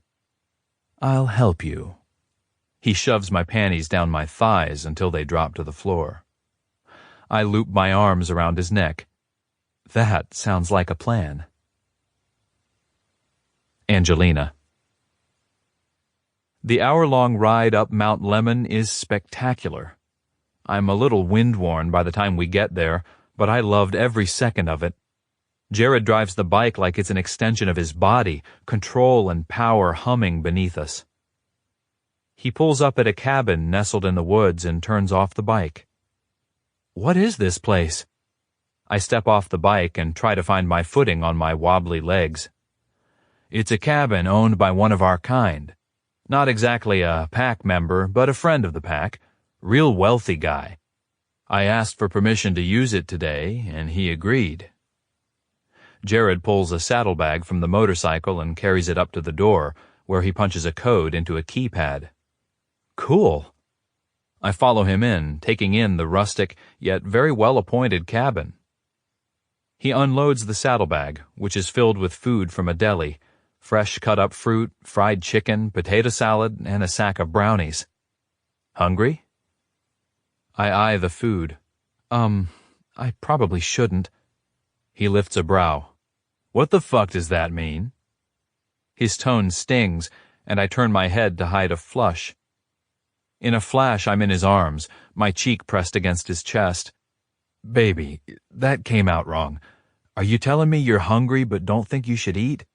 Because that's not gonna slide with me. I nuzzle into him, loving this protective streak he has for me. I'll eat, I concede quickly. I definitely don't want to go up against an angry wolf.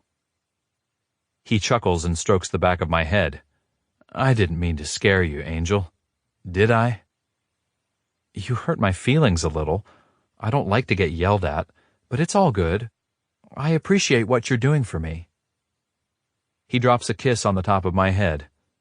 I won't yell again. He sits in a chair at the table and pulls me into his lap, then proceeds to hand-feed me until he's satisfied I've eaten enough.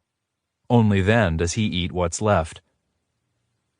Okay, Angel. You ready to meet my wolf? I jump up from his lap. Yes! He stands and peels off his t-shirt. It's bigger than a normal wolf. Don't be afraid, okay? I won't hurt you. I'm not afraid. Excitement wings through my chest. It's like I have some secret belief that seeing his wolf will close the gaps between us, the differences keeping us apart. He kicks off his boots, then unbuttons his jeans and shucks them. His boxers and socks come off last, and then he's naked. With the world's biggest boner. Again. It seems this man never gets tired of me. I'll probably need to run. If I leave through the doggy door, just make yourself at home here, okay? I'll come back when I get my animal under control. I don't understand what he's talking about, but I nod anyway. Jared gives a curt nod, and then his eyes turn gold. He drops to all fours, a giant white and silver wolf. So beautiful I want to weep. Maybe I do weep. I definitely drop to my knees and throw my arms around his furry neck. He whines and licks my face while I stroke him all over. Beautiful, soft fur. Massive animal. I'm in total awe of him. Jared, I breathe. He shudders and bolts, running straight for the doggy door in the kitchen. And then he's gone. I fling open the door, not to follow, just to watch. He covers ground swiftly, his massive paws leaping across the soft forest floor. "Have fun," I murmur, leaning my hip against the doorway. Incredible, gorgeous wolf. Seeing him sets off a longing I can't describe. It's a tug in my belly, a deep need or desire that I don't even understand. Do I want to be a wolf too? No, that's not it. I want him. I want to keep him. Forever. Tears spear my eyes. Why can't this work? Jared. Angelina seems subdued after she sees my wolf. Maybe she finally understands how inhuman I am. How we can't be together. That thought shouldn't make me feel so fucking desperate, but it does. She presses her body right up against my back on the ride down the mountain, like she can't get close enough, and yet there's a flavor of melancholy to her. Is this goodbye? Fuck. I fear it is. I take her back to her place and we walk in, slowly. So, what do you have going for the evening? I saw her time blocked off on her phone, but it didn't say what for. It was a recurring Sunday night date, whatever it is. Oh, not much, she says. Are you hanging around? I slow to a stop at the weird strain in her voice. Did she just lie to me? When she looks at me, guilt washes over her expression.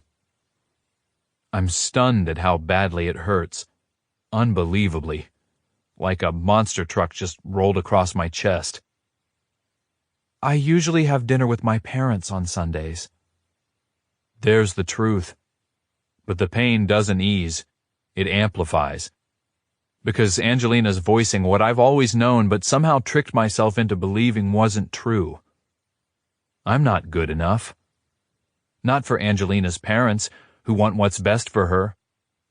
Hooking up with me may be fine for a 2-week fling, but I'm not the guy she brings home. Ever. I shove my hands in my pockets. Yeah, I got it. That's cool. My voice sounds strangled. The urge to hit something is huge. Or to shift and run. Yeah, I have pack business to take care of. I'll catch you later. I head for the door. I literally can't stand another minute in her place because I'm suffocated by loss. Which is stupid, because she was never mine to lose. But this is a good thing, because I'd just started wondering if she's really my mate and whether I can figure out how to make this work. The answer is no, which I knew from the start. So walk away. And even though it kills me, I'll have to break my word and get her wiped. Maybe I can get her to agree to it. That needs to be my one and only strategy. Stop fucking her. Convince her to let go of these memories. Our memories. Jared. I stop at the door and look back, arranging my face into what I hope is a pleasant expression. Yeah. It would just be awkward with my parents. I wave my hand. Oh, I know. That's why I'll stay out of your hair. Catch you later. I walk out, leaving my bludgeoned heart flopping around on her living room floor. But there's nothing that can be done. I did this to myself, and to her. I have no one to blame but myself. Chapter 11. Angelina. Jared isn't at my place when I get home, nor does he show up before I go to bed. My stomach is in knots. I'm pretty sure I offended him. I was trying to keep him from my parents for his own sake, because they can be rude, arrogant, judgmental assholes. I don't want them to judge him, and I know they would. They'd take one look at the beefy arms covered with tattoos and write him off as a Hell's Angel or something stupid like that. They would never look beneath the surface to see the amazing man he is. The caring, considerate, thoughtful, charming guy who only seems to want to support me and fuck my brains out. And I would hate, absolutely die, if they were rude to him. So it was for his protection that I didn't want to invite him over to meet them. But I keep remembering what he said after we visited my grandma. You thought she'd hate me. He already believes this about my family, and in my parents' case, it would be true. But God, I don't want him to feel like I think he's less than. Just because my parents are stuck-up foothills assholes doesn't mean they're better. I stand at my window looking out, as if he's going to pull up on that sexy motorcycle any minute, even though I know he's not. How do I explain this to him without making it worse? Yes, I thought my parents would hate you, but I'm not hiding you from them. I'm hiding them from you. Not sure he'd believe that. And damn it, I shouldn't have lied when he asked where I was going. It only made it seem so much worse. I should have tried to be super upfront right from the beginning. Hey, my parents are jerks, and I'd be embarrassed for you to meet them, so do you mind if I don't introduce you? Damn, I don't know. Should I try to text him? Try to explain? Or will I just make this rift deeper? Wow, we really are Romeo and Juliet. My parents and his pack are keeping us apart. I rub my eyes, nauseated. Of course, to make matters even darker, dinner was the absolute worst ever. Or maybe I'm just noticing more now that I've had Jared fluffing me up for a week. It seemed like all I heard from my parents was what and who they wanted me to be. My mom went on about my weight and how I'm looking a little doughy. My dad wouldn't stop about the cocktail party next Sunday and how he needs me to be there to meet the bigwig Jackson King. It's the most ludicrous thing I've ever heard. Who needs their daughter to stand around and look pretty to close a business deal? In what reality did he cook up this role for me? And yet I feel the chains of bondage from them as if I am the maiden locked up in the castle, ready to be sold by her father to increase his land shares. Maybe in other lifetimes I was. Maybe we'll keep repeating this interaction until I finally stand up to them and tell them I'm not their puppet. But the thought literally throws me into quicksand. They're my parents. I'm their only child. They've supported me, financially, maybe not emotionally, for my entire life. They still pay my tuition and room and board. I teach classes for my spending money. Is it fair or right for me to dig my feet in? What's the big deal about one stupid charity cocktail party anyway? Except the thought of putting on a dress and attending their party next week feels akin to cheating on Jared. Seeing my parents again without mentioning Jared feels like a betrayal. Even though he and I aren't even supposed to be a couple, I'm locked in tight with him. And I don't want him believing he's anything less than a freaking hero to me. I square my shoulders and turn away from the window. I'm going to introduce him to my parents. I don't give a shit what they think. I'll warn him that they're assholes and that I'm embarrassed of how they might treat him, but I'll stick by his side. Jared is too amazing to be bothered by them. It's my behavior that bothered him, and I can fix that. I pick up my phone and text him. I miss you. I wish I'd brought you to my parents. Are you coming over?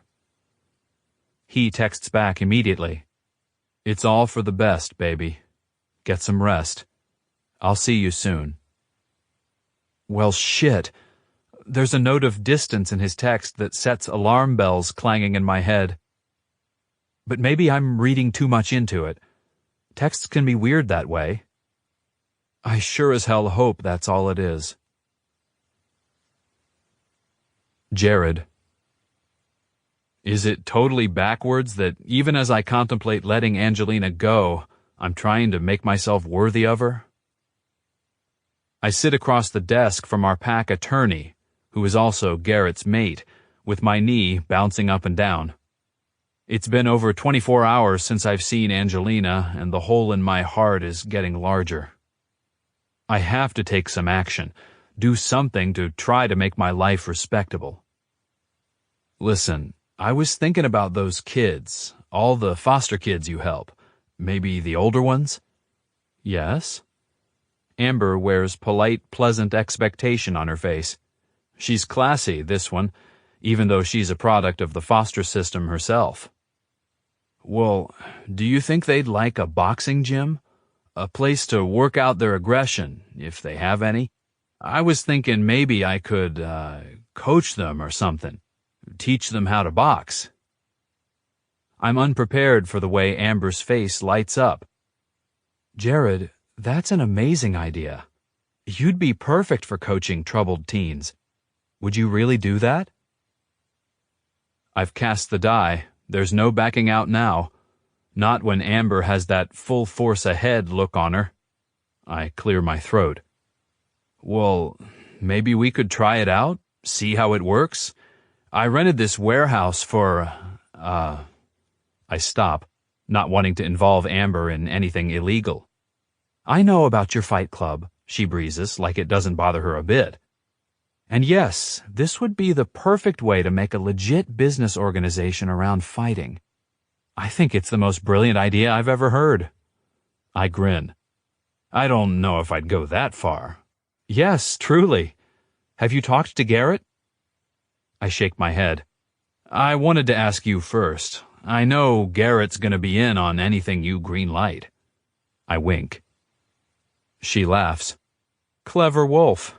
Okay, I will make some calls.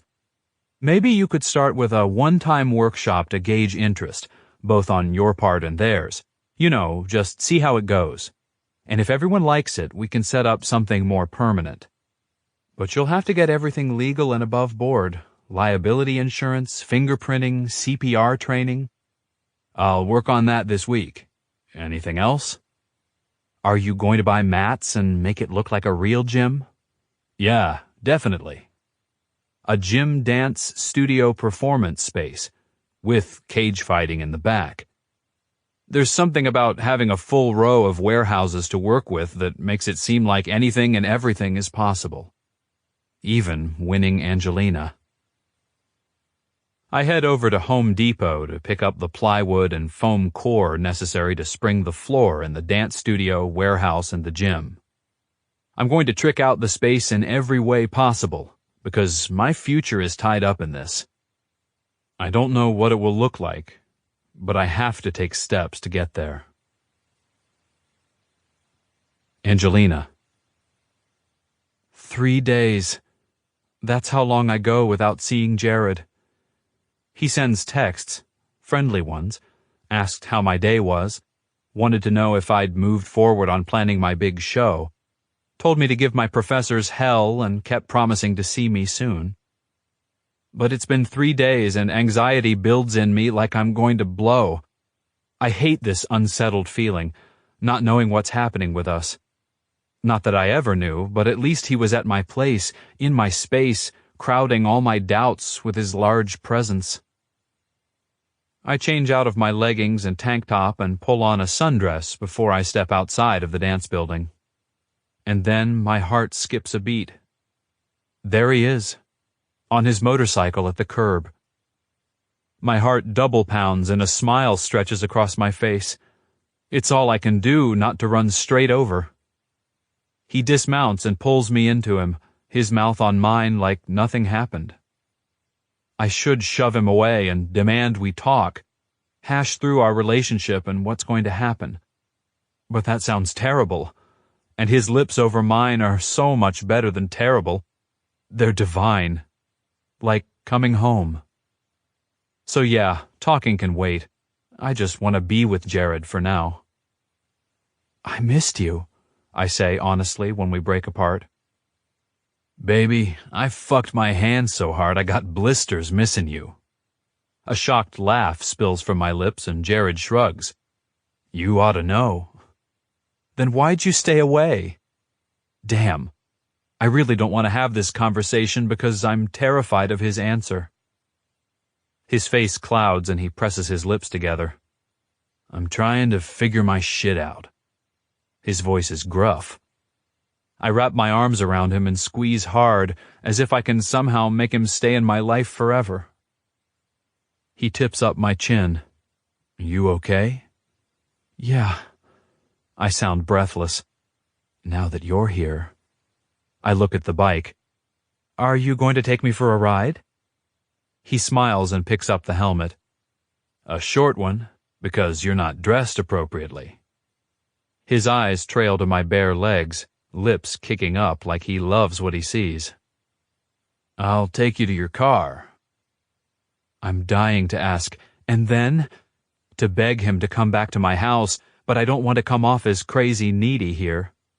I climb on the back of the bike and wrap my arms around his solid waist. He eases us into motion, and I lean my face against his back, breathe in his scent. The trip to the car is short, far too short. I climb off and fiddle with my dance bag. Now what?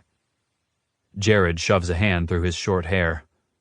Now, you should probably come to my place so I can take care of that, problem of yours, I say, eyeing his bulging cock.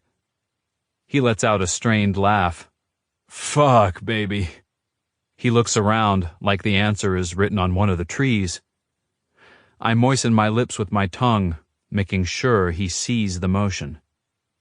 He groans and gives his cock a squeeze through his jeans. I never could resist you. I swear to the fates.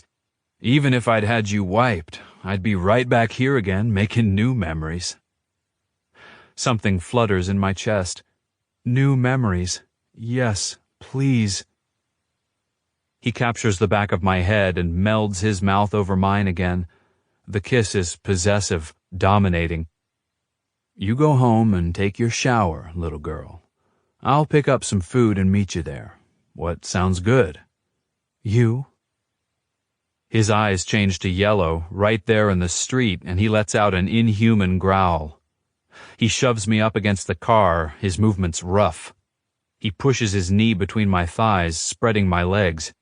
You keep talking like that, you're going to get yourself fucked up against this car in broad daylight. I'm helpless with need. I love dominant but gentlemanly Jared, but this side of him, this out-of-control growly thing, I'm lost. I grind down on his leg, rub my breasts against his chest. Seriously, he splutters, one hand wrapping in my hair and pulling it taut. His other hand strokes down my hip. If I touch your skin, it's all over. Somehow, some sense of appropriateness takes over, and I catch his hand before it reaches my bare thigh. I'll be ready for you, I promise, my voice not sounding remotely familiar, it's so husky.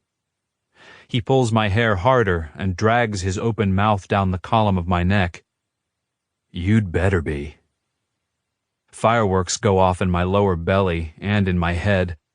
I crave this aggressive side of Jared more than ever. He bites my neck, hard enough to leave a mark, but I don't whimper. Dancers don't register pain the same as most people because it's always mixed with pleasure. Dancing in toe shoes until your feet are bloody comes with the satisfaction of accomplishment. Maybe that's why I love it so much when Jared spanks me. Maybe the aggression he warned me about won't be an issue. Somehow I extricate myself from his grip, slither down into the driver's seat of my car. He leans against the vehicle, peering in the window like he's not sure he's going to let me drive away. And considering the way he picked up his huge motorcycle like it weighed nothing after the car accident, he probably could stop it with one hand. Instead, he thumps the ceiling, still peering in at me as I slowly pull away. I wriggle in my seat, my pussy hot and damp, already more than desperate for him. The little voice of reason in my head screams, "What are you doing?" Every time I have sex with Jared, it makes our impending separation worse. But I can't make myself care. I went 3 days without seeing him, and my body is now desperate for the satisfaction only he can deliver. I'm desperate to give him satisfaction. And I guess, if I'm totally honest, I'd admit there's some chirpy optimist in me who still hopes maybe we can make this work. I'm out of the car as soon as I pull up, dashing for the door. I take the world's fastest shower, but then I can't figure out what to do with myself. Put my clothes back on? Stay in the towel? Turns out I don't have to wait to find out, because Jared barges in my house a moment later, his boots sounding in long, heavy strides down the tiled hallway. I peek out of the bedroom, wet hair dripping, towel cinched up under my armpits. Jared growls. Yes, a real growl, like wolf-sounding growl. His eyes glow yellow. My pussy clenches, belly flutters. Maybe because I'm a little nervous about his dominance, I take charge. I square off to face him when he comes in my bedroom. "Show me your cock." His surprised grin changes his eyes back to green for a moment, but the moment he takes his cock out and fists it, they glow yellow. I lift my arms and let my towel drop. He reaches for me, but I dance out of the way. "Nuh-uh, I'm going to take care of you first." I drop to my knees on the towel and slide his jeans and boxers down his legs. He kicks off his boots and steps out of the tangle of clothing. I close my hand around where he still grips the base of his cock and guide the head to my mouth. "Angelina," he chokes, I don't." I ignore him and take the tip between my lips, licking a bead of pre-cum from his slit. He catches the back of my head and wraps his fist in my hair again, shoving me forward on his cock. I'm pretty sure he was going to tell me that he couldn't hold back because there's no gentleness to his touch. He holds me immobile and thrusts deep in my throat, then backs out and shoves again. My eyes water, but I'm beyond excited at his desperation for me. I massage his ballsack, try to wrench his grip on his cock free so I can fist him instead. He seems to gather himself and stops thrusting, removing his hand and standing there, panting. I look up at him, watching his reaction as I slowly take him deep. Another snarl. "What are you doing to me, baby?" His teeth are clenched together, fists still tight in my hair. "I can't take much more of this." I suck harder, bob my head over him faster. "I'm gonna come down your throat, baby." He starts to thrust again, taking over, imprisoning my head for his jerky movements. "You don't want that, do you?" I make a sound and nod my head, and he roars, coming. His hot, salty seed spurts into the back of my throat, and I swallow and swallow until it's all down. Jared doesn't lose any of his intensity, though. He pulls out of my mouth and picks me up, tossing me on my back on the bed. He dives between my thighs, licking into me with hot strokes.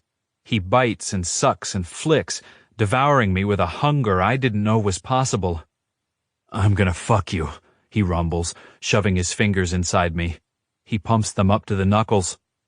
I arch up off the bed. He finds my G-spot, and that quickly, I'm orgasming. He hardly waits for me to finish. "I can't stop now. I'm going to fuck you all night, baby. You won't be able to walk straight tomorrow." I don't offer any protest. Yeah, I'm a little daunted by that promise, but my desire, my excitement greatly outweighs any fear. "Fuck me," I challenge. He lifts his head and stares me down with those beautiful golden eyes. "I won't be gentle." It's a warning I didn't need. He's already half animal, his voice deep and rough, the fervor behind his touch seeming more instinctive than meditated. "Fuck me," I repeat. He flips me over onto my belly and grips my hair again, tugging my head up and causing me to arch backward. "I'm gonna fuck you from behind, because I love this ass of yours." Sadly, he doesn't stop to slap it. But then I forget that fleeting disappointment because he puts on a condom and shoves into me. I don't know how his cock is already hard again, but it is. The simultaneous sting of my scalp and deep pleasure of being filled by him bring me to a heightened sensitivity. I moan for more. Jared rides me, using my hair for leverage until he grows tired of the position and releases my wet locks. He twists my hips to the side, lifting one knee to fuck deeper, harder, holding me by my nape and thigh to thrust deeper. It's all a blur of sensation, of pleasure. I have no control of the situation, so I surrender, allow him to use my body however he chooses. And he definitely keeps choosing. He pushes me to my back and falls on my breasts like a starved man while he continues to pound me with his cock. Then I'm on my hands and knees, his fingers digging into my hips as he slaps his balls against my clit. He reaches around and rubs that magic place, and I come again, bucking against him. He pulls my torso up against his chest and squeezes my breasts roughly, biting my neck. Then we're off the bed. He bends my torso down on the mattress. Spread your legs wide. Wide is easy for a dancer. I take the widest second position in releve, which is the fancy French way of saying on the balls of my feet, and arch my ass back at him. He snarls his appreciation, spanking me in a swift flurry of slaps. He spanks my ass, the backs of my thighs, my pussy. Even the inner thighs receive his delicious brand of torture. If you weren't so goddamn wet, I could hold back, he growls. But how can I when you love taking it as much as I love giving? More is all I can choke. I can't restrain myself enough to take your ass gently. But you want that, don't you? I guess I do. It's intense, so intense, but the pleasure is out of this world. He slaps between my legs. I'll have to spank this pussy until you come. Do you think you can come again just from having your pussy slapped? He shoves a digit in my channel, then pulls it out and circles my anus with it. I don't know, I gasp. I think you can, baby. You're going to do it for me. He spanks me faster, only between the legs, still massaging around my anus. He spanks much lighter there than when he slaps my ass, but now he applies a little more force. Ow, I whimper. He doesn't stop, just keeps on with the steady, firm smacks. You're going to come, and then I'm going to fuck your sore little pussy until I come again. And that will teach you to tempt a wolf this close to the full moon. His words make me come. Just hearing about his wolf thrills me beyond belief. My pussy clenches and squeezes on nothing, and I don't care how sore he's made my core, I definitely want him in me again. He lifts me onto my knees on the bed, pushing my torso flat against the mattress. He spanks me again, but I'm not registering anything as pain anymore. It's all pleasure. It's all hot, tingly, fabulous contact. He peppers the back of my legs and my ass with sharp slaps, punishes my inner thighs again.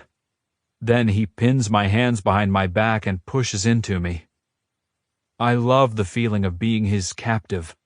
He pulls my elbows to ram in deeper, punishes me with his thick cock.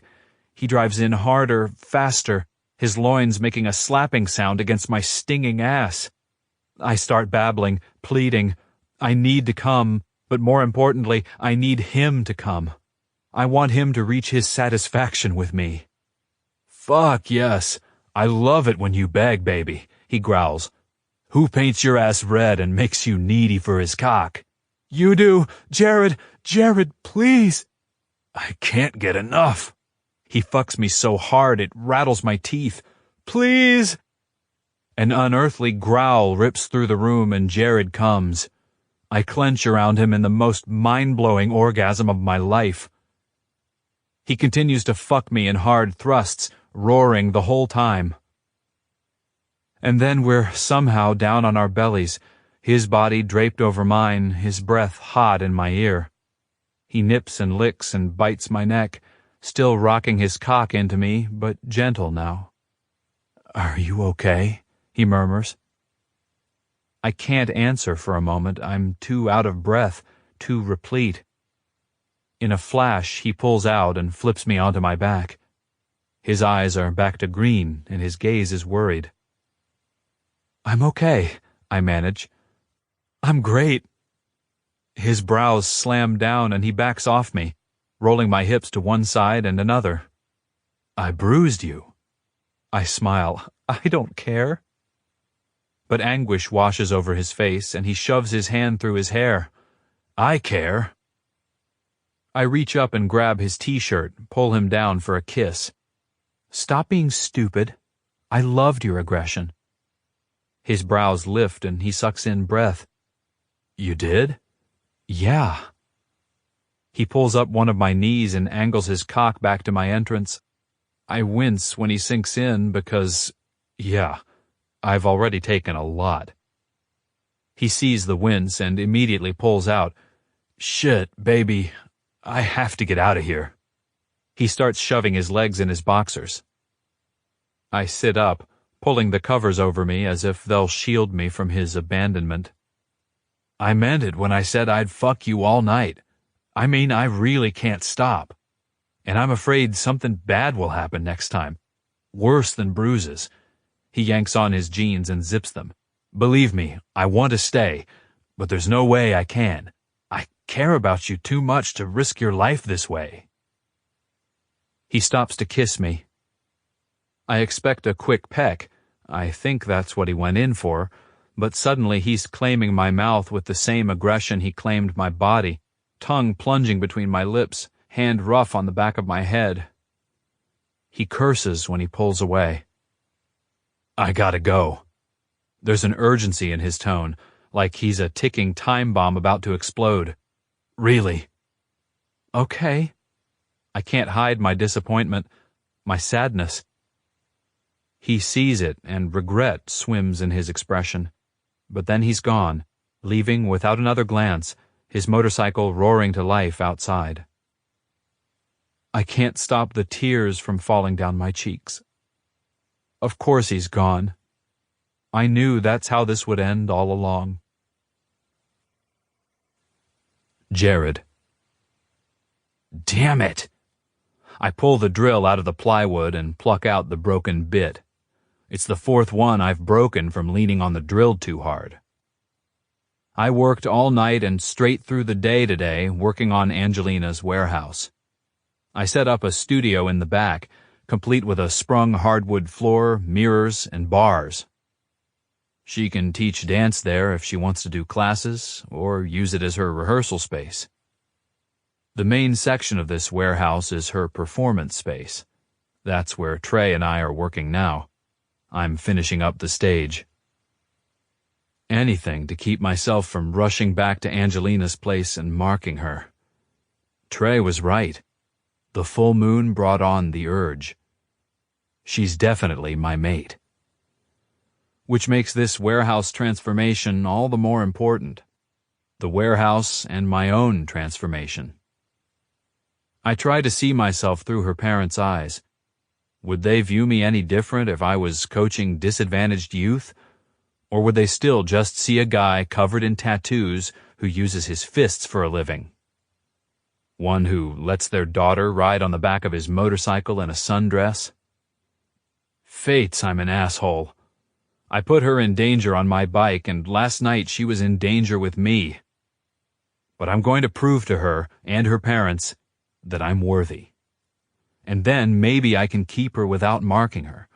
I could just disappear during the full moon, keep my distance for her safety. The moon is full in 2 days. Parker scheduled the first fight for tomorrow night, which gives the wolf participants, my pack, an advantage. If we're fighting other kinds of shifters, that is. Hey Jared, like this? Trey's up on a ladder hanging the rigging for the aerial dance Angelina envisions. Yeah, looks good. Hang 3 of them like that. Next, I'm going to build wooden flats, like room dividers on locking wheels, so she can move them around to create the space any way she wants it. I ordered a ton of black stage curtains, too, which can also be set up on movable tracks. I don't know anything about art, but as I shape what Angelina sketched, I grow more and more excited. She really has an incredible vision here. So you just gonna keep working in here until you collapse? Trey asks when he comes down from the ladder. Have you even eaten anything since yesterday? Nah, I'm not hungry. You're trying to stay busy to keep from marking her. Is that what this is about? I wipe the sawdust off my hands. Yeah. If you figured out she's your mate, why aren't you over there figuring out how to claim her without too much damage? I pick up another board and put it in place. Trey holds it for me while I drill a screw through.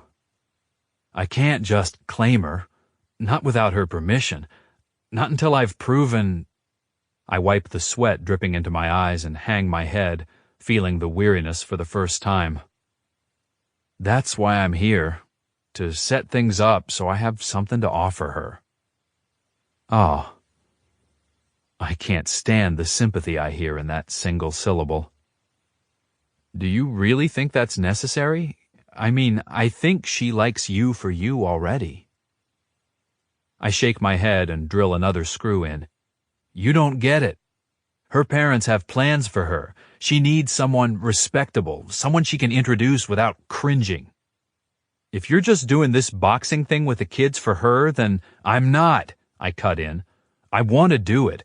It's the one thing I know how to do, right?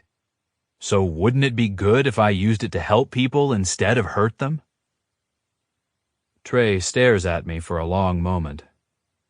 Yeah, but only if that's what you want, not if you're doing it to impress a girl. I'm not. I'm actually certain of this.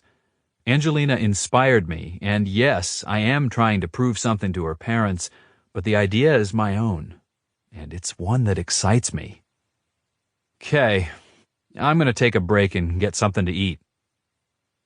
He waits a beat to see if I'll offer to quit too, but I don't. See you later. Yep, later. I'm relieved when he's gone, even though I appreciated his help. For some reason, this journey feels personal, something I have to do on my own. I pull out my phone and text Angelina. I texted her last night once my head was clear to apologize for running out on her. Her only answer was thank you, which pretty much ripped my chest open. That means I hurt her when I left, and she hasn't forgiven me. I texted again this morning to say I still needed to stay away, but I hoped she had a great day. She just sent back a heart emoji. That's it. So I hope this text will show her I'm really thinking about her. I want to show you my warehouse space. It might give you ideas for your show. I'm working on it today, but can you come by tomorrow afternoon? 874 South Rindal. She responds immediately. I have rehearsal, but I'll come afterward. I smile like a fool at my phone. Great. Can't wait. Me neither. And just like that, I'm transformed from haunted to happy. This plan is good. It's going to work. Angelina. Oh, for fuck's sake. It figures that the first time Jared wants to see me this week is the evening my parents decide to drop by and take me to dinner. I'm sitting at the downtown restaurant, eating my salad without dressing, my stomach in a knot. Everything about this feels wrong. I should be over at the warehouse with Jared. I texted him but haven't received a response. When I tried to call, it went straight to voicemail, like his phone was off or the battery dead or something. Halfway through the meal, the cause of my anxiety finally clicks. What can I say? I'm most blind when it comes to family dynamics. I'm betraying Jared again, choosing my parents over him, showing him that he's less important than they are. Me shutting him out for dinner was the first rift between us. The full moon is a far more minor one, and one I can understand. One that's actually quite flattering when I think about it. I set down my fork and clear my throat. So, I'm dating someone. Okay, that doesn't ease the tension in my midriff, it only makes it tighter, but I'm not going to stop now. I'm tired of hiding who I really am from the people who raised me, who ought to know me best. My dad shows no expression at all. My mom raises her eyebrows. Somehow I sense judgment from them even though I haven't even told them who I'm dating. Or maybe I'm just imagining it all, projecting my fears onto the situation. That must be it. His name is Jared. He works at the club where I dance. There. The scorn I expected is on both their faces. Doing what? My dad asks. He's a bouncer. I fight the urge to explain more. Why does Jared's job require justification? It's a perfectly decent, legitimate job. No, it doesn't require a college degree, but who cares? My dad rolls his eyes. Well, everyone needs a little fling, my mom trills. I lift my chin. No, I really like him, and... My mouth goes dry. I'd like you to meet him. Oh, God, did I really say it? Yes, I did. And there's no going back. Well, I don't think that's necessary. My mom's already decided he's not worth meeting. Fuck her. Yes, I want you to meet him, after dinner. We'll drop by his warehouse. This catches my dad's attention. Real estate is something he's always interested in. He has a warehouse? I shrug. I guess so. You know, the owner of Eclipse owns half the real estate downtown. I wouldn't be surprised if Jared's invested as well. He always seems to have plenty of money. My dad exchanges a skeptical look with my mom. I shove my half-finished salad away from me and signal to the waiter. We're ready for our check. It's funny how such a tiny act of independence feels like rebellion. We all have roles. Mine is to be the dutiful daughter. I don't call for the check because I never pay. That's my dad's role. Well, I have my payout from Saturday night dancing. I pull out the bills and toss them on the table. Dinner's on me. My parents gape at me. Yep, things are changing. Get used to it. I get in my parents' car and plug the address Jared gave me into my phone. My dad acts impatient and put out the whole time, but he drives there anyway. The parking lot of the row of warehouses is packed with cars and motorcycles. I double-check the address, but it's the right one. At least, the address he gave me is one side of the warehouse. It's the other side that's drawing the crowd. A garage door stands open and bodies throng around the open entrance. I knock on the door of the address he gave me, but no one answers. People are staring at us like we're wearing neon "You Don't Belong" signs. And I guess we don't, because the crowd appears tough. Very tough. Are all these guys shifters?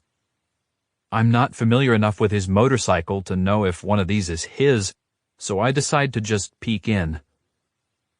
Two burly men move to block me. I'm just here to see Jared. Do you know if he's around? One of the guys leans forward and takes a deep whiff of me. Angelina, my dad says sharply. The guy who sniffed me throws an arm out between me and my parents.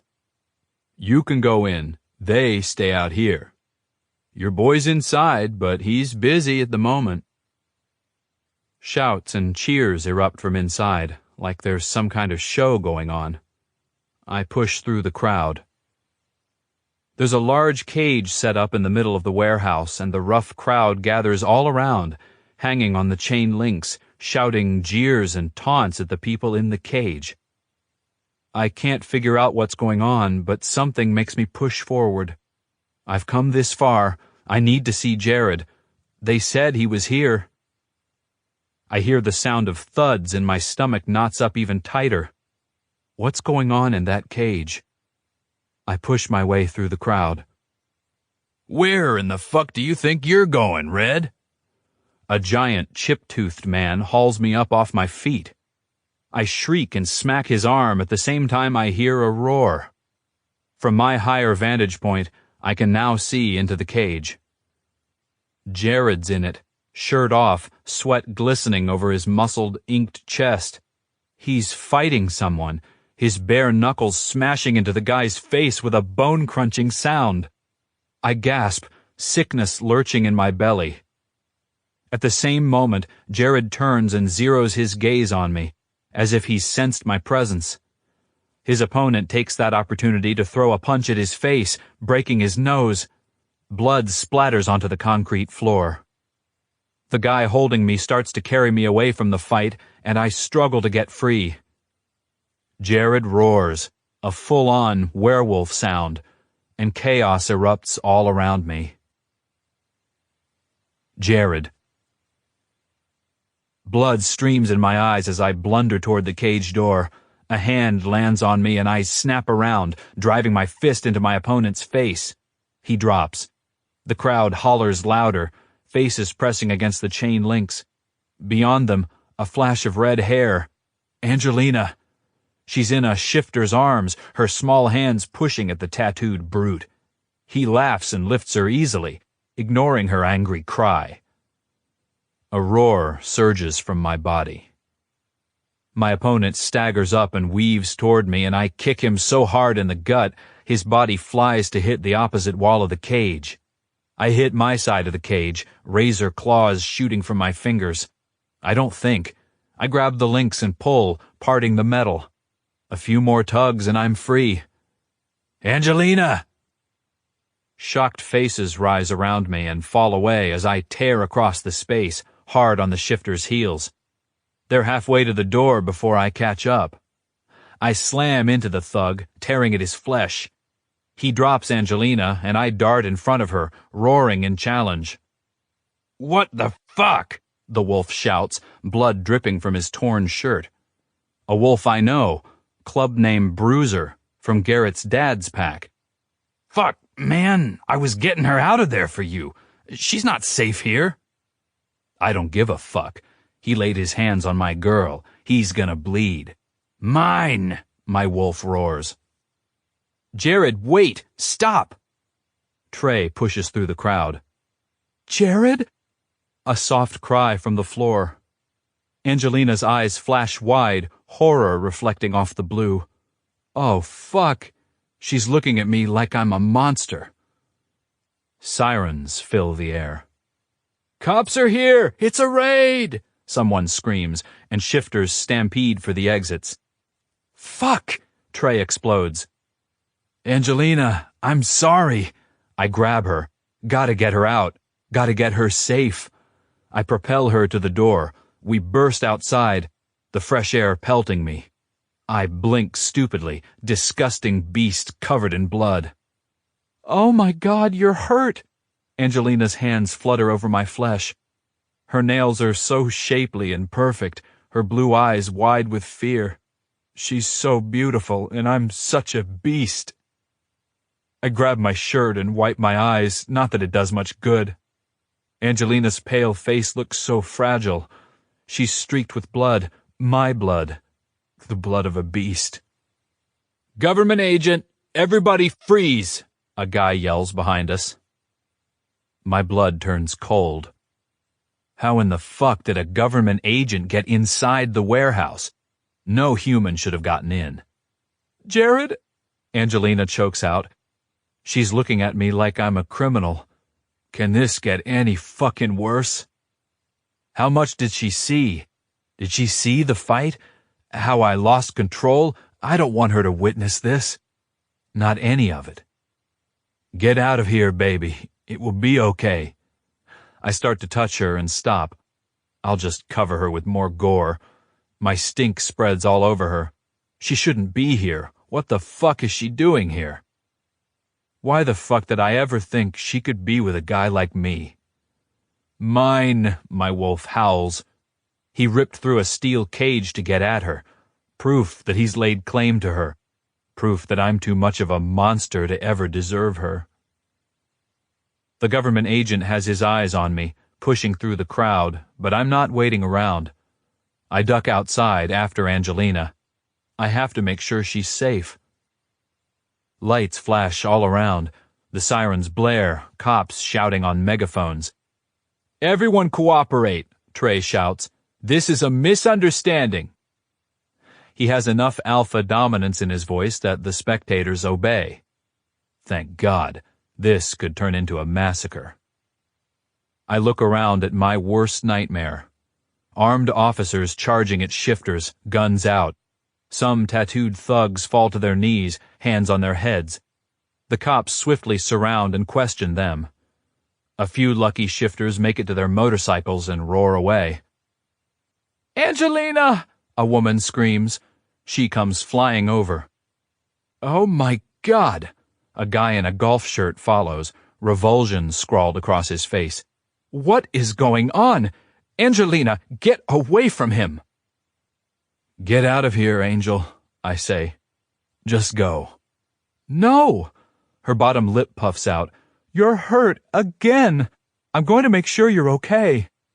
"The cops are here. Angelina, don't be a fool." The man lays his hands on her and I grab the front of his collared shirt. "Don't fucking touch her." My wolf is off his leash. My eyes must be glowing like kryptonite right now. Golf shirt guy's face goes white. "Jared, stop!" Angelina stops. "Let him go. Dad, it's okay, just—" "Dad?" I reel, taking in the older couple. Sure enough, the woman is petite and lovely like her daughter, and there are glints of red in golf shirt guy's hair. Fuck. My girl brought her parents to meet me right in the middle of a police raid on my cage fight. I remove my hands from the guy so fast he staggers. His wife catches him. She's crying, mascara running down her face. "Angelina," I start when an officer runs up shouting. "That's the one," the government agent yells. "Get on the ground! Get on the ground!" The cop waves his gun. I see red again. If he's not careful, he'll shoot Angelina. "All right," I shout, stepping between her and the crazy cop, hands on my head for good measure. "Calm down, we're cooperating." "Get on the ground!" he screams again. I fall to my knees. He grabs me and I let him slam me into the pavement. "Stop!" Angelina cries.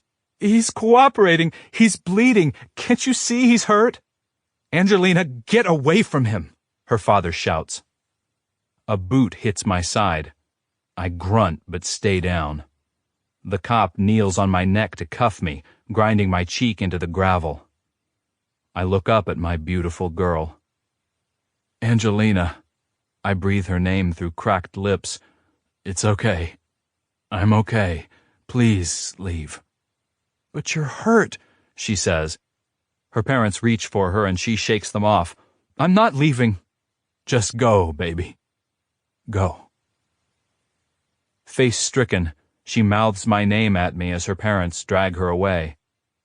Peering past the cop's boots, I watch her climb into a gleaming Mercedes. A howl tears from a chasm deep within me as the car squeals out of the lot, carrying my mate away. Agent Dune. "So was this guy taking bets?" the local cop asks him dubiously. When the police showed up at the warehouse, he had no choice but to flash a badge and take claim of the scene. He sure as hell didn't want them in there fucking everything up. He still hadn't found out who the fuck placed the 911 call they were responding to, although his money was on the redhead's dad. And the redhead seemed to be linked to this guy, the one he wanted to question. He'd purposely allowed the rest of the major players to escape.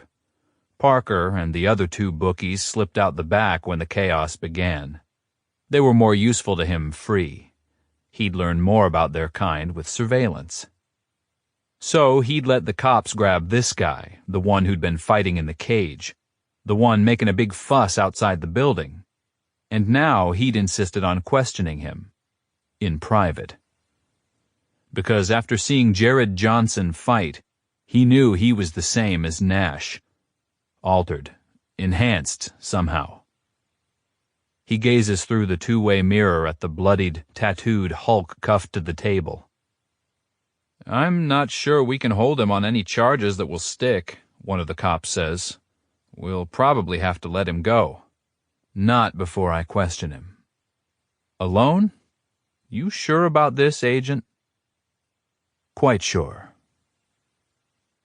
Dune shrugs out of his jacket, folding it and laying it over a chair. He's a big man, not as big as the fighter waiting to be questioned, but powerfully built and ripped in a way that shows an obsession with strength training beyond the basic fitness requirements. "It's your show," one of the cops murmurs. "Remember that," he warns. Checking his gun, Agent Dune saunters in. Jared watches him, alert, wary. Not guilty like a criminal. No, he behaves more like an agent would. Ready for trouble from any side. Suspicious. He's much more than a dumb guy with big muscles. He's a warrior. Like Dune. He took a seat across from Jared and fixed him with a steady gaze. Jared stared back. He didn't get nervous the way most guys do under questioning, and Dune had questioned a lot of guys. He knew and used torture methods taught to him by the government meant to make any guy talk. He didn't plan to use many of them today, not in a local police station with cameras everywhere. But if the cops had to fuck with his investigation, he sure as hell was going to question this guy. "I saw you fight," Dune says at last. Jared doesn't answer, doesn't look away. "Saw you tear open a steel cage with your bare hands." He still doesn't answer. What kind of man has that kind of strength? Jared purses his lips, but still doesn't answer. Someone who's not just a man. Someone who's been enhanced. That's what I think. Jared shakes his head. "I don't know what you're talking about. You know anything about 2 labs being blown up in Southern California?" A momentary tick before he hides it. Yes, he knows something. Dune's instincts weren't off. "What do you know?" Jared shakes his head. "Have no idea." Dune slams his fist down on the table. "Bullshit!" Jared doesn't jump. He doesn't even stiffen, which tells Dune the guy isn't the slightest bit threatened by him. Because he wouldn't be if he'd been altered by Data X, would he? "What did they do to you? In that lab, did they make you into a monster?" A slight wrinkle appears on Jared's forehead before it smooths out, which means something in Dune's questioning is off. So the guy didn't come from those labs. He must have come from another one. He lunges for Jared, gripping his hair and yanking his head back. "I know you have superhuman strength." He hopes to piss the guy off enough to see him change the way he'd seen Nash change. He slams Jared's head down on the desk and yanks it back up. His nose re-breaks and blood streams out, but Jared squeezes his eyes shut so he can't tell if they changed color. "Open your goddamn eyes," he growls. "Fuck off." He pushes his thumb into the other man's eye and prods a lid open. The iris seems to be yellow, but the other man draws his head back for a headbutt, and Dune has to dodge it, so he's not sure. Then the man stands, pulling the chain on his handcuffs taut. "You don't know what I am, do you?" There's an odd triumph in the other man's face that makes the back of his neck prickle with warning. "You don't know what you are," he says in a low voice, the corners of his mouth curving. The door bursts open and a small blonde in a suit and heels stomps in, flanked by 2 cops. The cops seem oddly protective of her, even though if she's an attorney, and he'd bet she is, she can't be on their side. "Step away from my client, Agent Dune." Her voice is ice cold. "Did you break his nose?" "He came in with a broken nose." The pretty attorney shakes her head. "That looks like a fresh break to me." So Blondie must know what he is, or she wouldn't know how fast the guy heals. Good to know. "You have no right to hold my client here. No charges have been filed, and he hasn't broken any laws. I demand he be released immediately." Dune shrugs, even though he was just getting somewhere with Jared Johnson. Making ripples with the locals would only cause more hassle. Better to cut him loose and set up surveillance. Later, in a moment of total honesty, he'd admit to himself he was unnerved by what the man had said. How had he known? Angelina. Shock careens through me as we drive away from the warehouse. Both my parents are yelling at me at once, but I have no idea what they're saying. What in the hell just happened? Jared was fighting in a cage? My dad drives straight to my parents' house. I think there was some discussion about taking me there instead of home, but I can't remember. I was too busy replaying the surreal scenes back at the warehouse. Why did they take Jared away in cuffs? Did he do something wrong? He's not a criminal. He can't be. Can he? I realize I don't know enough about Jared and how he gets his money. How does he have enough to rent that huge warehouse on a bouncer's income? Does he have some other, less legal source of funds? But I quickly reject the idea. No, not Jared. He's too honorable. Go and take a shower, my mother orders as soon as we're inside. You're disgusting. I look down at my clothes, but there's nothing on me. Oh, wait. One splatter of blood. I do as she orders, only because I can't really think for myself at this moment, and a shower might help. Unfortunately, it's the worst choice ever, because all I can think about is that incredible shower with Jared. The one where he worshipped my body and made me feel like a goddess. The one where he gave me something significant. Something I don't think he shared with anyone else. Or is that just my fantasy thought? I don't really know what's real and what's not anymore. Werewolves, vampires, fighting in a cave. It all seems so impossible. I step out of the shower and dry off. In my childhood bedroom, I throw on an old pair of sweats and tank top and fall into my bed. Being here, in my old room, makes me feel so small. Was it just yesterday I felt like anything was possible? Now I'm suffocating under my parents' roof like a teenager. I don't know how long I'll lie there. An hour or two. And then I hear the sound of her motorcycle. I go to the balcony off my bedroom and throw open the door. Jared! He's off the bike and running toward the balcony in a flash. Angelina! Are you alright? Were you hurt at all? My chest tightens. He just got a boot in the ribs and taken away to the police station in handcuffs, and he's asking if I'm alright? I lean over the rail, trying to get a closer look at him. His shirt's covered in blood, but he appears fine. Well, of course he does. I've seen firsthand how fast he's healed. Are you alright? What happened with the police, Jared? He shakes his head. It was just a misunderstanding. Everything's fine. The new charge is filed. I swallow. What was that fight? My throat is tight and pressure builds behind my eyes. Regret washes over Jared's expression. Let me come up there, David. I need to see you up close, not face to face. I give a wobbly nod and start to head for the door to let him in, but he's already scaling the wainscot, then spider-walking sideways along the top of a downstairs window casing against the balcony. And that's when all hell breaks loose.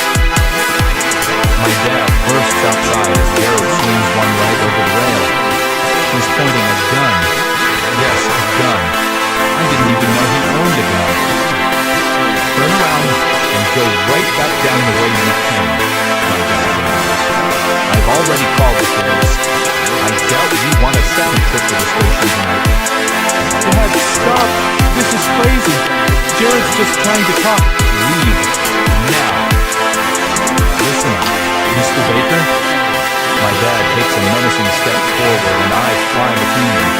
This is crazy! Dad, you need to leave! Mr. Baker, The hell I'm going to leave, my dad roars.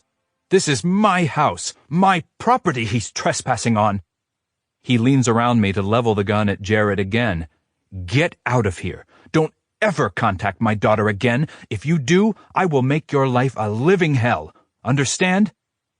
That's enough, I shout, turning to face my dad head on. You don't get to make those decisions for me. The hell I don't. My daughter will not run around with a member of a motorcycle gang who gets in fights for the fun of it. You are so far beneath her, it's laughable. Go back to the rock you crawled out from. Something in Jared changes. Like an icy wind blew through and froze him solid. Dad! I shriek and literally put my hands on his chest and shove. Get out! Actually, move out of my way. I'm leaving with Jared. No. Jared's voice is hollow. No. Stay, Angelina. I'll go. He drops to hang from the balcony, then lets go and falls softly to his feet on the grass below. No! I fight past my dad and dash for the stairs. I fly outside in my bare feet just as Jared's starting up his motorcycle. Wait! I yell. He turns his head in my direction but doesn't look at me. His focus is 1,000,000 miles away. He's receded into a shell of his normal self. Jared, wait. I'm really sorry about that. I don't know why my dad's acting so crazy. It's just been a weird night. No, he cuts me off. Your dad is right. This isn't going to work. He revs the gas and shifts the motorcycle into gear. Wait! I grab his forearm. If I could just get him to look at me, to come back to me. But he's gone.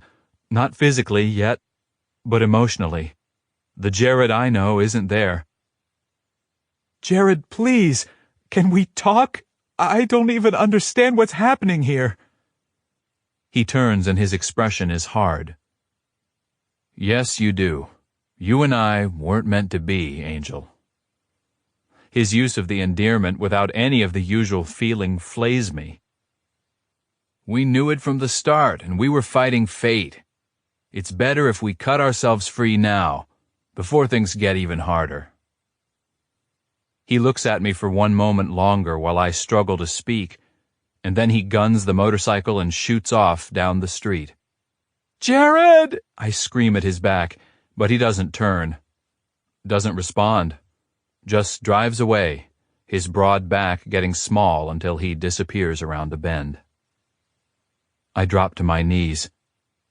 No. Angelina? Angelina, come in! My mom's scandalized voice reaches me, but I don't move. What's the matter with you? Get up, honey. This is ridiculous. She hauls on my arm until I blink away the tears enough to stand up and get myself inside. Back to my stupid, frilly bedroom, where I collapse on the bed and cry myself to sleep. Chapter 12. Jared. I'm the hollow man. What was that stupid T.S. Eliot poem they made us read in high school? I can't believe I remember it. I seriously can't. I remember very little from high school, but for some reason that poem is what surfaces now. Because I'm a lovesick fool, I look it up on my phone. This is the way the world ends, not with a bang, but a whimper. Yeah, that pretty much sums it up. No wonder that poem surfaced. It's the same depressing bullshit I'm feeling right now. It's been 5 days since I drove away from Angelina's parents' house. 5 sleepless nights. 120 hours logged in the warehouse, making everything goddamn perfect for Angelina. Is it ironic that I still need to help her even though she won't remember me? Won't know why I'm doing it? That I loved, love, present tense, her? Because Garrett sent the order to have her wiped. He was patient at first, gave me a few days to make certain I wasn't going to change my mind. I refused to talk about what happened between us with any of them, even Trey. All I said was that it was for the best. This is the way things have to be. Angelina's dad was right. I have nothing to offer their beautiful rising star. I would only drag her down. A nightclub bouncer who uses his fists more than his brains, I'm nothing compared to her. So yesterday, Garrett came over to the warehouse and picked up a paint roller and a can of paint and helped me paint the entire set black. Then he told me it had to be done and asked how I wanted it taken care of. Trey was there and offered to take care of it, which was a relief. Because he's the only guy I trust, and there's no way I can handle that shit. I guess I'm a fucking coward. I didn't ask when it was going to go down. I really don't want to know. So long as it's done by the next time I see her. Because I only want to see happiness on that girl's face. If I see any more pain, I'm going to tear the roof off this fucking row of warehouses. I still don't know how I'll present the warehouse to her. Maybe just chat her up at the club and mention I stumbled on a great performance space and I think she should check it out. And that thought feels about as good as getting hit by a train. Or a car. No, I'd get hit by Angelina's car again in a heartbeat. I'd groundhog that day over and over again because it was the night I finally got to kiss her, to touch her, to make her scream in pleasure. She's still my mate, even if I can't have her. I will watch over her and protect her until the day I die, even if it means watching her take some human asshole for a husband. I'll be goddamn happy for her as long as she's happy. And I'll do whatever I can to make sure her dreams are fulfilled. Even if that means sacrificing my own chance at happiness, my own future with a mate and pups. I don't care. As long as Angelina doesn't get hurt. Angelina. I drive home from rehearsal and park my car in front of my place. I don't know how I've managed to get up in the morning, to get myself to school. I'm like the walking dead. I can't eat, don't sleep. I pick up my phone and stare at it, hoping to see something from Jared, but it never comes. I tried him a few times at first. I apologized for my dad's behavior, told him I didn't feel the same way and I really needed to see him. But he didn't text back. So I guess I know where I stand with him. We're done.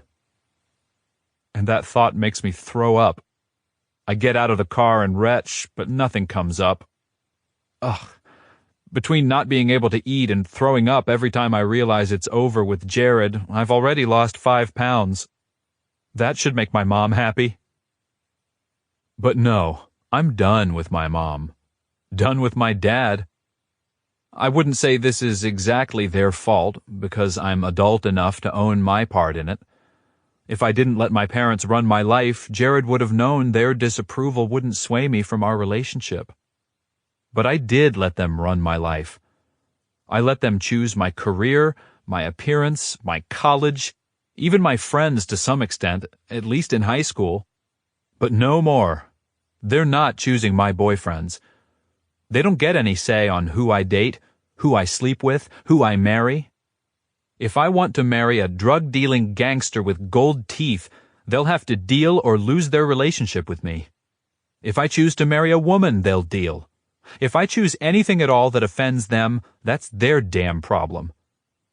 And I'm not going there for Sunday dinners anymore either.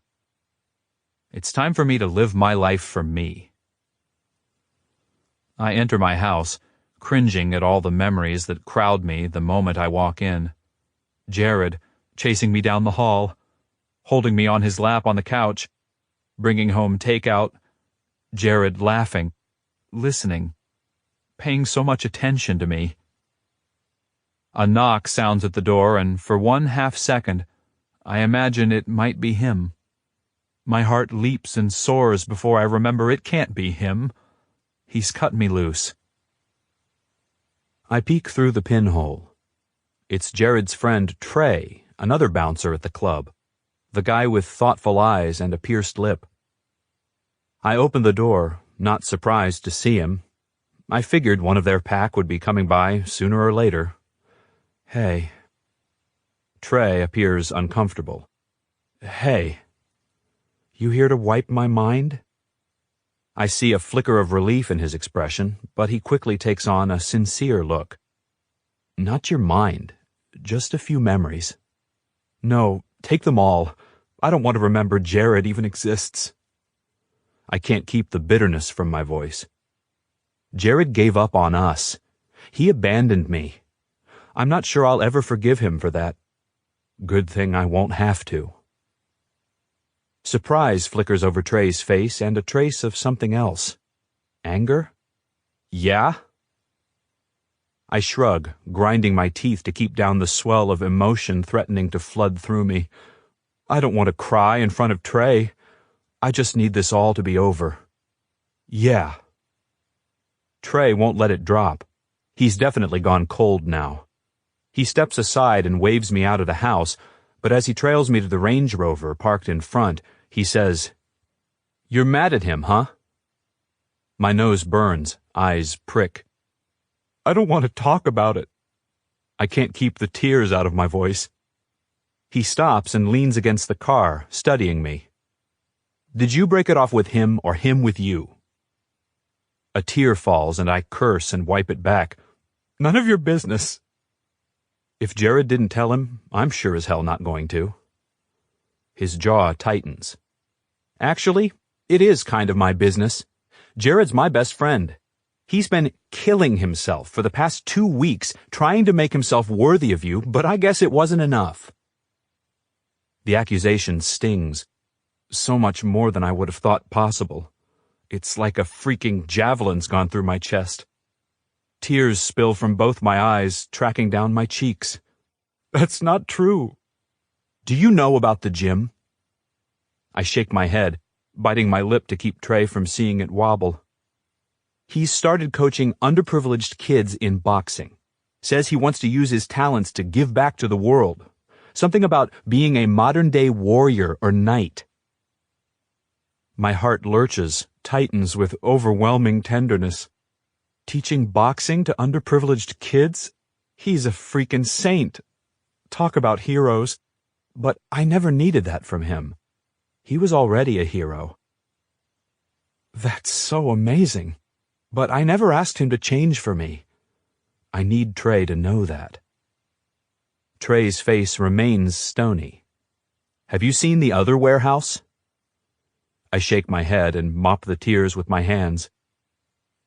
He opens the door for me. Get in. I'm going to show you first. You ought to know what you're giving up before you wipe him out of your existence. My temper flares. I'm not wiping him. I poke his chest with my finger, even though I know he could crush me with a flick of his hand. He's the one who gave up on us. I guess I didn't mean as much to him as he meant to me.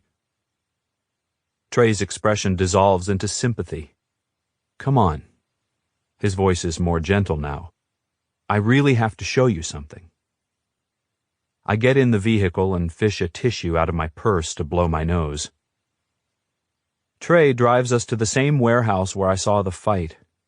Sure enough, in the daylight, I can see a freshly painted sign on the warehouse on one end. Boxing gym.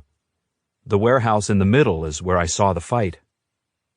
But Trey leads me to the warehouse on the other end. He unlocks the door and I step into... a dance studio? It is.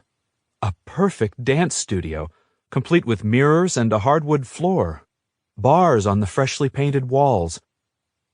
What is this? I whisper. Trey doesn't answer. He just beckons me through the door at the end, which leads to another space. My mouth drops. Fresh tears blur my vision. It's my performance space. Exactly the way I sketched it. No, better. The stage is up against one wall, and ropes and silks hang from the ceiling for aerial dance. An entire row of black movable flats are lined up against another wall, waiting to shape the space into smaller quadrants. Someone comes in the door at the other end and freezes. Oh, God. It's Jared. He looks terrible, haggard and pale. Just seeing him makes a fresh gash across my chest. Angelina? He clears his throat, looks at Trey quizzically. He doesn't know whether I've already been wiped. That he would let that happen to me comes as a fresh betrayal, and I march right over to him and slap his face, just like I did the first time he tried to wipe me. Angelina, how dare you give up on us, you asshole! You care about me. You did all this. I throw my arms wide and take another sweep of the incredible space. For me. But then you're just going to send me off with your buddy to forget about you? How could you? I loved you, Jared. I love you. Even if you wiped my mind 1,000 times, I'll still love you. My heart knows who it belongs to. So if you're so fucking stupid you want to give up just because my parents are close-minded assholes, then you're not the hero I thought you were. I splutter off because truly, even as angry as I am, I'm incapable of insulting him. Nothing fits. He's my everything. And then I see something that makes my world spin and dumps me on my head. Jared's blinking back tears.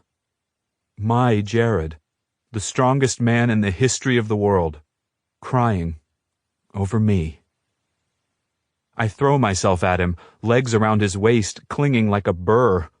Please don't let me go, I plead, my face wet against his neck.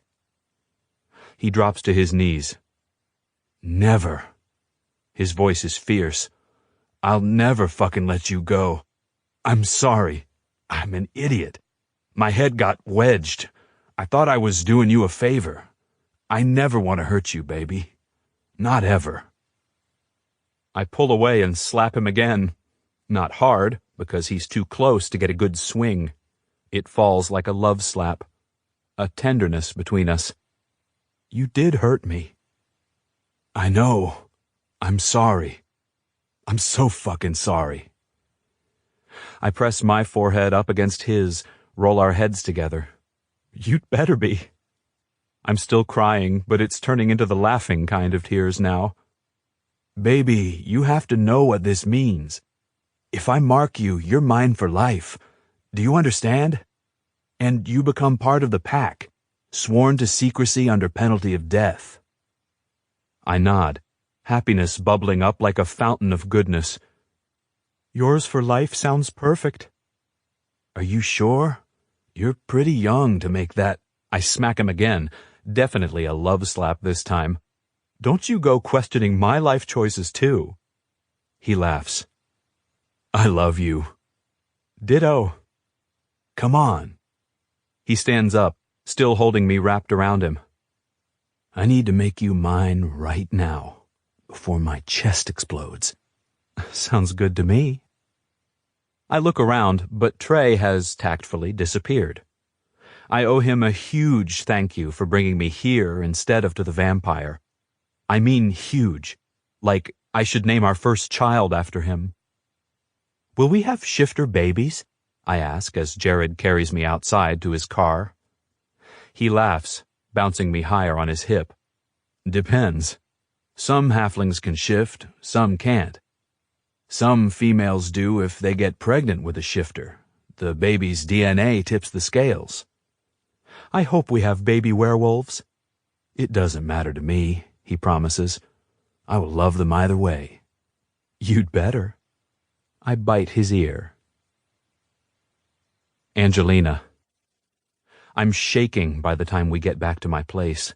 Not out of fear, out of desire, excitement. Jared's going to mark me. I don't even care if it hurts. He peels off his shirt the second he walks in my door, then kicks off his boots. I shriek when he throws me over his shoulder and carries me down the hall to my bedroom. He eases me to my feet and pulls my shirt over my head. All your clothes off, now. He uses a bossy tone that's new. I've heard commanding with a teasing flavor, but never this. Now his deep rumble carries dark promise. Shivers thrill through me as I strip off my clothes and stand naked before him. His eyes change to yellow. Beautiful, beautiful wolf. Slowly, he unbuckles his belt, keeping his gaze locked on me. A hint of fear surfaces, but it only increases my arousal. Is he going to whip me like he promised he'd do if I ever made him jealous? Oh, God, I hope so. He pulls his belt from the loops and doubles it, slapping it lightly into his palm. I jump a little. Go get me your tights. 4 pair. 4 pair of tights? What could... Oh. I'm pretty sure I know what he's going to do with them, and the flutters of excitement launch. I fumble with my dresser drawer and pull out a bunch of tights. He takes them and lifts his chin toward the bed. On your tummy. Spread eagle. Oh, God, yes. I scramble up on the bed and spread my arms and legs wide. Using the tights, he ties my wrists to the headboard, my ankles to the footboard. Then he shoves a pillow up under my hips to raise my ass. All this time he hasn't touched me, and my every nerve is on edge, my senses heightened. I'm dying for his touch, desperate for it. Jared? There. He strokes between my legs. A shiver races up and down my spine. You're awful wet for a little girl who's about to get spanked. My pussy clenches. Yes, please. I need to spank you. Do you know why, sweet angel? Why? My voice wobbles. To get your ass all warm and ready for your marking. I lift my head, slightly confused. You're going to mark my ass? Yep. I've spent many hours trying to figure out where and how to mark a human. I can't hit a vein, and I don't want to leave a scar others would see. And I know how much skin you show when you perform. That doesn't leave me many options. It came down to breasts or ass. You know I'm an ass man. I love this juicy ass. He squeezes my cheek roughly, and I roll my hips. So I'm going to warm that perfect ass with my belt. Then I'm going to fuck you long and hard. You're going to wait to orgasm until I give you permission, understand? Yes, Daddy. He growls his approval. If it's too much, baby, just say stop. I'll never take you somewhere you don't want to go, okay? I wiggle my butt. Stop talking and start spanking. Mouthy. He winds the buckle end of the belt around his fist until the length shortens to about 1.5 feet. Just for that, I'm going to whip your pussy, too. I shriek and try to move my legs together, but I can't. He's tied them wide open. I pull and tug on all my bonds, loving feeling captured by him, at his disposal. He slaps my ass lightly with the leather, more like a kiss than a real stroke. He continues, his strokes gradually getting harder, delivering a sting that makes me clench my cheeks and jump. It's still not pain, just delicious sensation. He starts to pick up speed, slapping the underside of my buttocks, the backs of my legs. I hump the pillow, growing frenzied with need. This ass belongs to me now, he says. I hope you understand that. I'm the guy who gets to spank it. Fuck it. Spank it again. I'm the guy who's going to punish you night after night just for having an ass this juicy. I moan. I'm the only guy who's going to make you scream, who gets the pleasure of watching you reach orgasm, over and over again, if I decide. I rub my bare breasts over the bedspread, grind my clit down into the pillow. I need relief. Now. Please, Jared, I whimper. Not until I say, baby. The warning is firm, and I love when he plays stern with me. He stops to shuck his jeans and boxers. I'm certain he's going to claim me now, but instead he straddles my waist, facing my ass. He palms my cheeks roughly and spreads them wide. There's that tight little hole that makes me crazy. I'm not going to take you there tonight, baby, but you're going to get that ass fucked often. Every time I see those hips swaying, Those thighs that just beg me to part them and bury my tongue in your sweet spot. He rubs said sweet spot, and I buck beneath him. But I believe I promised you a pussy whippin'. Oh, I moan, not sure how I feel about a real pussy whipping with a belt. But of course Jared knows how to do it. He taps the flat of the leather between my legs, then swings lightly. It's delicious. More. Greedy girl. He whips me again and again.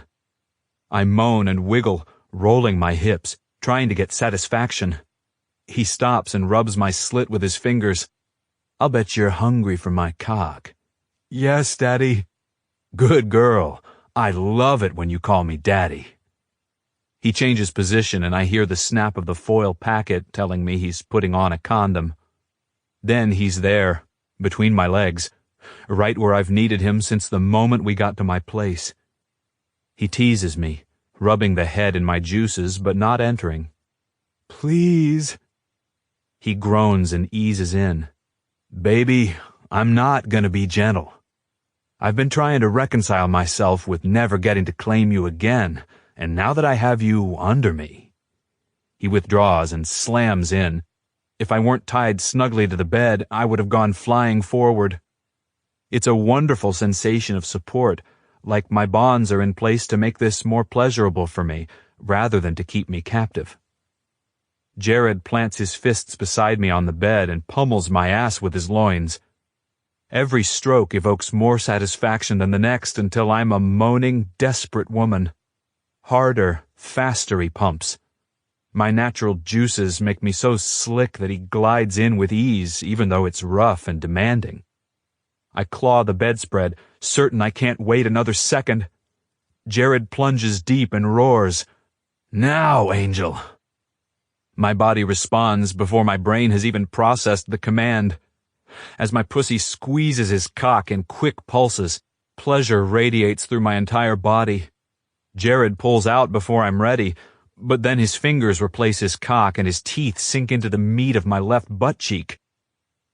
I bite the bedspread to keep from crying out. I won't lie, it stings. But the finger-fucking and my finishing orgasm gives it a sexual edge that makes it register as erotic titillation rather than pain. He unclamps his hold on me and eases off, licking the wounds. My pussy clenches around his fingers with the last of my orgasm. Jared kisses up my back to my neck. Are you okay, baby? Yes, totally. I don't want him to worry. Am I yours now? You're mine. There's a pride in his voice that makes my head swim with happy delirium. He works to untie the knots on my tights and free me, and then I'm cradled in his lap, a cool washcloth held against my wounds. His eyes are a clear green, the yellow completely gone, and his gaze is sharp and alert, traveling over my face, watching me. My head swims. It's not an unpleasant sensation, more like I had too much to drink. I feel a little funny, I confess. He strokes my cheek with the backs of his fingers. There's a coating on my teeth. The serum I embed in your skin, it drugs you a bit. It should wear off soon. His brow furrows. It's okay. I like it. But it makes me horny. Is it safe to have sex again? Jared. My girl needs my tongue between her legs all night long. By morning, the wounds are closed enough that I let her ride my dick with her on top, my hands on her hips to help. She can't get enough. Even after her third orgasm since waking up, she has the glazed eyes of a nympho. I would call Trey to ask if this is normal when a human gets claimed, but I figure this is a problem I can handle on my own. You know, it's a tough job, but one I'm willing to take on. It is my duty and all. Hell yeah.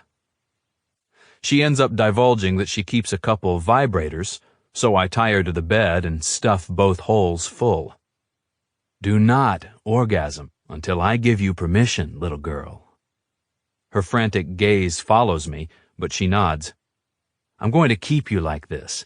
Let it build. Maybe if we wait, and your orgasm is strong enough, it will satisfy you for more than a minute. She whines and tugs at her bonds.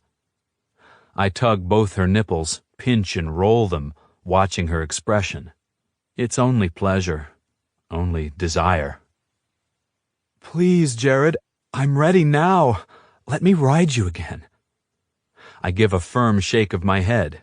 You can beg me, baby. I love it when you beg, but I'm not going to relent. You need this tension to build.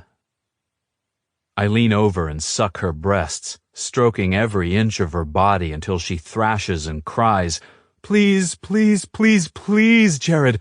I need you. I need you so much. I need you now. You have to let me. I need to come.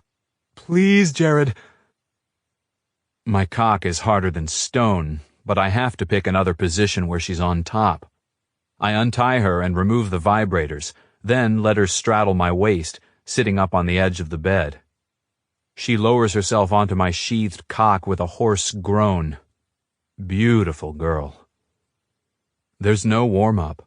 She pumps her hips like her life depends on it. That's it, Angel. Take what you need to take. May I? She croaks. Almost. I put a hand at her lower back and help her take me deeper on each in-stroke. My own orgasm is right at the surface too, my thighs flexing, balls tight.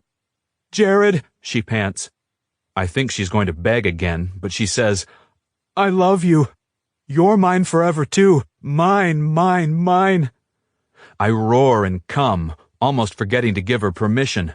Come, Angel, I shout, and she does, in a silent but cataclysmic release, her entire body shuddering with the explosion. Afterward, she falls into my arms, limp and trembling. And then she's asleep. My girl finally got enough and can rest. I settle her into her bed and curve my body protectively around her. Sleep, Angel, I murmur, kissing her hair. Chapter 13. Jared. I squeeze Angelina's hand as we walk up the drive to her parents' house for their cocktail party. Angelina didn't want to go at all. I think she wanted to punish her parents for not accepting me, but I insisted she go. She insisted on bringing me. I guess it's her fuck you to her parents. But I put on a button-down shirt and a pair of khakis and did my best to look respectable. Angelina's my girl. I'm going to have to figure out how to get along with her parents. Because I'm not going to have my girl go through her life with discomfort and tension over her choice of partners.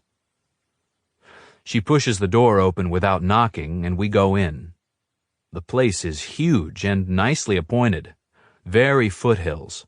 Pretty sure I can smell a pool out back. Angelina tugs me toward the kitchen where there's a bartender standing behind the breakfast counter, ready to serve. Beer? I ask doubtfully, not sure what to expect. Maybe they only drink champagne at these soirees. The bartender rattles off some choices, and I pick an India Pale Ale. Angelina. Her mom spots us. Angelina told her parents she was bringing me, so I don't see signs of shock, but her mom's face is tight. I step forward and hold out my hand. Jared Johnson.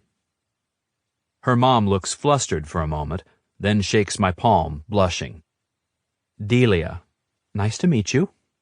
She turns to Angelina and says in a low voice, I think he just arrived. Angelina presses her lips together and steps into my side. I loop an arm around her protectively. I don't know who he is, or why it should make Angelina tense, but I'm sure as hell going to find out. The front door opens and Delia bolts for it. Her husband also jogs in that direction. A broad-shouldered man ushers a beautiful brunette in, and I have to turn away to keep from laughing. It seems the guest of honor is Jackson King, richest wolf in the country, good friend of the pack. Angelina looks up at me quizzically, and I lead her to the foyer. Her father has arrived and pumps Jackson's hand. It seems like he's purposely positioned himself to block me. I suppose he thinks I'm going to embarrass him. Maybe start a brawl. I can't really blame the guy. Jackson's mate Kylie peeks around the side of Delia. "Jared!" I grin and fold her in my arms, laughing my ass off as Angelina's parents stop their ass-kissing and stare. Jackson comes in next for a man-hug, complete with back thump. "Jackson and Kylie, this is my girl, Angelina Baker. Angel, remember the cabin I took you to on Mount Lemon? Jackson was the friend who was kind enough to let us use it." I ignore her parents' gapes, but Angelina doesn't. She shoots them a "did you hear that" look. Jackson's nostrils flare, and I know he's scenting me on Angelina, realizing I've marked her. "Well chosen," he murmurs to us both as he shakes Angelina's hand. Angelina beams, tucking herself up against my side. "Well, you two know each other?" Angelina's dad can't make sense of it. He stares from one of us to the next. "Sure." "How?" Leave it to him to come right out and ask. I hesitate, but Kylie says sweetly, "Jackson's part of Jared's fight club." I choke on my beer, and Angelina has to cover her grin. Even Jackson, who is the most stoic of wolves, has to clear his throat. "Yes." He's known for monosyllabic answers, so I figure the one word is the highest endorsement I'll get from him. Still, it's enough. Angelina's dad cocks his head. "No, not really." "Yes," Jackson, Kylie, and I answer in unison. "Speaking of which, we want to talk to you about the trouble you had over there. See if there's anything we can do to help," Kylie says meaningfully. She and Jackson are both infosecurity geniuses, but Kylie is probably the best hacker in the world. She's been helping to unravel the weird shit that our pack member Sam uncovered with Data X before he blew up their labs. I think she helped Parker, Declan, and Lori with new IDs. Garrett would have filled her and Jackson in on the shakedown I received from the mysterious government agent last week, but they probably want to hear it straight from me. I nod. "Sure. Thanks. I appreciate that." "Well, how about if I get you a drink and we can talk shop a bit?" Angelina's dad attempts. "Later," Jackson says. "I'm going to catch up with Jared first." Jackson's always blunt. He doesn't sugarcoat anything. It's hard to say if this is just him or if he's purposely dissing Angelina's dad, but I'm going with dissing because it makes me chuckle. Jackson lifts his chin in the direction of the door that leads to the patio. "I'll get your drinks," Angelina offers, making her mother beam with pride. A few minutes later, the four of us are settled on patio furniture looking over the pool. I launch right into it. The agent was a wolf, or at least part wolf. I couldn't figure out how he got into the warehouse until I smelled him. I don't know if he's another experiment subject like Parker's gang. He doesn't even seem to know about the shifter part, so I'm guessing he's never met his animal. He asked about the explosions, tried to hurt me to get my eyes to change color. Angelina stares at me with wide, concerned eyes, and I realize there's so much she still doesn't know. I reach for her and pull her onto my lap. "I'm sorry, you don't know about any of this yet, baby. There's a very long pack backstory that I'll fill you in on when we get home, okay? Just know most of it doesn't involve me." "Okay." She leans into me, the soft waves of her hair brushing my face, her vanilla scent going straight to my dick. I gotta get my girl alone soon. Enough business talk. I ran his information. Had to hack a lot of databases to get it. He's a ghost. There's hardly anything on him, Kylie reports. I can share with you what I have. I shrug. Yeah, he might be trouble. I don't think I'm a particular target except that I was the one who let his abilities show during the fight. If this was about breaking laws, they would have picked up Parker and the other bookies. Agreed, Jackson says. What does Garrett want to do? Nothing for now. He's not even shutting down the fights. If anything, he figures it could draw this guy out. And next time, we'll be the ones taking Dune somewhere for questioning. Jackson nods. And now for the important news. Kylie turns to Angelina, eyes sparkling. Congratulations on your new wolf mate. Angelina smiles. Thanks. I'm a cat, Jackson's a lone wolf. I take it this is your parents' place? Yes, she blushes. My parents have been trying to get a meeting with Jackson for ages, and they don't approve of Jared, so you just flipped everything on its head when you said Jackson was in his fight club. Kylie winks. I kind of figured it was something like that. I have instincts for these things. Thank you. Kylie's face softens. Of course. I'm happy for you both. Angelina's dad saunters over, so I seize the opportunity and stand up. We'll leave you to talk business, I say, and tug Angelina around the corner of the house. What are you doing? She giggles when I press her up against the adobe brick and run my hands up inside the skirt of her sundress. Claimin' you, I growl, right in your father's garden. I drag my palms up her firm thighs until I hit panty. She lifts her mouth to mine, yielding so beautifully, like she always does.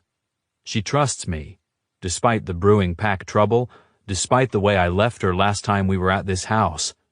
She loves me, needs me as much as I need and love her. I rub my knuckle over her clit and she gasps against my lips. Tell me you want me to fuck you right here, up against this wall. I slip a finger under the gusset of her panties and stroke her dewy slit. I want you to fuck me, she breathes. Where? Right here. Fuck. I can't resist. I chase a condom out of my pocket and unzip my pants, sheathing my member for her. She lifts one thigh and wraps it around my waist, taking my cock in her hand. When she guides it to her entrance, I shudder with anticipation, a flash of white-hot need zinging at the base of my spine. I sink slowly into her, and she wraps her other leg around my waist. I move my arms behind her back to protect her from banging against the brick because then I'm lost. I thrust mindlessly, my hard cock scything in and out of her sweet channel. She bounces over my dick, rising up and down in my arms. She's breathing in quick, desperate gasps. When she starts to cry out, I cover her mouth with my own, swallowing her screams. I need to come, I need to come, I need to come, she breathes against my ear when I release her lips. I want it to last forever, but for Angelina's sake I make it quick. A few more thrusts and fireworks go off. I shove deep and come. Now, baby, I growl. She comes silently, but judging by the squeezing of her thighs, her pussy around my cock, her arms tight around my neck, she came hard. We catch our breaths together, but I'm reluctant to put her down, to pull out. I love my new wolf mate, she croons, biting my ear. I'm so fucking proud to be your male, I tell her. You have no idea. She kisses my neck. I think I do. You've always treated me like a princess. Because that's what you deserve, baby. I lean my forehead against hers. I love you. I love you more. I have to stop and breathe because my chest feels too full. There's too much joy bouncing around, making my heart swell to an uncomfortable size. Epilogue. 6 months later. Jared. I'm in a suit. Yes, you heard that right. An actual fucking suit. I'm standing outside the warehouse like a goddamn maitre d'. Angelina is somewhere inside right now, flitting all over the place like a madwoman, answering the million questions being fired at her by company dancers and the pack members I hired to help make her debut run smoothly. She can invest in real theater tech staff in the future, once we've fine-tuned the production and know exactly what she needs.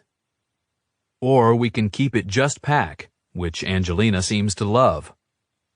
Probably because they treat her like a goddamn princess, or they know I'll smash their faces in. Trey arrives in Angelina's car. I sent him on a last-minute run to the store to get more refreshments for the post-performance reception because, well, Angelina didn't realize how much Pac guys eat. You gotta see this. Trey smacks my belly with a folded newspaper. I unfold the Daily Star to the Tempo section on top, the Arts Events Weekend section. There, on the cover, is my girl. She's flying on a rope in a dramatic split, one leg on the rope, the other pointed straight to the floor. The headline reads, "Local Dance Troupe Debuts Angel Wolf, a Must-See Production." Trey points at the byline. That was the reporter Angelina hoped was coming last night. Angelina's company had done a live dress rehearsal performance last night for Amber's foster family group. Angelina had asked us 1,000,000 times if we'd seen a reporter at the show, but neither of us could say for sure. I grin like a fool as I read the copy. Choreographer Angelina Baker takes dance to new heights in her dramatic production, Angel Wolf. The interactive production combines contemporary dance, performance art, and circus tricks for a thrilling show that will please all ages. According to the program, the recent University of Arizona graduate put together the performance based on a vision she had of bringing dance to the masses. The quality and creativity of the show rivals the caliber of big-budget performance audiences might find in Las Vegas or New York City, yet Baker created the show on a shoestring budget, largely with volunteer labor. My hope is to establish this show as an ongoing performance so I can provide employment to the talented dancers and performers right here in Tucson, Baker said in an interview prior to the show. The article goes on to describe some of the performances of the show, naming favorites and praising performers. Thanks, man. I can't wait for Angelina to see this. I beam at Trey as if it's my performance receiving the accolades. I'm going to run and bring it to her before the show. Will you hang here at the door? Trey nods and I jog through the performance space. If I weren't a wolf, it would be difficult to find her in the maze we've created out of movable walls, but I follow her scent and find her standing outside the dressing room in a group hug/huddle with her dancers. I clear my throat and they jump apart, giggling. I want you all to know, the Arizona Daily Star thought you were a big hit last night. I wave the paper.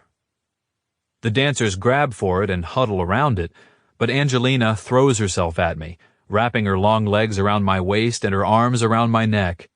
She kisses my ear. Thank you, she breathes. I shake my head. Don't thank me.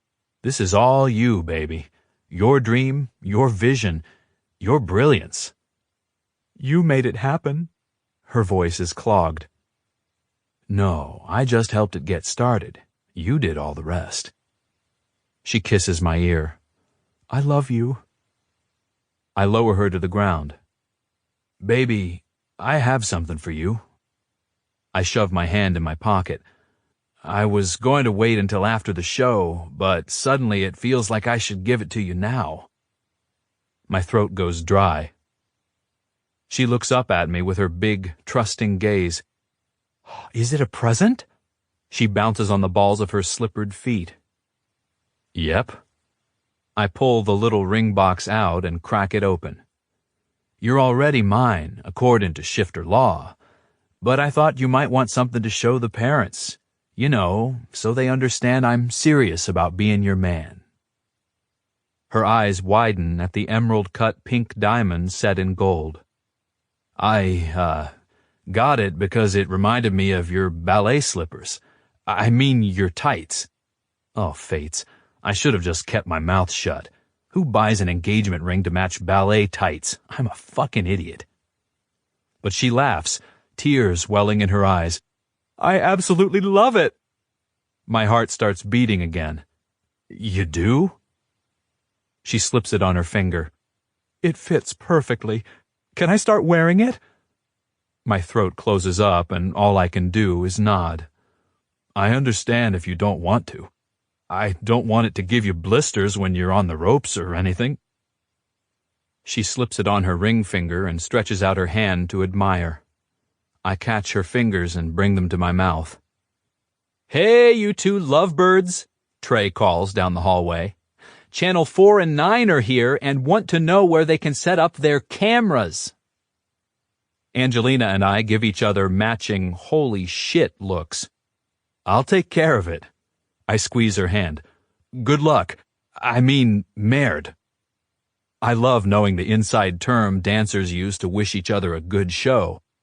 I love knowing everything about Angelina's life. Thank you, she calls over her shoulder as we split, departing swiftly in opposite directions. The parking lot outside has transformed. Tank, one of my packmates, and his mate Foxfire have jumped in to help direct the parking, because cars are streaming in from all directions. The lot is full, as is the street in front of the warehouse. Television crews are unpacking their cameras from vans, double parked behind our vehicles. Jackson, Kylie's cat shifter grandmother, and their toddler arrive with other pack friends Sam and Lane. Jackson greets Angelina's parents in the parking lot. I stand a little taller as they approach, as if it might help me measure up to her parents, but they're all smiles tonight. Did you see the article in the paper? Her dad says to me, like we're old buddies. We've definitely been trying to get along over these past few months. I've joined their family's Sunday dinners. Once I finagled them an invitation to a barbecue at Jackson King's place last month, I seemed to have proven my worth. Especially because afterward, Jackson agreed to invest heavily in Angelina's dad's company. I smile and nod. Yes, what Angelina's doing here is going to be a real moneymaker. I speak in the terms that matter to him. And prove her creative worth to the world as well. That part is for her mother. They both beam. Come on in. I saved you a front row position for the first performance. I lead them in with the others, allowing them to skip the growing line of ticket buyers. We're going to sell out, Trey murmurs to me. I love that he said we. I'm in total gratitude for all the support the pack has given this show. Garrett closed Eclipse for the night, so all the staff and patrons would come here tonight instead. He's opening it later for a post-performance party, invite only. Your girl is blowing it out of the water, Garrett says with a huge grin as he walks by. Once I marked Angelina, he accepted her into the pack, no questions asked, even though she's a human. I'm truly humbled by the support of my alpha and longtime friend. Hell, I'm humbled by the glory of every day spent as Angelina's mate. It just gets better and better. Angelina. I stand on the stage for a standing ovation, a bouquet of white roses tucked into my elbow, trying not to cry. Over to the right, I spy my college professors. I can't believe they came. One of them's even smiling at me. But the truth? I don't even care what they think. I wouldn't have cared if they hated it, or even if my parents hated it, which I know they didn't because they were the first to stand up. All that matters to me is that I fulfilled my vision, something I wanted to create, for me, for my friends. And I did it all with the support of the most wonderful wolf in the universe. All the rest, gravy. And there's a lot to brag about. We performed to a full house. Tickets sold out through next weekend. Television coverage, newspaper reviews. Opening night already covered the majority of our expenses, other than what Jared put into this, which he refuses to allow me to repay. I take a bow and turn on the mic. Thank you all so much for coming to our debut performance. We hope you enjoyed the show. The cheering picks up again. Whistles, hollers. Those are from the shifters. We're honored to have our friends, family, and former teachers here to support us. I'm especially honored to have the support of one special person in my life who helped make this happen. My voice wobbles, but I push forward. I need to say this in public, in front of God and everyone. I will never, ever be ashamed of Jared, and I don't want him to ever believe such a thing again. The man who gave me this ring tonight and asked me to make it official. I hold up my hand and the huge ring winks in the spotlights. My mother's mouth drops open. My friends and Jared's pack start cheering and the rest of the audience claps politely. Jared, will you come up here? I blink into the lights, not sure where he is, but then I see his big form moving through the crowd. He climbs the stairs to the stage and walks forward, his cocky swagger firmly in place, the way it was the day I met him. I grab his lapel. This man let us use his warehouse, and he transformed this space for the show. He's encouraged me every step of the way, and he's always cheering us on. Thank you. Jared hooks an arm around my waist and pulls me up against him for a kiss. The audience whoops and cheers, and I laugh when he holds me a moment too long. Jared grabs the mic. If you like the show, tell your friends. These dancers are going to make it a permanent thing. I lean over to speak again. Thanks for coming. Good night. Right on cue, the house lights come up. Everyone's talking. Bodies start moving. I don't notice any of it, because Jared's gone back to our kiss, melding his mouth over mine, licking into my lips. I love you, baby, he murmurs when he finally lets me up for air. He leans his forehead against mine. You're a goddamn inspiration. And you're a hero, I tell him, looping my arms around his neck, offering up my lips for more kissing. Because, yeah, I just got engaged. To the wolf of my dreams. This has been Alpha's Desire, an MC werewolf romance. Bad Boy Alphas, Book 6. Written by Renee Rose and Lee Savino. Narrated by Benjamin Sands. Copyright 2018 by Renee Rose and Lee Savino. Production copyright 2018 by Renee Rose and Lee Savino.